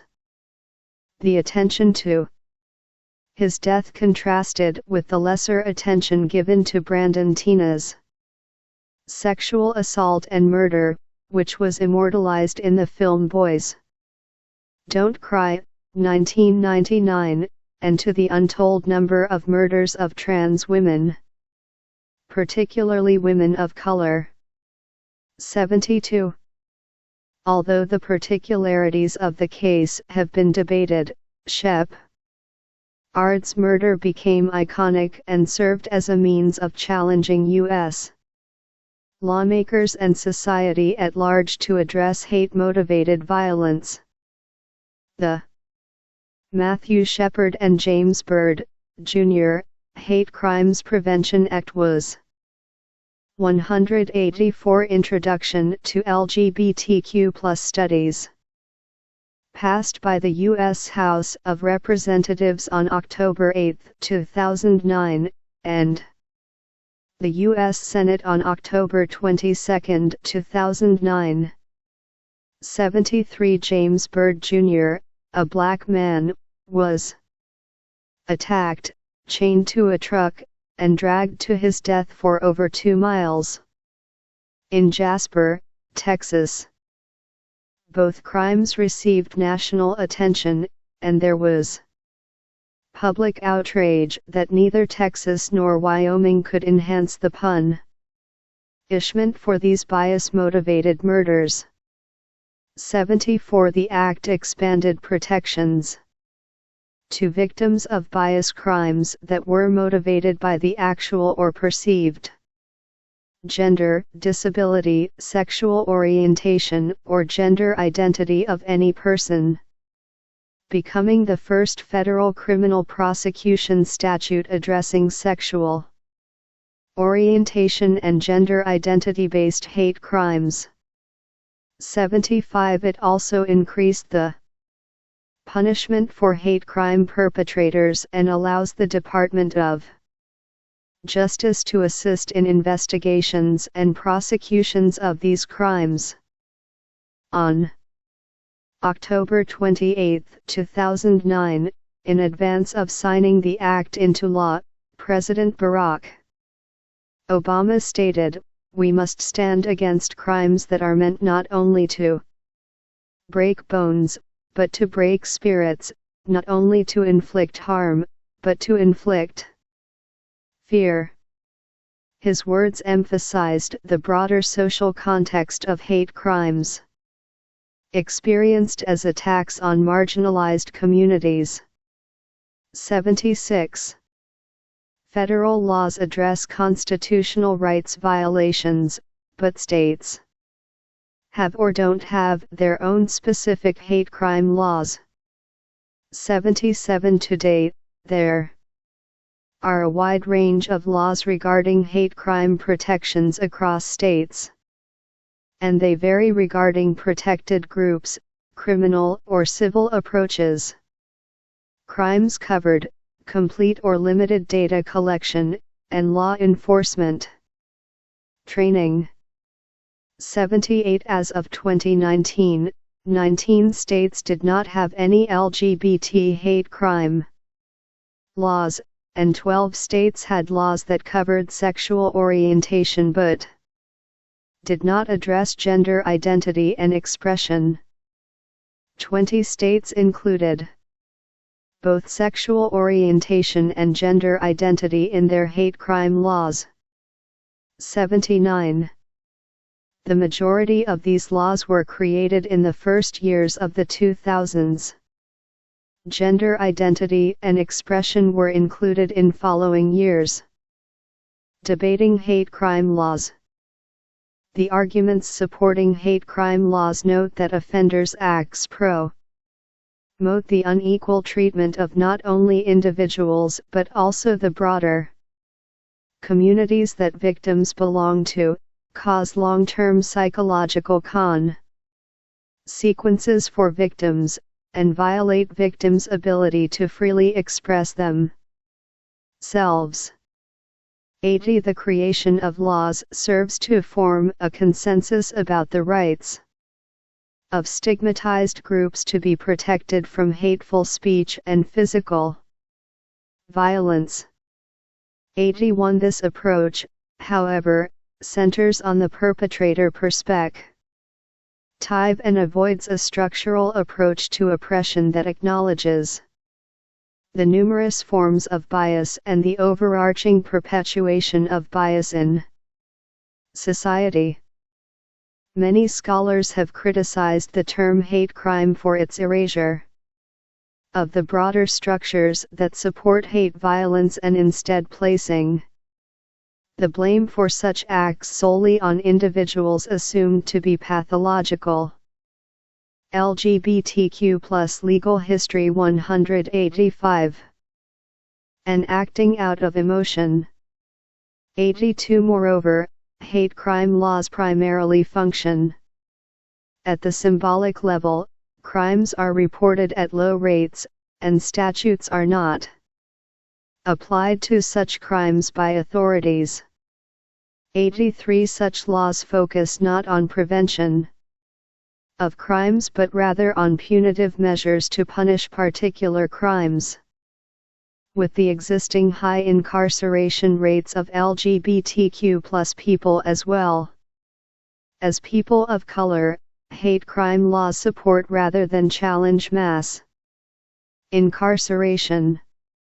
84. Some activists argue for efforts to build community relationships and infrastructure to support the healing and transformation of people who have been impacted by interpersonal and intergenerational violence, and efforts to join with movements addressing root causes of queer and trans premature death, including police violence, imprisonment, poverty, immigration policies, and lack of health care and housing.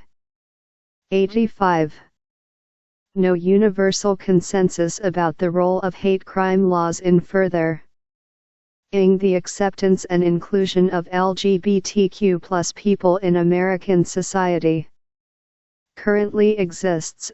Figure 5.8. For many people, such laws carry with them an emphasis on the value of their lives and help further their sense of belonging.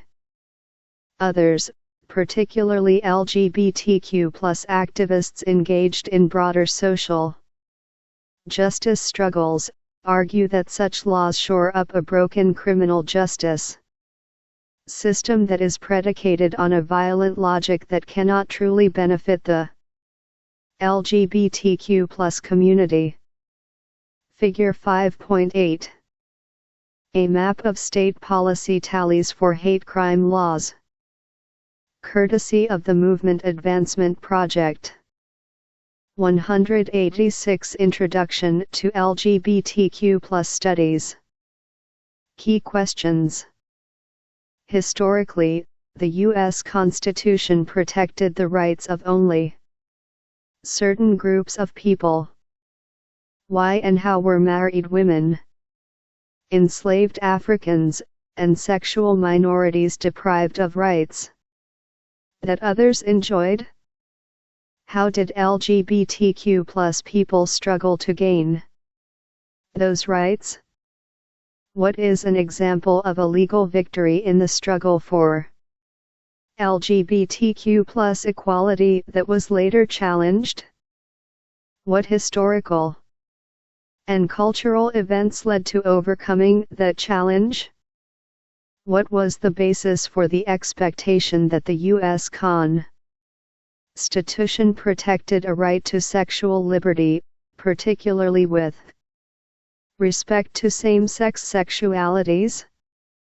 What role did the Ninth Amendment play in that process and in the idea of a fundamental right to privacy? How was the Supreme Court decision in Bowers v. Hardwick a setback for LGBTQ+ equality before the law?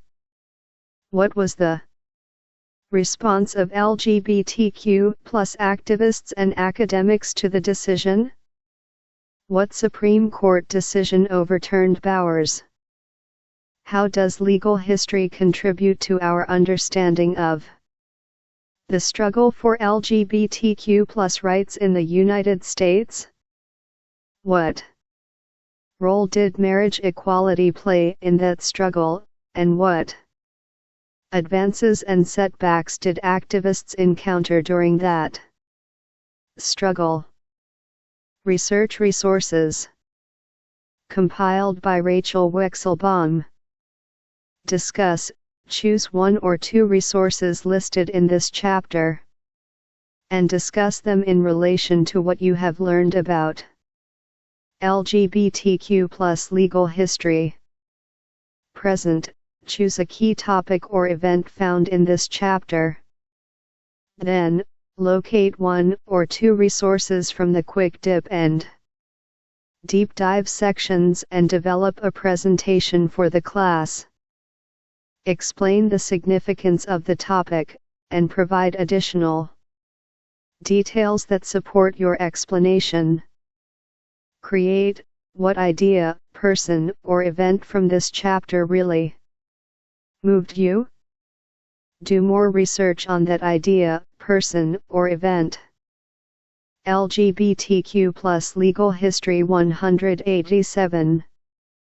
Based on the resources in this chapter. Then create your own artistic response. Consider writing a poem, drawing a picture, or editing a photograph in a way that demonstrates both what you have learned and how you feel about the issue or person. Debate, find a partner or split into groups, and choose a topic, idea, or controversy from this chapter. Have each part or group present an opposing perspective on it. Use at least two of the resources in this chapter to support your argument. Quick dip, online resources. Anti-Violence Project. The Anti-Violence Project of New York City, https://avp.org/ works to end violence against LGBTQ+ and HIV-affected communities. It offers free counseling, performs advocacy and community organizing, and provides legal support and education. Visit its Twitter profile, https://twitter.com/antiviolence. Gay and Lesbian Immigrants, by Robert B. Reidinger. This overview of the laws that have regulated LGBTQ+ immigration to the United States also provides a reading list, https://immigrationequality.org. Gay Marriage Timeline, History of the Same-Sex Marriage. Debate, by procon.org. Designed for students writing persuasive essays and issue papers, procon.org provides an extensive timeline of events related to same-sex marriage legislation around the world, cited from news articles and other resources.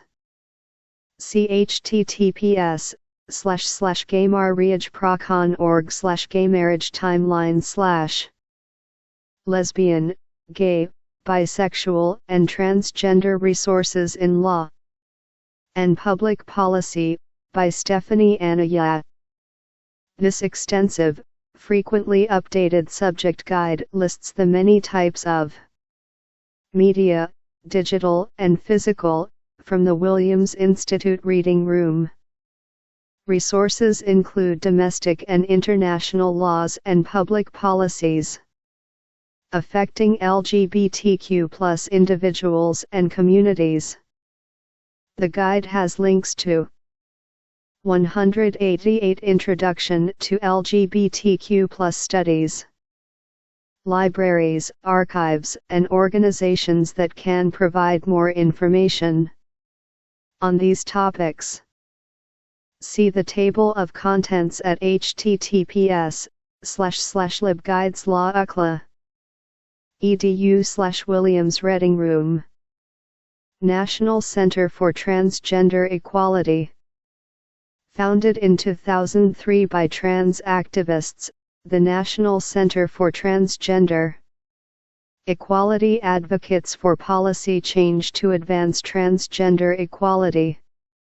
Its website, https://transequality.org/, includes information about trans gender people and issues they face, a resource that explains transgender people's rights, and a series of self-help guides. It has several action centers where you can join the battle for transgender rights. Trans Rights and Bathroom Access Laws, by J. E. Aaron Halt. This resource, written in 2018, outlines the rise and fall of bathroom bills in K-12 schools and other public spaces in different states from 2016 to 2018. It also explains why bathrooms matter to trans people, and it provides links to other resources for trans and LGBTQ+ students. See https://www.tolerance.org/magazine/transgender bathroom laws history. A Very Brief History of LGBTQ Parenting, by Dana Rudolph. A historical narrative of LGBTQ+ parenting in the United States from World War II to 2017, complete with links to news articles about laws and court cases. See https://www.familyequality.org/2017/10/20/A Very Brief History of LGBTQ Parenting / Deep Dive, Books and Articles. Captive Genders, Trans Embodiment and the Prison Industrial Complex, edited by Eric A. Stanley and Nat Smith. This was the first book to address the legal challenges of incarcerated transgender and genderqueer people in the prison industrial complex. Its second edition contains a foreword by C.S. MacDonald and an essay by Chelsea Manning, Oakland, CA, AK Press, 2015. Creating Change, Sexuality, Public Policy and Civil Rights. Edited by John D. Emilio, William B. Turner, and Urvashi Vaid. Documenting the history and impact of the gay and lesbian movement. Since Stonewall, this volume is edited by two pioneers in LGBT studies. LGBTQ+ Legal History 189. D. Emilio and Turner, and a pioneer in LGBT public policy and activism. Vaid, New York, St. Martin's Press, 2000. Evolution of Government Policy Towards Homosexuality in the U.S. Military, The Rise and Fall of DADT, edited by David A. Levy and James E. Parco. Originally published as a special issue of the Journal of Homosexuality. This book reviews the history, culture, attitudes, and impacts of policy evolution from the mid-20th century to the early 21st century. By tracing the rise and fall of Don't Ask, Don't Tell, DADT, New York. Routledge, 2014. From the Closet to the Courtroom, 5 LGBT rights lawsuits that have changed our nation, by Carlos A. Ball and Michael Brinsky.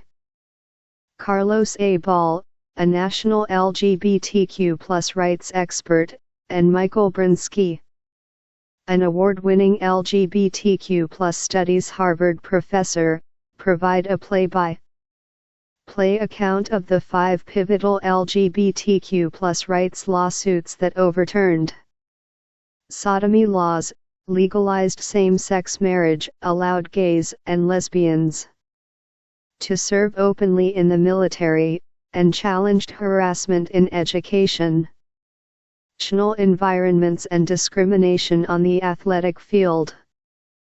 Each case is explored in its socio-historical context and the implications of each court decision discussed. It is the 4th book in the Queer Ideas/Queer Actions series, Boston, Ma, Beacon Press, 2010. HIV Criminalization in the United States, a sourcebook on state and federal HIV criminal law and practice, from the Center for HIV Law and Policy. This sourcebook outlines punitive laws, policies, and cases affecting those living with HIV and other infectious diseases in U.S. states, the military, federal prisons, and U.S. territories. Frequently updated, the most recent version is at https://www.hivlawandpolicy.org/sourcebook. Homosexuals and the Death Penalty in Colonial America, by Lewis Crompton. This 1976 article from the Journal of Homosexuality, Volume 1, Number 3. https://digitalcommons.unledu/englishfacpubs/60/ is the first documentation of sodomites in colonial America and the laws based on Catholic and Protestant teachings to mark and punish them. The references and appendix will prove valuable to history and law students. 190 Introduction to LGBTQ+ Studies. Judging the Epidemic, a Judicial Handbook on HIV, Human Rights and the Law, from Joint United Nations Program on HIV/AIDS. This 2013 handbook covers the science and medicine of HIV, legal desi science that promote human rights in the context of HIV, criminal law, and HIV disclosure, exposure or transmission, sexual assault, drug laws, and harm reduction, and the rights of people who use drugs, women's rights with respect to family and property law, HIV treatment and health care, human rights, and the criminalization of high-risk populations. It includes multiple international court cases and primary source documents. https://www.unaids.org/sites/default/files/media_assets/201305_judging epidemic_n_0 PDF. The Legal Status of Intersex Persons, edited by Jens M. Skarp, Anatole Dutta, and Tobias Helms. This comprehensive interdisciplinary volume covers all legal aspects of intersex people. Contributions include medical, psychological, and theological perspectives and national legal perspectives from Australia, Sweden, India, the Netherlands, France, Colombia, the United States, Malta, and Germany. Cambridge, Interscientia, 2018. Protection of Sexual Minorities Since Stonewall, Progress and Stalemate in Developed and Developing Countries, edited by Phil C. W. Chan. Previously published as a special double issue of the International Journée NAL of Human Rights, this book examines the legal successes and challenges in countries on 5 continents concerning LGBTQ+ civil rights. Locally and internationally, New York, Routledge, 2010. Queer, in Justice, the Criminalization of LGBT People in the United States, by Joey L. Mogul, Andrea J. Ritchie, and K. Whitlock. Winner of the 2011 PASS, Prevention for a Safer Society, Award from the National Council on Crime and Delinquency. The authors discuss the criminal legal system from a queer perspective, in which LGBTQ+ people are suspects, defendants, prisoners, and victims. The essays in this book argue that the policing of sexual orientation and gender reinforces LGBTQ+ legal history. 191. Racial and gender inequalities, as well as LGBTQ+ criminal stereotypes. The book is one of the Queer Ideas/Queer Action series. For an interview with the authors about the book, a free chapter, and additional LGBTQ+ criminal justice resources, visit https://clags.org/articles/uncovering. Queer Injustice / Boston, Ma. Beacon Press, 2012. Queer Mobilizations, LGBT Activists Confront the Law, edited by Scott Barkley, Mary Bernstein, and Anna Maria Marshall. Essays depict the LGBTQ+ civil rights movement and its impact on politics and organizing, legal studies, and public policy. New York, New York. University Press, 2009. The Straight State, Sexuality and Citizenship in 20th Century America, by Margot Canaday. The award-winning Princeton University history professor Margot Canaday uses materials from the U.S. National Archives and Records Administration to show the progression of federal enforcement of sexual norms in immigration, the military, and welfare in the 20th century that has rendered LGBTQ+ individuals as second-class citizens to this day. Princeton, N.J., Princeton University Press, 2010. Transgender Employment Experiences, Gendered Perceptions, and the Law, by Kyla Bender-Baird. Worker protections under the Federal Civil Rights Act do not always apply for transgender people. From Bender-Baird's interviews of 20 transgender people and analysis of legal case studies of employment discrimination, she recommends federal protections for gender expression in all policy decisions and legislative efforts, and a multi-step approach for tackling gender-based workplace discrimination for transgender employees.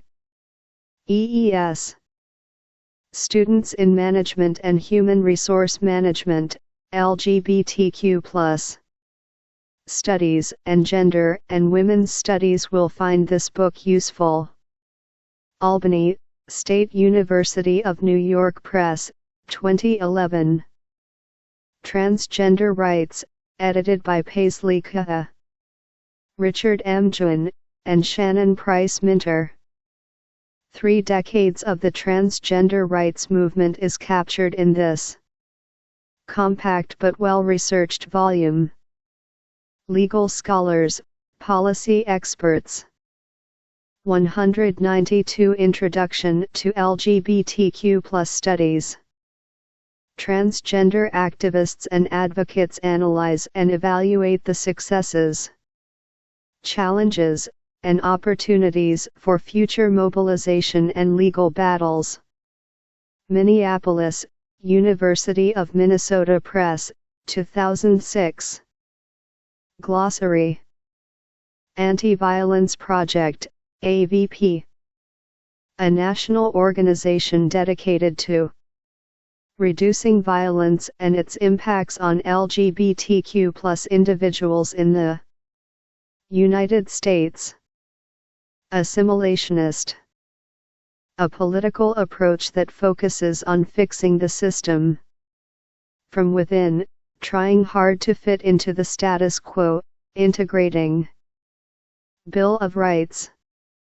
The first 10 amendments to the U.S. Constitution containing specific guarantees of personal freedoms and rights, clear limitations on the government's power in judicial and other proceedings, and explicit declarations that all powers not specifically granted to the U.S. Congress by the Constitution are reserved for the states or the people. Chattel. Property that is movable. In terms of slavery, people are treated as the personal property of the person who claims to own them and are bought and sold as commodities. Compton's Cafeteria Riot. The Compton's Cafeteria Riot occurred in August 1966 in the Tenderloin district of San Francisco. The incident was one of the first riots concerning LGBTQ+ people in U.S. history, preceding the more famous 1969 Stonewall Rebellion in New York City. It marked the beginning of transgender activism in San Francisco. Coverture. A legal doctrine whereby, upon marriage, a woman's legal rights and obligations are subsumed by those of her husband. Defense of Marriage Act of 1996.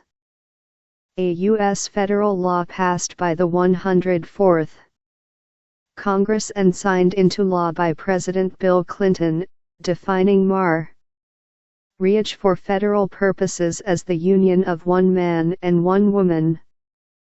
The law allowed states to refuse to recognize same-sex marriages granted under the laws of other states. However, the provisions were ruled unconstitutional or left effectively unenforceable by Supreme Court decisions in the cases of United States v. Windsor, 2013, and Obergefell v. Hodges, 2015. Enforcement Act of 1871. An act of the U.S. Congress that empowered the President to suspend the writ of habeas corpus to combat the Ku Klux Klan and other white supremacist organizations. Also known as the Ku Klux Klan Act. Federally protected activities.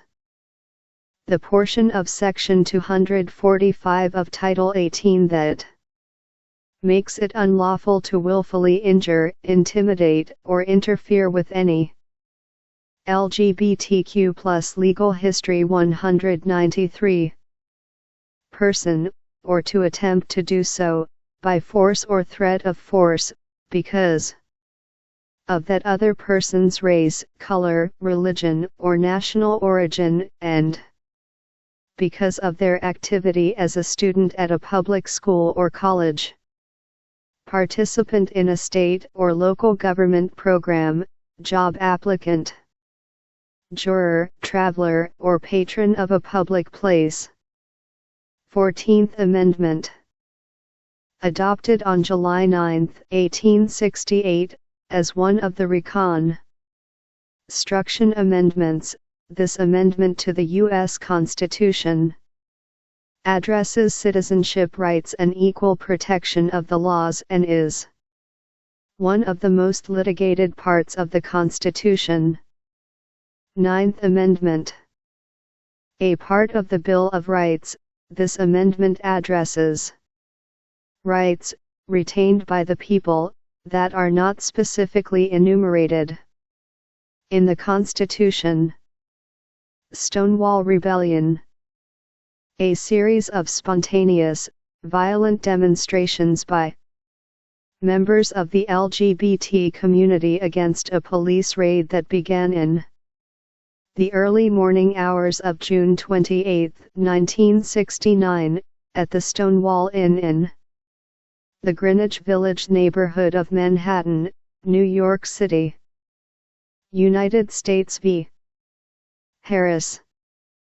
In this case, also known as the Ku Klux case, the U.S. Supreme Court held that it was unconstitutional for the federal government to penalize crimes such as assault and murder.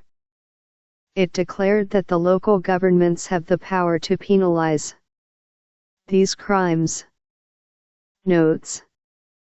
1. C. Sears, Arresting Dress, Cross-Dressing, Law and Fascination in 19th Century San Francisco, Durham, N.C., Duke University Press, 2015.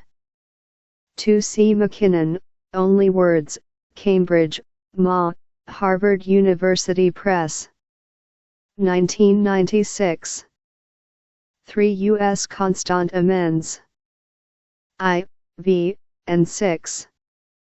4. P. Abramson, S. D. Pinkerton, and M. Huppen, Sexual Rights in Amer. ICA, The Ninth Amendment and the Pursuit of Happiness, New York, New York. University Press, 2003, 2. 5. The Law Dictionary, SV. What is Chattel? Accessed March 14, 2022. https://thelawdictionary.org/chattel/. 6. The Law Dictionary, SV. What is Coverture? Accessed March 14, 2022. https://thelawdictionary.org/coverture/. 7. Abramson, Pinkerton, and Huppen, Sexual Rights in America. 8. Griswold v. Connecticut, 381 U.S. 479, 1965. 9. Griswold, 381 U.S. at 492. 10 U.S. Constant Amend. 16.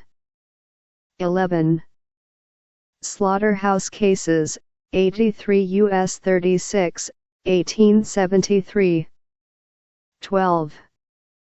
Palco v. Connecticut, 302 U.S. 319, 325, 1937. 13. Palco, 302 U.S. at 325. 14.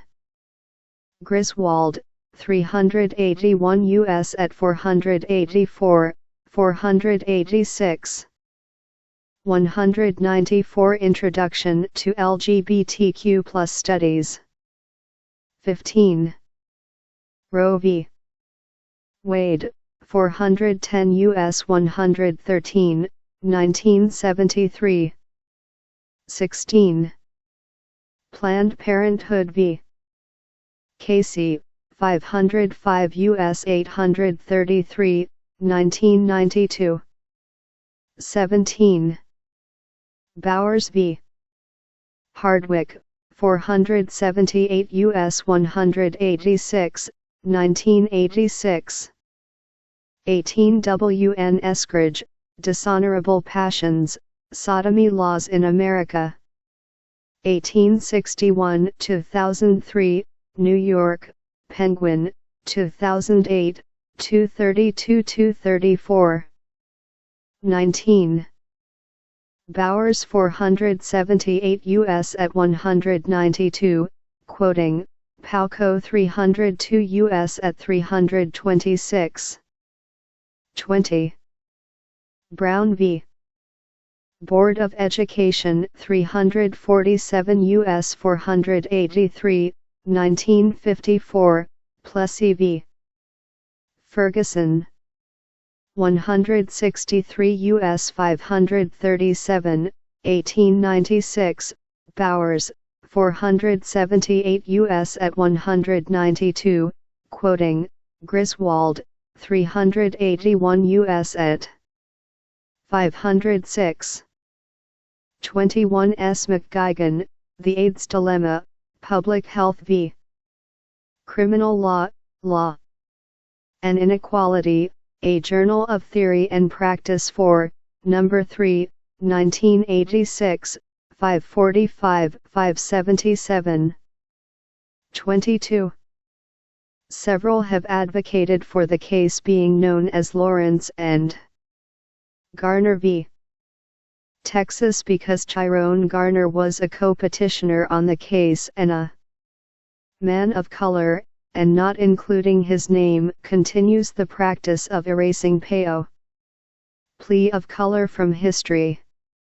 M. Spindelman, Tyrone Garner's Lawrence v. Texas. Michigan Law Review 111, No. 6, 2013, https://repository.law.umish.edu/cgi/ View content CGI, article = 1074 and context = MLR. 23. Lawrence v. Texas, 539 US 558, 2003. 24. Lawrence, 539 US 564. 25. Lawrence, 539 US 567. 26. Lawrence, 539 US 575. 27 D. Bell, J. Binney, R. Holliday, R. Longhurst, and R. Peace, Pleasure. Zones, Bodies, Cities, Spaces, Syracuse, New York, Syracuse University Press, 2011. See also, Getting Rid of Sodomy Laws, History and Strategy that Led to the Lawrence Decision, ACLU, accessed April 21, 2021, https://www.aclu.org/other/. Getting Rid Sodomy Laws History and Strategy Led Lawrence Decision. 28 J. E. Munoz, Cruising Utopia, The Then and There of Queer Futurity. New York, New York University Press, 2009. 29. Lawrence, 539 US 601. 30 J. D. Emilio, Will the Courts Set Us Free? Reflections on the Campaign for Same-Sex Marriage, in the Politics of Same-Sex Marriage, ed. C. Wilcox and C. A. Rimmerman, Chicago, University of Chicago Press, 2007, 39-64. 31. Bear v. Mike 910 P2D 112, 1996, Bear v. Lewin 74 Ha. 530. 852 P2D 44, 1993. 32. Defense of Marriage Act, H.R. 3396, 104th Congress. 1996, 3. 33. United States v. Windsor, 570 U.S. 744, 2013, W.N. Eskridge, How Government Unintentionally Influences Culture, The Case of Same-Sex Marriage. Northwestern University Law Review 102, 2008, 495-498. 34 P. Edelbrick, Since When Is Marriage a Path to Liberation? Look.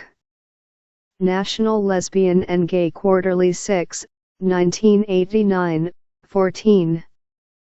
35 L. Duggan, Beyond Marriage, Democracy, Equality, and Kin. Ship for a New Century, Scholar and Feminist Online 10, NOS 1, 2, Fall 2011 Spring 2012, https://phonelinebarnard.edu/a-new-queer-agenda/ Beyond Marriage, Democracy, Equality and Kinship for a New Century/ 36. Obergefell v. Hodges, 576 U.S. 644 at 646, quoting, U.S. v. Windsor. 570 U.S. 744 at 759. 37. Obergefell, 576 U.S. at 659. 38. Obergefell, 576 U.S. at 672. 39. Obergefell, 576 U.S. at 681. LGBTQ+ Legal History 195. 40 LH Tribe, Equal Dignity, Speaking Its Name, Harvard Law Review. Forum 129, 2015, 16:32. 41 E. J. Bea, Akin to Madman, A Queer Critique of the Gay Rights Cases. Virginia Law Review 104, 2018, 1021, 1063. 42. Romer v. Evans, 517 U.S. 620, 1996. 43. Romer, 517 U.S. at 631 632. 44. Romer, 517 U.S. at 635. 45 J. B. Smith, The Flaws of Rational Basis with Bite, Why the Supreme Court Should Acknowledge Its Application of Heightened Scrutiny to Classifica. Tie-ins based on Sexual Orientation, Fordham Law Review 73, 2005, 2769, 2814. 46. Boy Scouts of America v. Dale, 530 U.S. 640, 661, 2000. 47. Masterpiece Kakashop, Limited v. Colorado Civil Rights Commission, 584. U.S. 2, 2018. 48 S. Eiffel, Symposium, The First Amendment Protects Speech and Religion. Not Discrimination in Public Spaces, Scottis Blog, June 5, 2018, https://www.scottisblog.com/2018/06. Religion Not Discrimination in Public Spaces/ 49. Bostock v.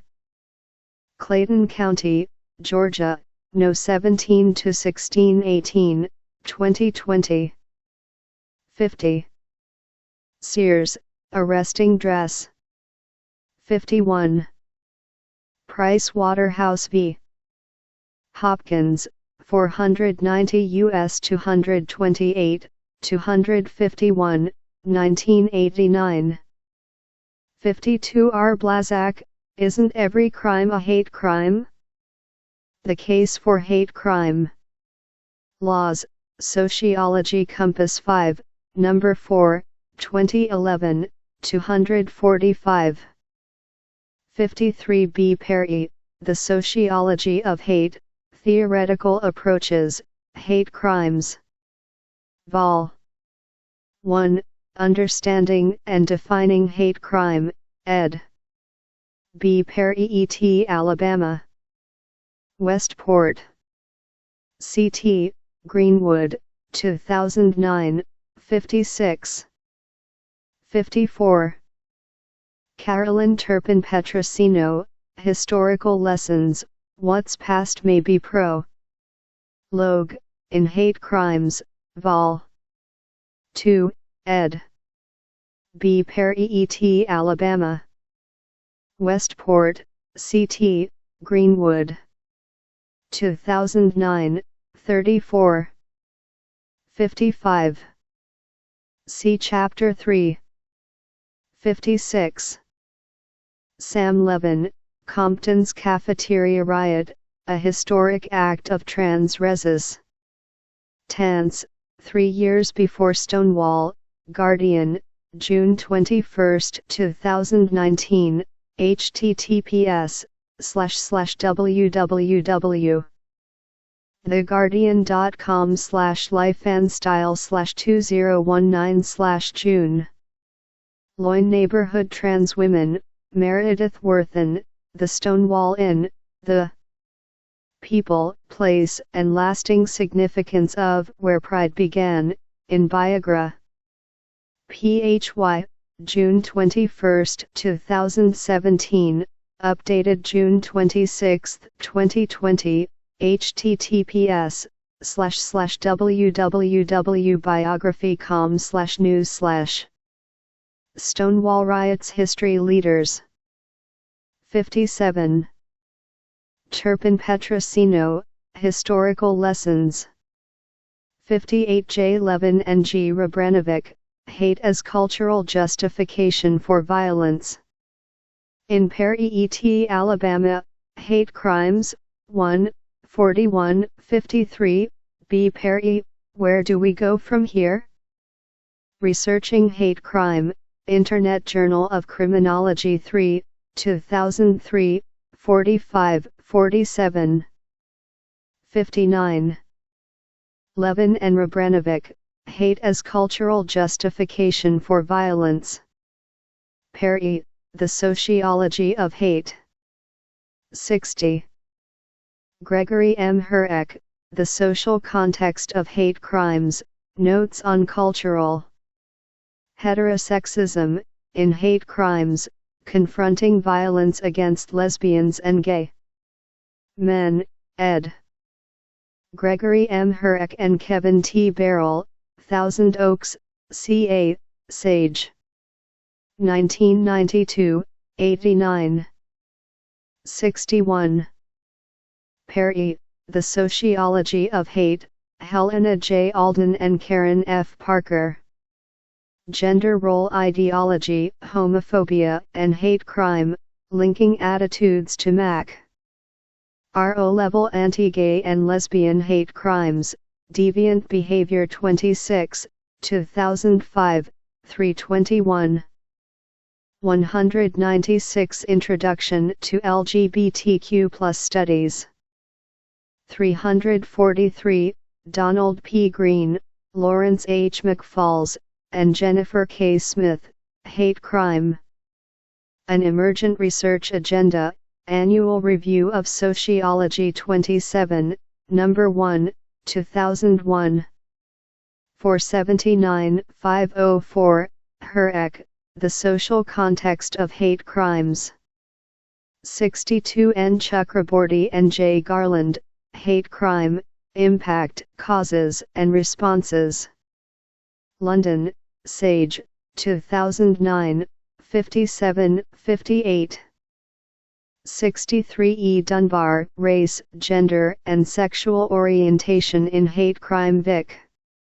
Timization, Identity Politics or Identity Risk, Violence and Victims 21, Number 3. 2006, 323, 327. 64 KT Barrel, Anti-Gay Violence and Victimization in the United States. An Overview, Journal of Interpersonal Violence 5, Number 3, 1990, 274-94. 65 KB Wolf and C. L. Coakley, To Protect and to Serve, an Explorer. Tie-in of police conduct in relation to the gay, lesbian, bisexual, and transgender community, sexuality and culture 11, Number 2, 2007, 15. 66 J. Lurie and S. P. Chase, The Chase Court, Justices, Rulings and Legacy. Santa Barbara, CA, ABC Clio, 2004, 140. 67. United States v. Harris, 106 U.S. 629, 1883. 68 v. Genis and R. Gradit, Making Hate a Crime, From Social Movement to Law Enforcement, New York, Russell Sage Foundation, 2001. 69. Reports, Hate Violence Reports, Anti-Violence Project, accessed to CM.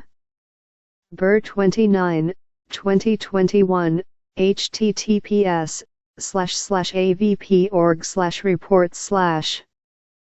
70. Perry, Where Do We Go From Here?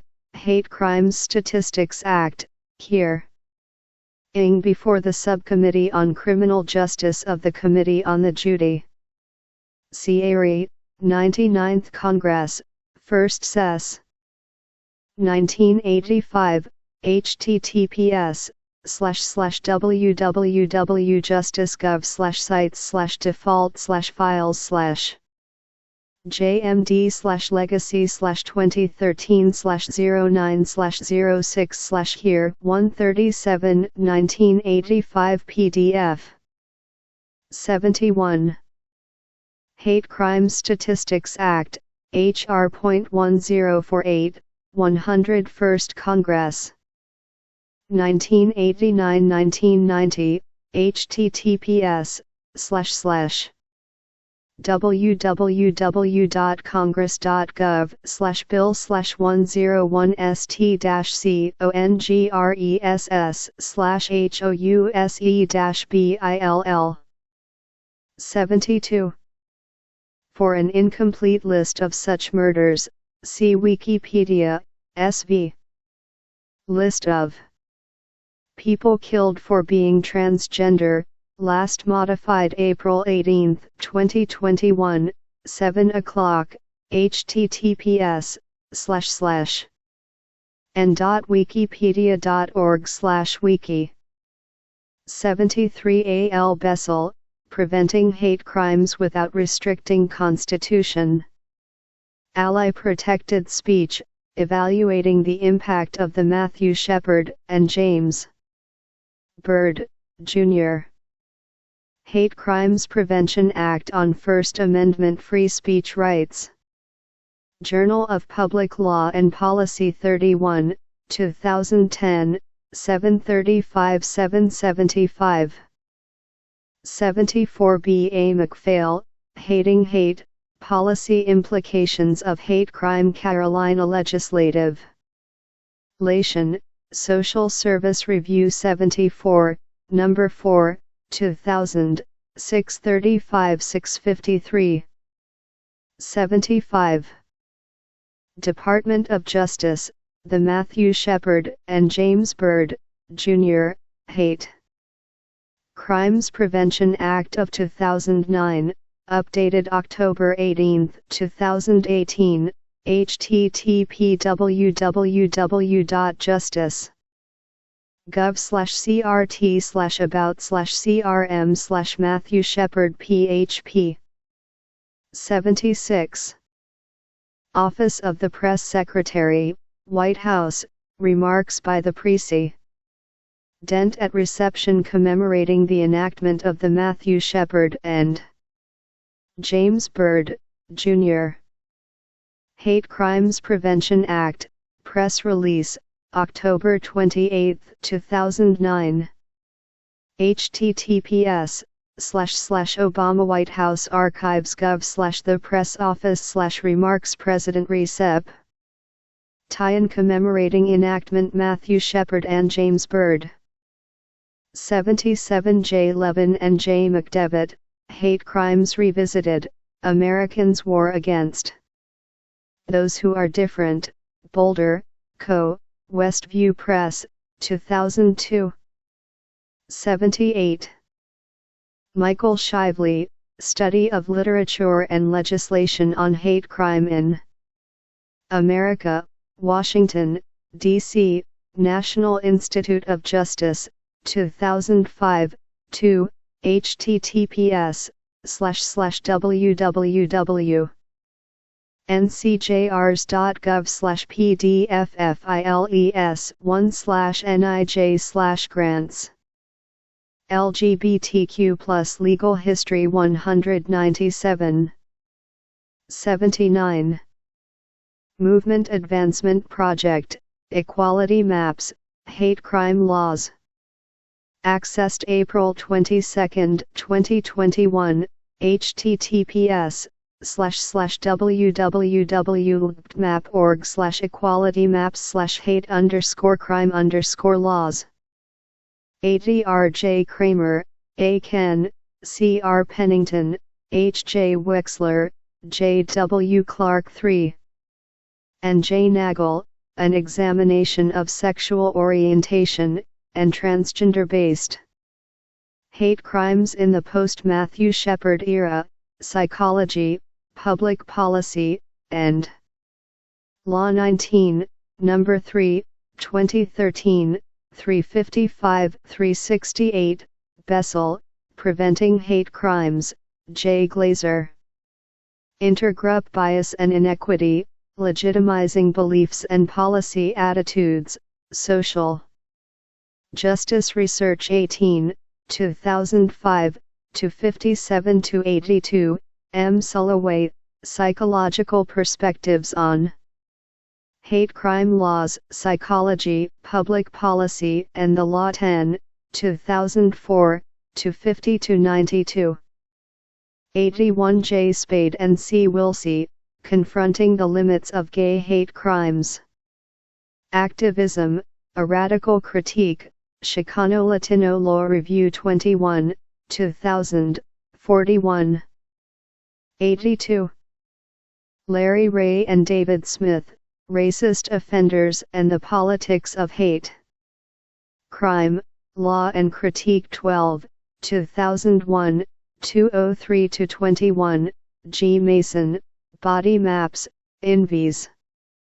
Aging Homophobia, Violence and Safety, Social and Legal Studies 10, No. 1. 2001, 23-44, Perry, Where Do We Go From Here, F. M. Lawrence, Punishing Hate, Bias Crimes Under American Law, Cambridge, Ma, Harvard University Press, 1999. 83. McPhail, Hating Hate, 637, 645. 84 I. Meyer, A. Flores, L. Stempel, A. Romero, B. Wilson, and J. Herr. Mann, Incarceration Rates and Traits of Sexual Minorities in the United States. National Inmate Survey, 2011-2012, American Journal of Public Health 107, No. 2, 2017, 267-73, Center for American Progress and Movement Advancement. Project, Unjust, How the Broken Criminal Justice System Fails LGBT People of Color, https www.map.org/file/LGBT Criminal Justice POC PDF 85 M. Basiches, A. Lee, and D. Spade, Building an Abolitionist Trans and Queer Movement with Everything We've Got, in Captive Gender, Trans Embodiment and the Prison Industrial Complex, ed. E. Stanley and N. Smith. Baltimore, AK Press, 2011, 17. Part 4. Prejudice and Health. 199. 6. Prejudice and Discrimination against LGBTQ+ people. Sean G. Massey, Sarah R. Young, and Anne Merriweather. Learning Objectives. Upon completion of this chapter, students will be able to do the following. Describe the connections between identities and embodied experiences. Analyze how key social institutions shape, define, and enforce structures of inequality. Describe how people struggle for social justice within historical contexts of inequality. Explain how different understandings of sexuality and gender affect self and community understanding of LGBTQ+ people. Introduction. In the decades since the 1969 Stonewall Rebellion provided a symbolic turning point in the critical and community consciousness of LGBTQ+ PO. A great many things have changed. A number of states have passed anti-discrimination and hate crime legislation. Openly LGBTQ+ people have been elected to public office, and marriage equality has become law in the United States and in many countries around the world. Representations of LGBTQ+ people have expanded because of community organizing, including activism in response to the AIDS epidemic, increasing popular interest. 200 Introduction to LGBTQ+ Studies. In LGBTQ+ lives, the proliferation and widespread use of the Internet and social media, and the emergence of an LGBTQ+ consumer market.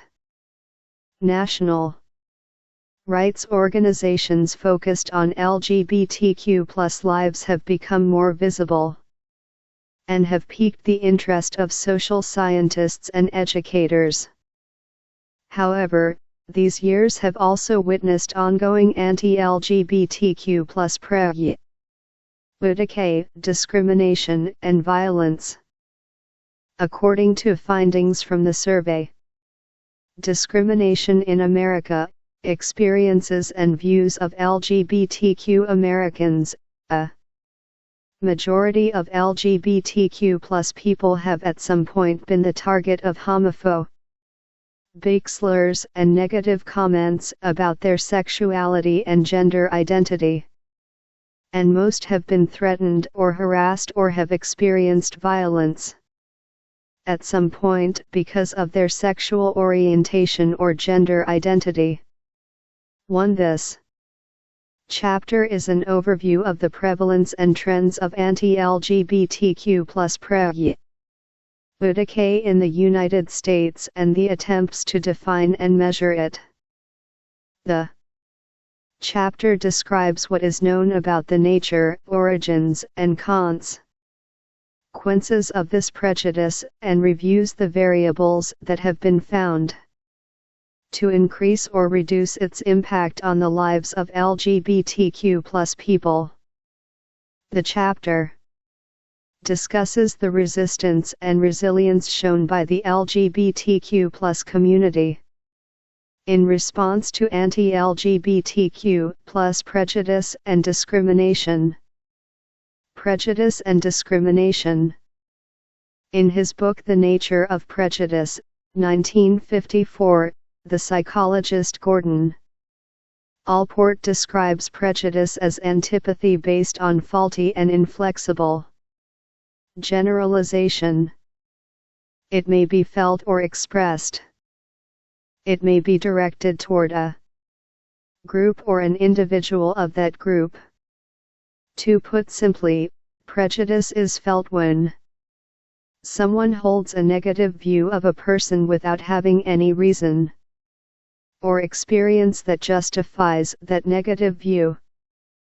Discrimination occurs when someone acts on prejudice by harming or disadvantaging a person or group, or when someone favors their own group at the expense of the other group.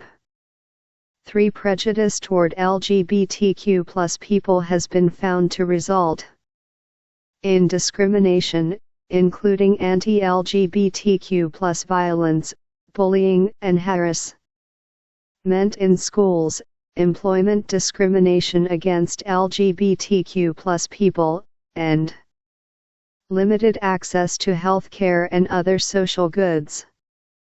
Violence against LGBTQ+ people. In 1998, Gwendolyn Ann Smith, Figure 6.1, established November 20 as Trans Day of Remembrance as a time to speak the names of all the trans gender individuals who were killed in anti-trans violence over the previous year. In 2016, according to the National Coalition of Anti-Violence Programs, 1,036 incidents of LGBTQ+ hate violence were reported by prejudice, negative emotions, beliefs, or behaviors toward an individual, based on the person's group membership and not based on prior knowledge or experience with that individual. Discrimination. The unjust or prejudicial treatment of an individual or group based on their actual or perceived membership in a particular group or class of people, for example, race, gender identity, or sexual orientation. Resistance. The effort of a social group or social movement to challenge or struggle against another group, policy, or government that is oppressing them. Resilience. An individual's ability to recover, or bounce back, from a stressful or traumatic experience. Prejudice and discrimination against LGBTQ+ people. 201 survivors. Of those targeted by this violence, 47% identified as gay, 17% as lesbian, 14% as heterosexual, 8% as queer, and 8% as bisexual. Over half those targeted in these incidents identified as transgender, and 61% identified as a person of color. That same year, 77 hate violence-related homicides against LGBTQ+ and HIV-affected people were reported.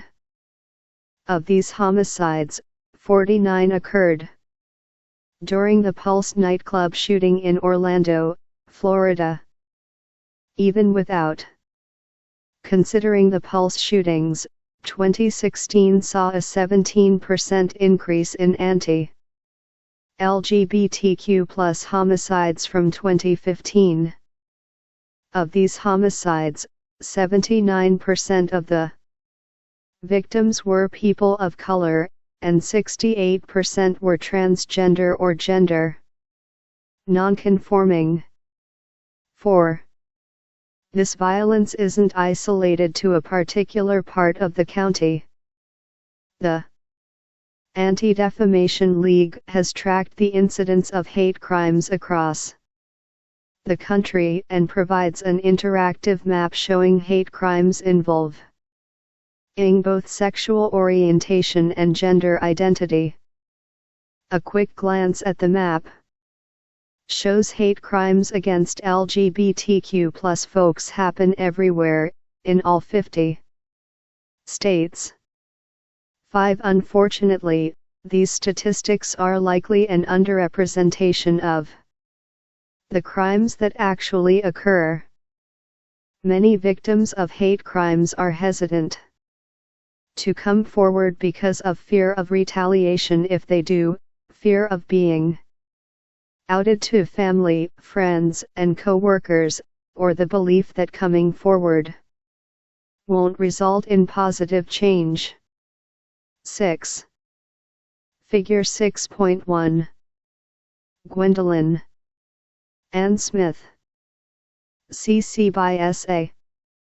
Lebs 12. Hate crimes. Crimes, such as assault, bullying, harassment, vandalism, and abuse, that are motivated by prejudice toward a certain group and that in some jurisdictions incur harsher penalties. 202 Introduction to LGBTQ+ Studies. Bullying, teasing, and harassment. Anti-LGBT prejudice also affects LGBTQ+ youth in schools and online. The harassment, bullying, and victimization they experience contributes to lower self-esteem, poorer academic performance, and increased truancy among LGBTQ+ youth. In addition, it leads to feeling less connected to school and having lower achievement goals, and it correlates with higher levels of depression, more suicidal thoughts and attempts, increased substance use, and more sexual risk-taking. 7. Some states have passed laws to protect LGBTQ+ students from this harassment, bullying, and violence in their schools. One example is New York State's Dignity for All Students Act of 2012. The goal was to provide students with school environments that are free from discrimination and harassment based on gender, race, religion, sexual orientation, or gender identity. 8. The legislation provides guidelines for students, teachers, and schools, and it institutes a zero-tolerance policy regarding bullying in schools. See Chapter 9. Unfortunately, many schools have failed to implement key components of the Act, lack staff with adequate knowledge about its requirements, or have failed to adequately track and report incidents of harassment and bullying that fall within the guidelines. 9. Another resource for LGBTQ+ youth is the It Gets Better project. Founded in 2010 by Dan Savage, Figure 6.2, and his partner, Terry Miller. Figure 6.2. Dan Savage. CC by Weebit. Dignity for All Students Act. A law in New York State passed in 2010 that seeks to eliminate discrimination and bullying based on race, physical size, national origin, ethnicity, religion, ability, sexual orientation, gender identity, and sex, in schools through education, modification of district codes of conduct, and the mandated collection and reporting of incident data. Prejudice and discrimination against LGBTQ+ people. 203. This nonprofit organization attempts to uplift, empower, and connect lesbian, gay, bisexual, transgender, and queer youth around the globe by educating about the negative effects of bullying and harassment and working to build self-esteem for LGBTQ+ youth. 10. Employment discrimination. Anti-LGBTQ+ prejudice can also lead to employment discrimination. According to the Discrimination in America survey of LGBTQ+ Americans, 20% of respondents reported experiencing employment discrimination when applying for a job and in terms of compensation and promotions. 11. These results are even worse for LGBTQ+ people of color. Starting in the 1980s and continuing into the 21st century, some states passed employment non-discrimination laws that offered some protections for LGBTQ+ people, although many of these laws applied only to sexual orientation, leaving out protections for gender expression and identity. Legislative efforts at the federal level to provide protections against discrimination based on sexual orientation and gender identity and expression were largely unsuccessful. The Employment Non-Discrimination Act, a bill that would protect lesbian, gay, bisexual, and transgender people from employment discrimination, was introduced in Congress every year from 1994 to 2013. The bill came close to passing on at least one occasion, but the inclusion of transgender rights created divisions among both supporters and opponents. Moreover, as support for the bill increased, so too did the claims that these protections would violate the religious freedom of those who see homosexuality as a sin, resulting in the addition of religious exemption language in versions of the bill. These exemptions concern many longtime advocates for LGBTQ+ rights, who argue that they effectively allow religious organizations to discriminate against LGBTQ+ individuals. Some groups, like Lambda Legal, have even pulled their support for the legislation for this reason. From 2015 on, LGBTQ+ rights advocates moved to support the Equality Act, a bill with a range of broader protections than the proposed Employment Non-Discrimination Act, including protections related to gender identity. The Equality Act would prohibit discrimination on the basis of sexual orientation and gender identity not only in employment, but also in housing, public accommodations, public education, federal funding, credit, and jury service. However, this bill was referred to committee and never passed. In the absence of federal legislation, LGBTQ+ activists continued to press for justice through the courts.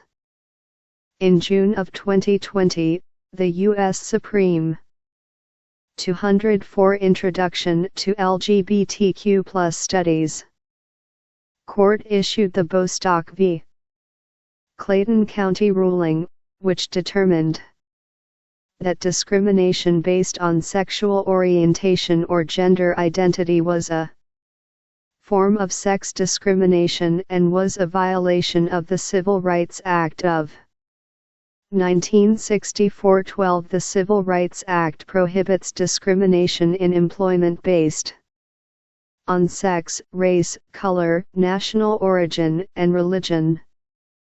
According to the legal advocacy group Lambda Legal, this ruling swept away all the contrary precedent and protected all LGBT workers nationwide.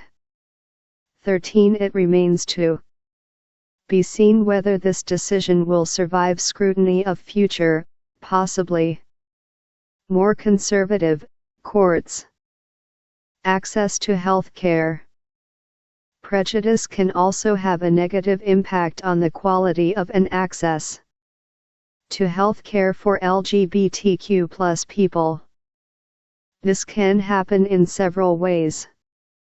The first way relates to access to employment, because a frequent benefit of employment is access to health insurance.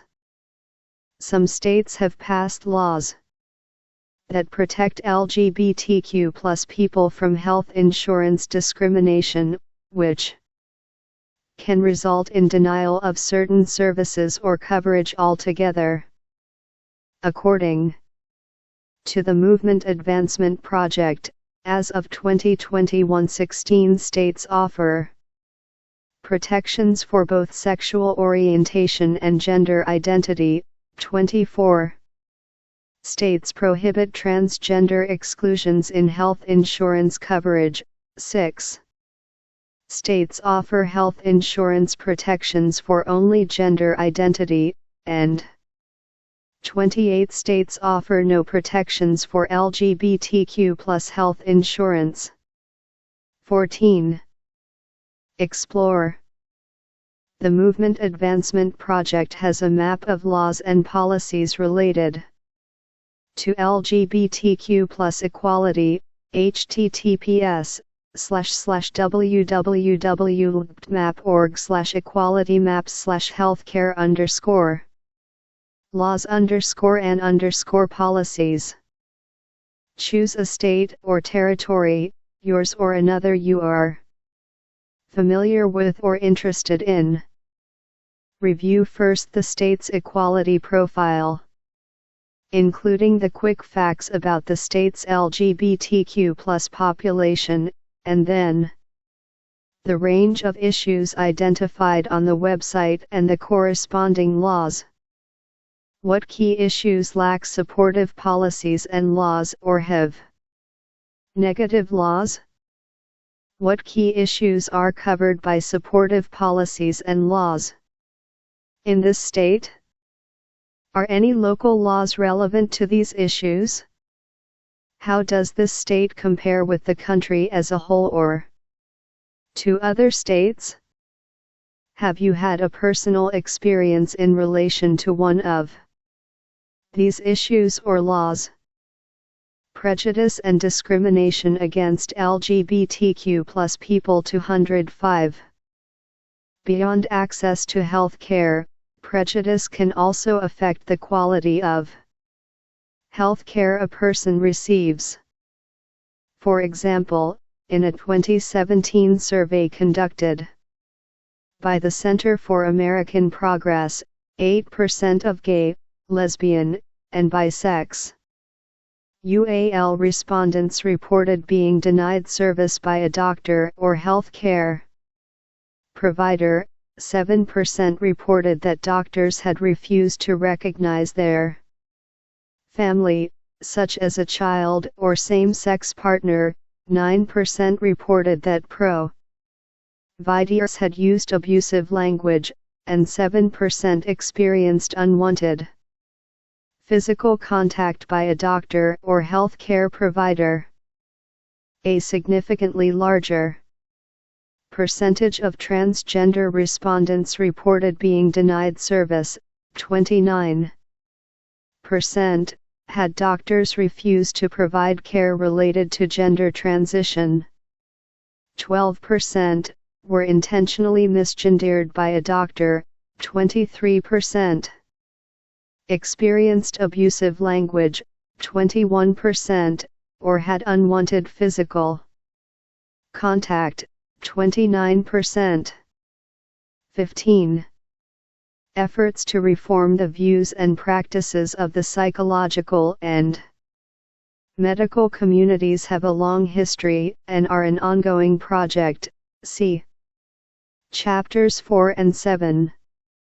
For example, the American Psychiatric Association removed homosexuality from the list of mental illnesses documented in its Diagnostic and Statistical Manual in 1973, and the American Psychological Association has taken an affirmative stance toward LGBTQ+ people since 1975.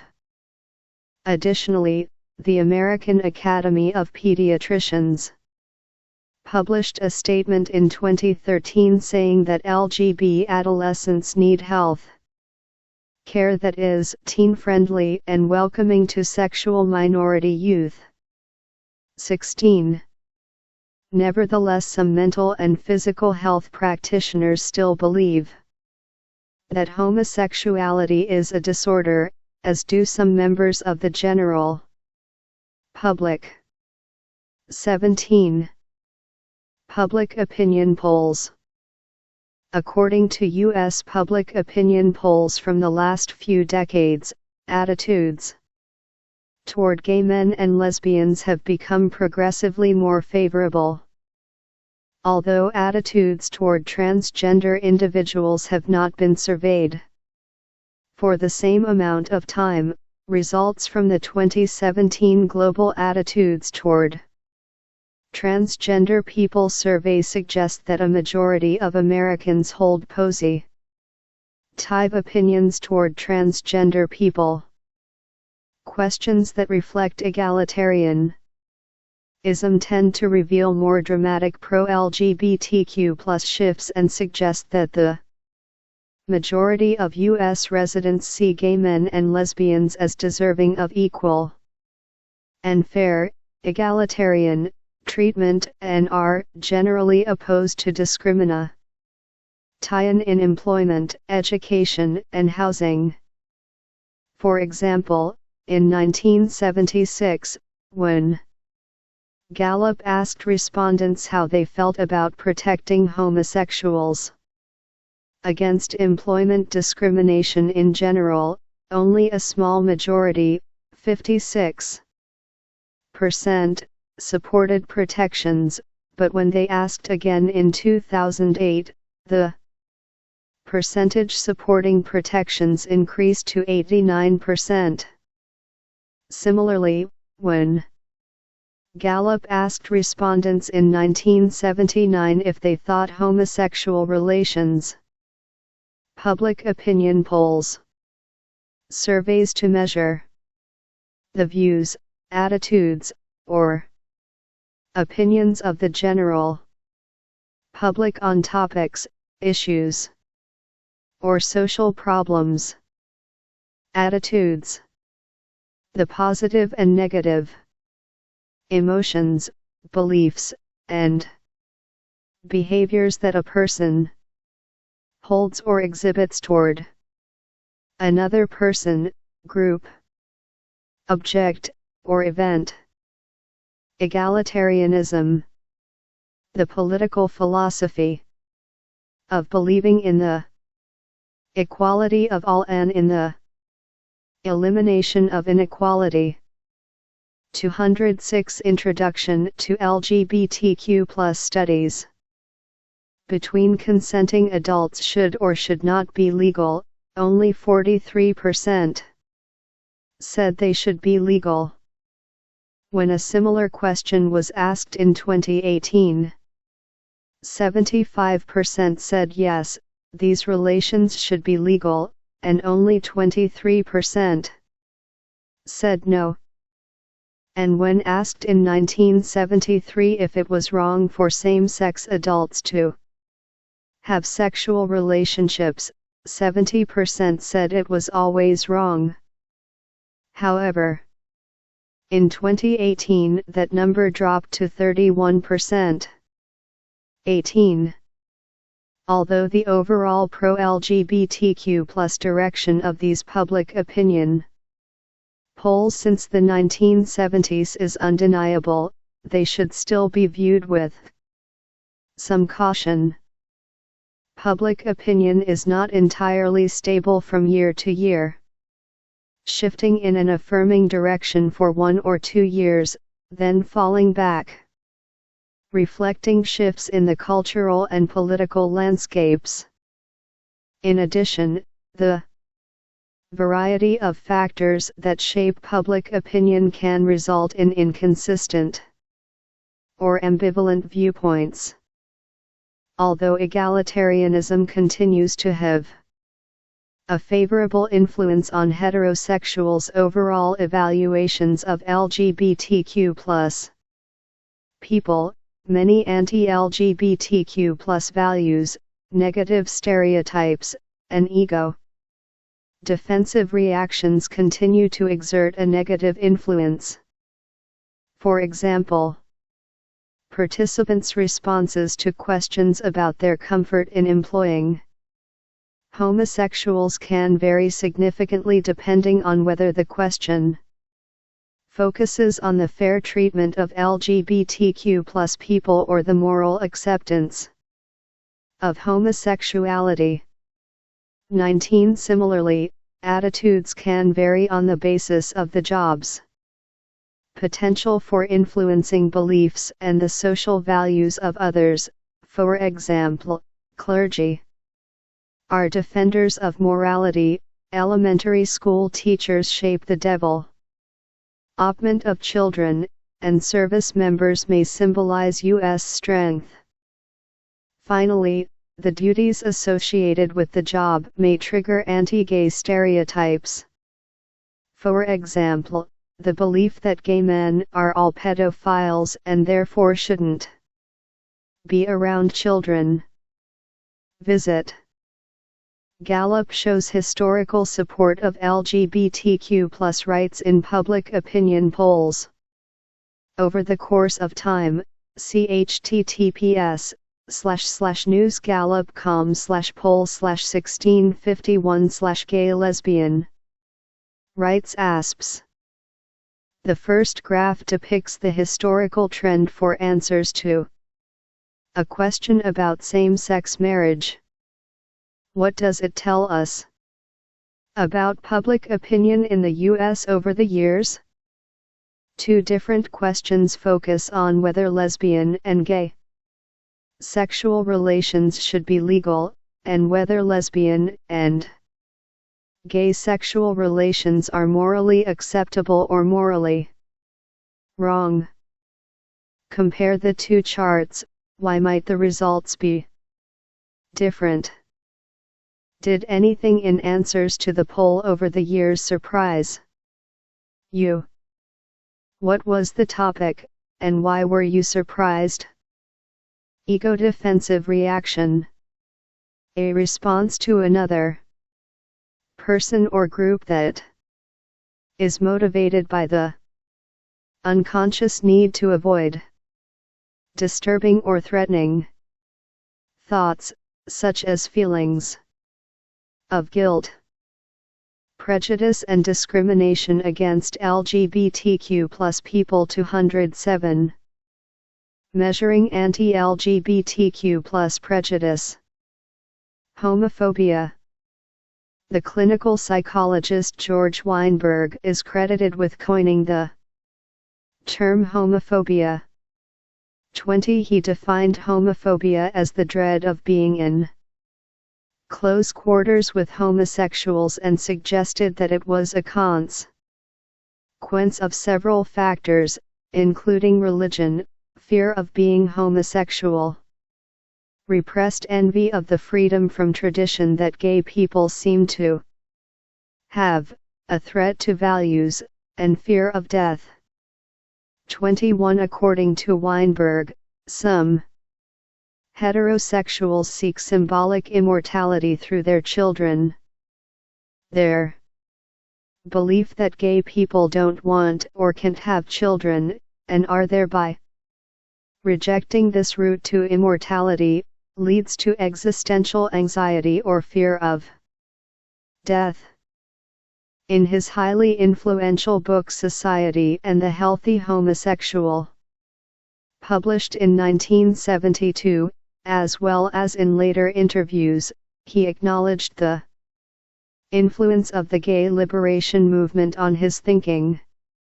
22 essays that eventually became chapters of Society and the Healthy Homosexual were published in Gay, a gay liberationist magazine edited by the gay liberation pioneers Jack Nichols and Lige Clark. Positioning himself solidly within gay liberationist philosophy, Weinberg suggested that he would never consider a patient healthy unless he had overcome his prejudice of homosexuality.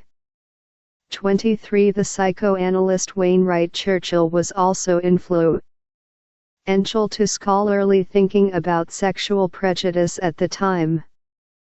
In his book, Homosexual Behavior Among Males, 1967, he describes homoerotophobia, a concept similar to homophobia, as the psychological consequence of living in an erotophobic society, or one that is afraid of the erotic. 24. After Weinberg introduced a word for homophobia, research into the study of attitudes toward LGBTQ+ people expanded considerably. Kenneth Smith conducted the first ever study attempting to measure heterosexuals' attitudes toward gay men. His work questioned the nature of the homophobic individual.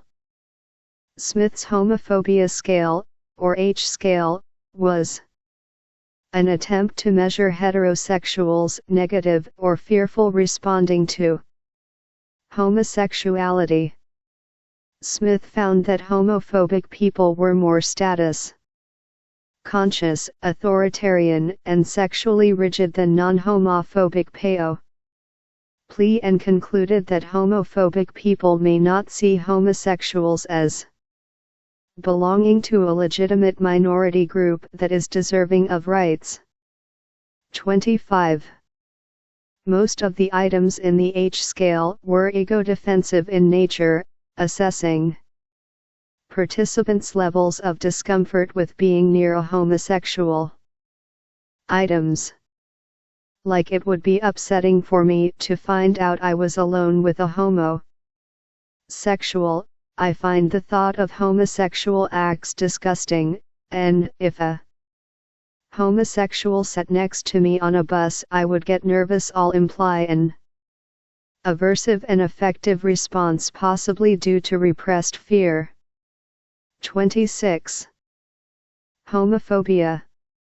Negative or hostile attitudes toward people who identify as, or are perceived to be, lesbian, gay, bisexual, transgender, or queer. Biphobia and transphobia are also used to describe negative or hostile attitudes toward people who identify or are perceived to be bisexual or transgender. 208 Introduction to LGBTQ+ Studies. Heterosexism and Heteronormativity. According to the lesbian feminist writer and theorist Adrienne Rich, Fig. Your 6.3, Compulsory Heterosexuality, the assumption that everyone is heterosexual and that heterosexuality is natural for men and women is maintained and reinforced by the patriarchy. 27 This social and political System of male dominance is reinforced by heterosexism, which Gregory Herrick describes as an ideological system that denies and stigmatizes any non-heterosexual form of behavior, identity, relationship, or community. 28. What results is heteronormativity, an attitude and practice that centers the world around heterosexuality, privileging only that which conforms to the norms, practices, and institutions of heterosexuality. 29. Queer theory expands on the implications of heteronormativity. Combined, heterosexism and heteronormativity shape the world in which LGBTQ+ people live, creating an everyday environment where they are ignored, invalidated, and sometimes punished for not living up to the standards of heterosexuality. Many of the traditional milestones of everyday life are influenced by heterosexism and heteronormativity. Think about gender roles and their corresponding attitudes and behaviors, body image, gendered attire. Figure 6.3. Audre Lorde. Left, Maridel L. Esor. Center, and Adrian Rich. Right. CC by K. Kendall.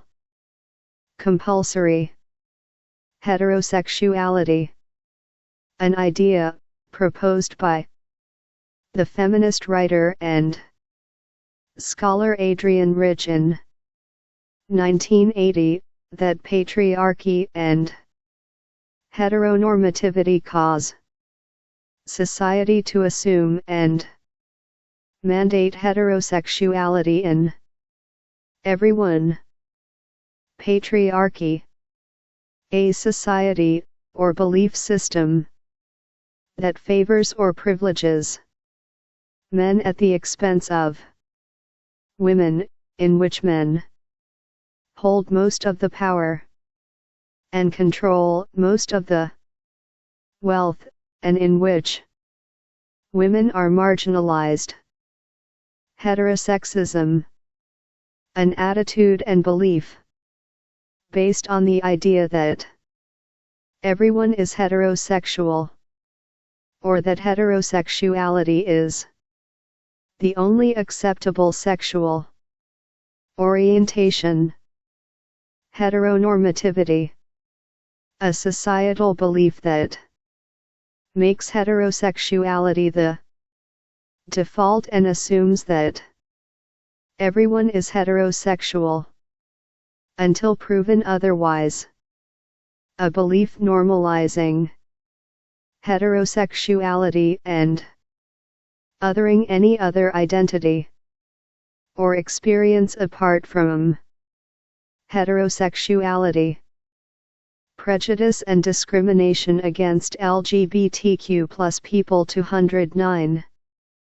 And comportment, as well as developmental milestones such as dating, marriage, career, and parenthood. All these norms and events are influenced by heterosexism and a corresponding set of heteronormative sexual scripts. These scripts are mental constructions, shaped by culture, that guide individual understanding of relationships and sexual situations. 30. As LGBTQ+ people attempt to navigate these standards and expectations, they frequently encounter challenges to their well-being. It is also important to point out that, although the challenges are intense, many are able to meet these challenges successfully. Heterosexism and heteronormativity have cast LGBTQ+ individuals as morally vacuous, criminal threats, and mentally ill. Social Tie-ins existed in most institutions, denying LGBTQ+ people access to faith, communities, education institutions, and even families. Discrimination in employment was the norm, resulting in the need for LGBTQ+ people to deny or dissemble in places of employment, when seeking housing, or in public. And although the U.S. Supreme Court has determined that LGBTQ+ people cannot be discriminated against in employment, efforts are underway to limit the scope of this ruling through the pursuit of religious exemptions. Same-sex marriages were not recognized in the United States until 2015, and that change occurred through the courts, and not through legislation. In addition, marriage equality continues to be challenged, with legislative and judicial efforts to limit the extent to which same-sex unions must be recognized as valid. The rights of LGBTQ+ people to become or remain parents to children has also seen progress, but remains under siege. For example, in 2018, Oklahoma Governor Mary Fallin signed a bill that allows private adoption agencies to discriminate against LGBTQ+ couples, allowing them to refuse to place children in LGBTQ+ families if it would violate the agency's written religious or moral convictions or policies. 31. Microaggressions. Not all acts of discrimination are overt and easily identified, either by the person who is targeted or by witnesses. The mental health of people who are marginalized because of race, ethnicity, gender, and sexuality can also be affected by microaggressions. Brief, daily assaults on minority individuals, which can be social or environmental, verbal or nonverbal, as well as intentional or unintentional. 32. Because microaggressions are slight, somewhat indirect, and sometimes dismissible, they can be pernicious and difficult to address directly. Microaggressions have been found to negatively affect mental health, likelihood of accessing health care, and satisfaction with a workplace. Microaggressions. Common verbal, behavioral, or environmental insults, indignities, and slights that cause harm by communicating intentionally or unintentionally hostility and prejudice toward members of a marginalized group. 210. Introduction to LGBTQ+ studies or educational setting. There are different kinds of microaggressions. Microassaults occur when someone makes a joke or makes a stereotypical generalization about a person based on their group membership. Micro insults refer to rude and insensitive words and behavior that devalue or demean someone's group. Finally, microinvalidations take place when someone is excluded because of their group or because their experience as the member of a group is invalidated. 33. LGBTQ+ minority stress. Although most people deal effectively with the stress of everyday life, sometimes negative life events can be so severe, what psychologists call major life stressors, or continue for so long, chronic stressors, that they can negatively affect mental and physical health. members of racial, sexual, and other minority groups who experience stressors as a result of prejudice and discrimination experience what psychologists call minority stress. 34. LGBTQ+ minority stress extends beyond the regular stress of everyday life or the stress that comes from unexpected life events.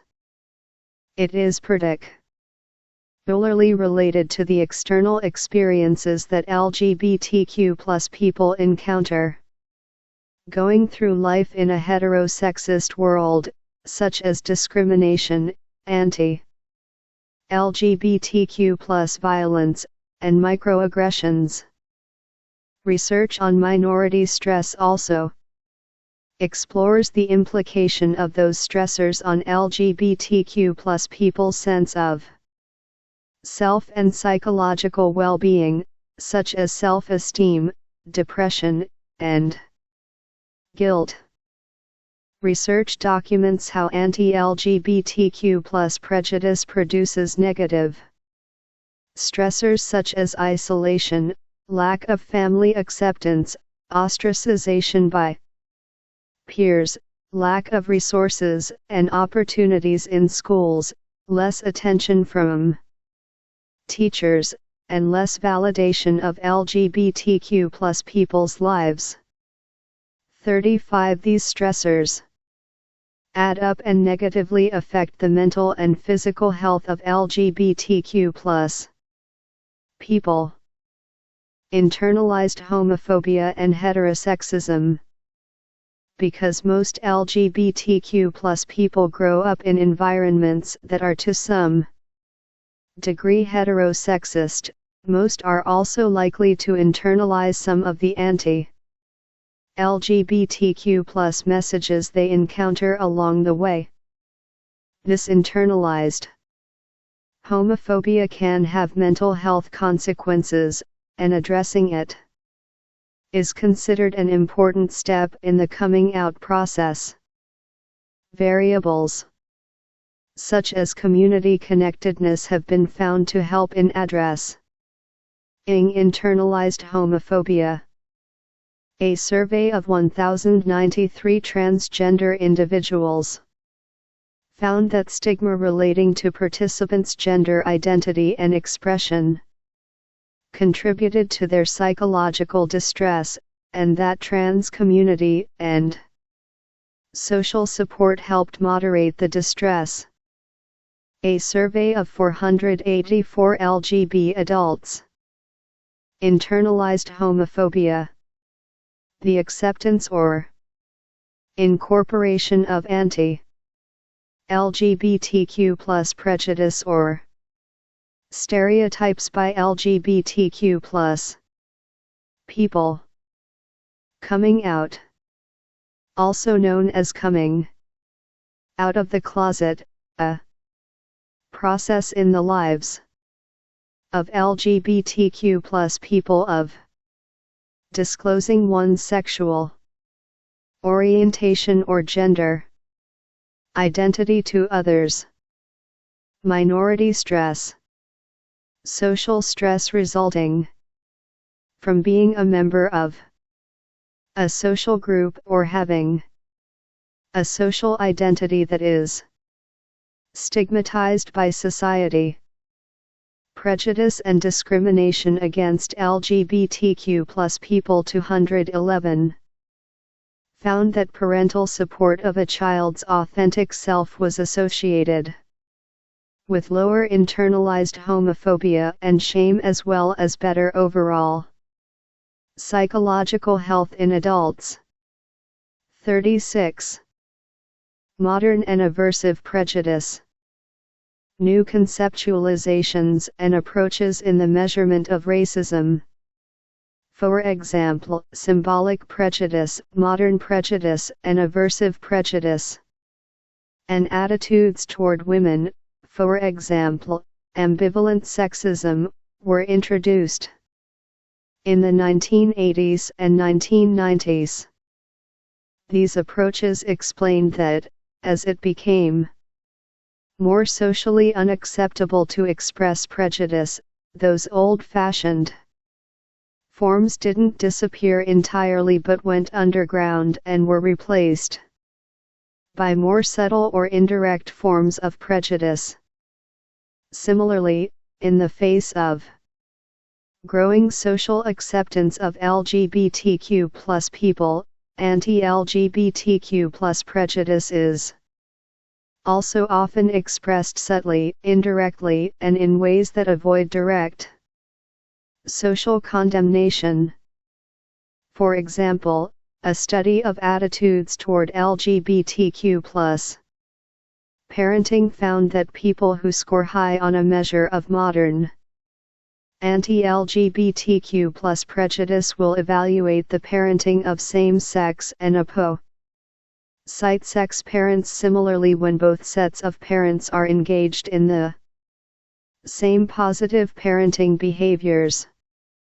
However, when both sets of parents engage in the same negative parenting behaviors, for example, losing their temper, slapping their child's hand, and yelling, those same participants will evaluate the parenting of the same-sex couple more negatively than the opposite-sex parents, suggesting that the condemnation of the parents' negative conduct provides a subtle and socially acceptable way to express existing anti-LGBTQ+ prejudice. 37. Predicting anti-LGBTQ+ prejudice. Anti-LGBTQ+ prejudice has been found to highly correlate with other variables, including age, education, location, religiosity, political party and ideology, and sexual conservatism. Personality has also been found to correlate with anti-LGBTQ+ prejudice. People who score higher on measures of right-wing authoritarianism tend to be more deferential to authority figures, see the world in moral absolutes, and be punitive toward those who transgress social norms. These people also tend to hold more negative attitudes toward LGBTQ+ people. In addition, gender and gender role beliefs have been found to predict attitudes toward LGBTQ+ people. People who support more traditional gender roles and traditional values concerning sexual behavior and family structure tend to express more anti-LGBTQ+ prejudice. Similar correlates have been tied to anti-trans attitudes. 38. Symbolic prejudice. A subtle and indirect form of prejudice toward a group that can manifest as the rejection of the policies and initiatives that are designed to help that group achieve equality while also expressing support for the equality of that group. Modern prejudice.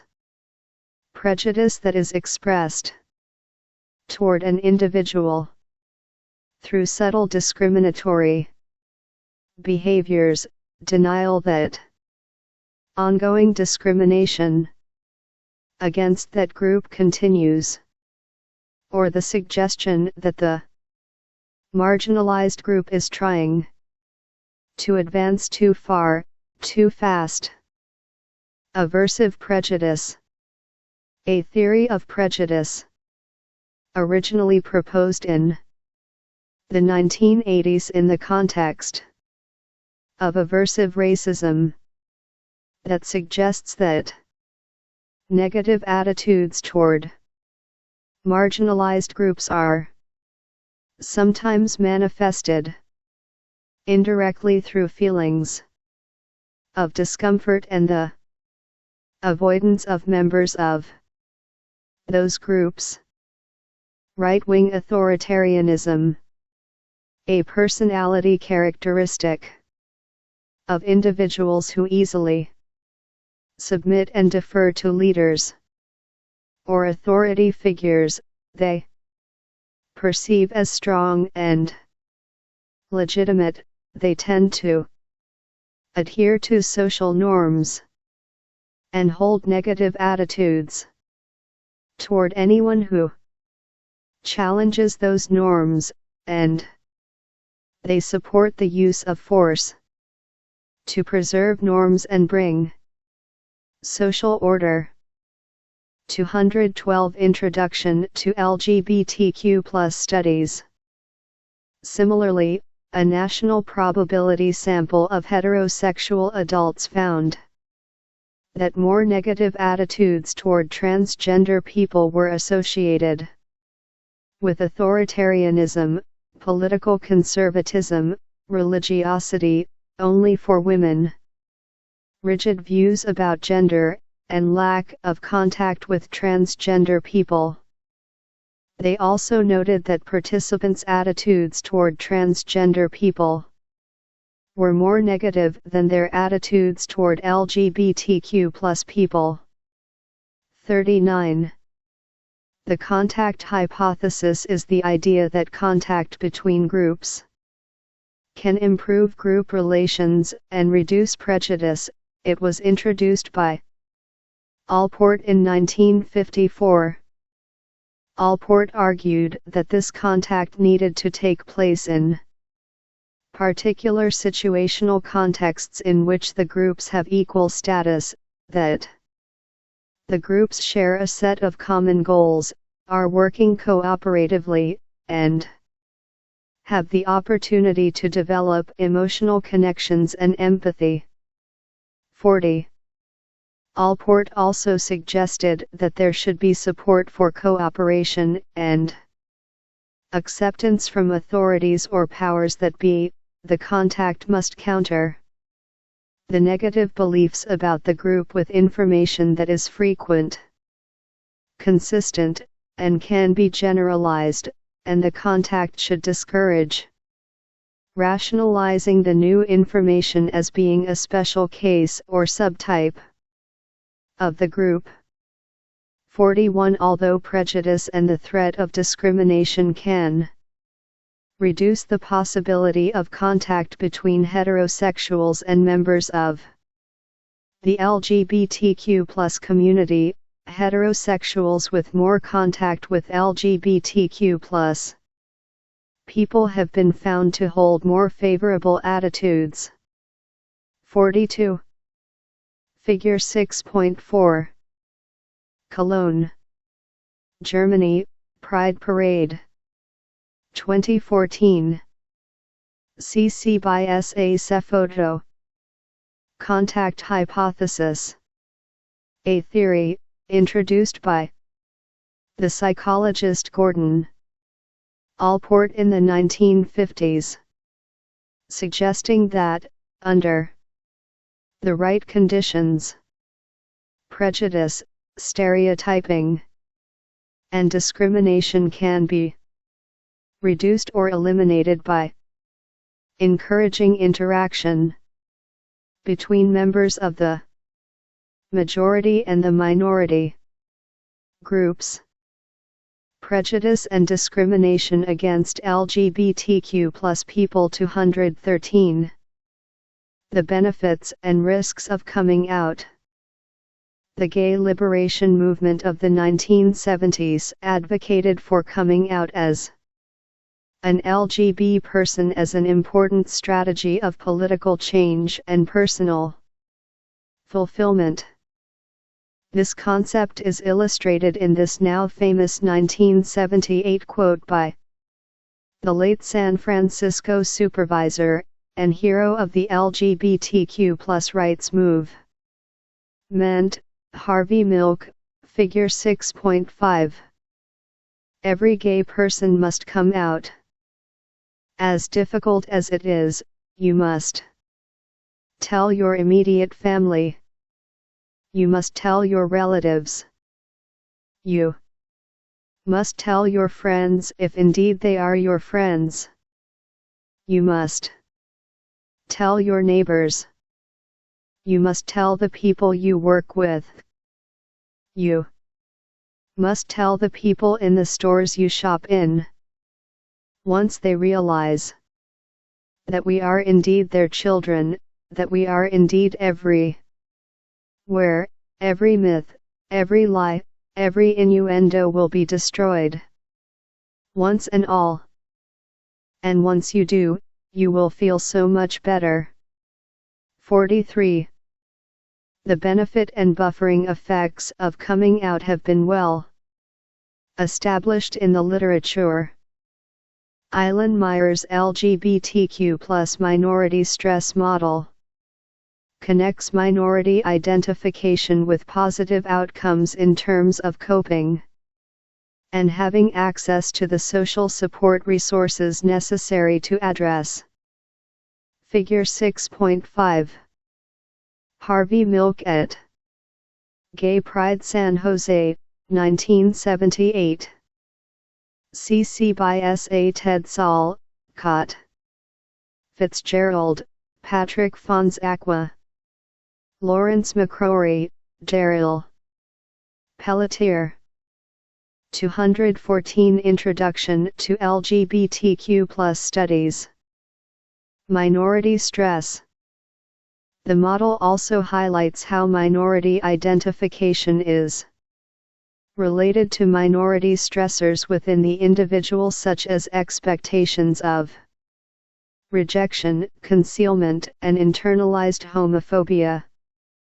In addition, identification and community connectedness can increase visibility, which may increase vulnerability to things like employment discrimination, harassment, and violence. 44. Historians and other social scientists have also suggested that the increased visibility of LGBTQ+ people was a critical element in the formation of LGBTQ+ communities and the progress of the LGBTQ+ rights movements. The contact hypothesis, Harvey Milk's rallying cry of come on out, and research that highlights the importance of role models and positive representatives in various forms of media all suggest that coming out and increasing the visibility of LGBTQ+ people is an important and often positive strategy for improving social attitudes. As we stated earlier in this chapter, increased visibility does come with risks. However, positive contact between heterosexuals and LGBTQ+ people has been found to result not only in positive attitude change but also in the possibility of increasing the dominant group's identification with the marginalized group, creating the possibility of allyship, the mobilization of heterosexuals to work toward change benefiting the LGBTQ+ community. As intergroup and interpersonal contact, as well as subsequent social networks, continues to expand into the virtual world through online communities, social networking, and hookup and dating apps, these forms of social interaction will likely continue to shape beliefs about and attitudes toward LGBTQ+ people, create new contexts for minority stress, and expand possibilities for social support and the resources available to LGBTQ+ people. 45. Watch a TED-Ed lesson, by Lillian Faderman, Harvey Milk's Radical Vision of Equality, introduces Milk and his life, https://www.ted.com/talks/ Lillian_Faderman_Harvey_Milk_Score_Vision_of_equality. Visit the SFO Museum's virtual exhibition about Harvey Milk, https://www.sfomuseum.org/exhibitions. What was the historical context within which Harvey Milk advocated coming out to family, friends, neighbors, and authors? What are the hallmarks of Milk's political philosophy? How does the research discussed in this chapter help us understand why Milk was right in believing that coming out was important for gay rights, allyship, building a supportive relationship with a marginalized or mistreated group of people that one is not a part of, an effort that continues even when that relationship threatens one's comfort, status, or relationships with one's group. Prejudice and discrimination against LGBTQ+ people. 215. Conclusion. Although progress in LGBTQ+ rights has been made and attitudes toward LGBTQ+ people have changed in the last few decades, the implications of anti-LGBTQ+ prejudice and discrimination remain serious. It is critical that efforts to change these attitudes continue and that LGBTQ+ affirmative social scientists, educators, and practitioners continue to develop a robust knowledge base to guide these efforts. In addition, a related literature highlights the strength and resilience found in the LGBTQ+ community. Even in the face of this adversity, LGBTQ+ historians and anthropologists like George Chauncey, John D'Amelio, Elizabeth Lipovsky Kennedy and Madeline Davis, and Susan Stryker have helped make visible the courage and perseverance of LGBTQ+ individuals and communities who face legal risks, social stigma, overt discrimination, and violence across the 20th century. 46. These are the voices and struggles of a resilient community, the Mata-Chine Society and Daughters of Bilitis, which organized and built networks of LGBTQ+ people in the shadow of McCarthyism and anti-homosexual witch hunts.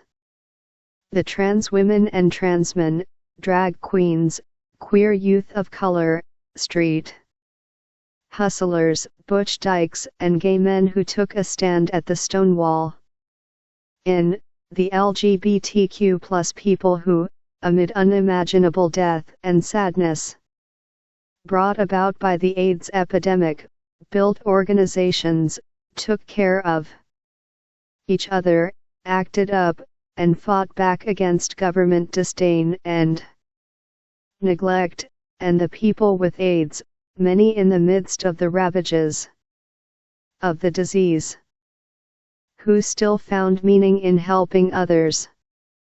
These stories of resilience aren't meant to minimize the dangers or potential for harm. In the words of Harvey Milk, they are simply stories of hope. Hope for a better world, hope for a better tomorrow, hope for a better place to come to if the pressures at home are too great. Hope that all will be alright.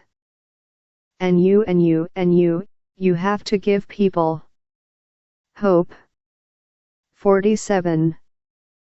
Profile, minority stress and same-sex couples.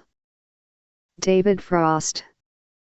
Sexual minority individuals continue to experience prejudice and discrimination as a result of the social stigma that most societies place on sexual behavior and sexual identities outside heteronormative ideals.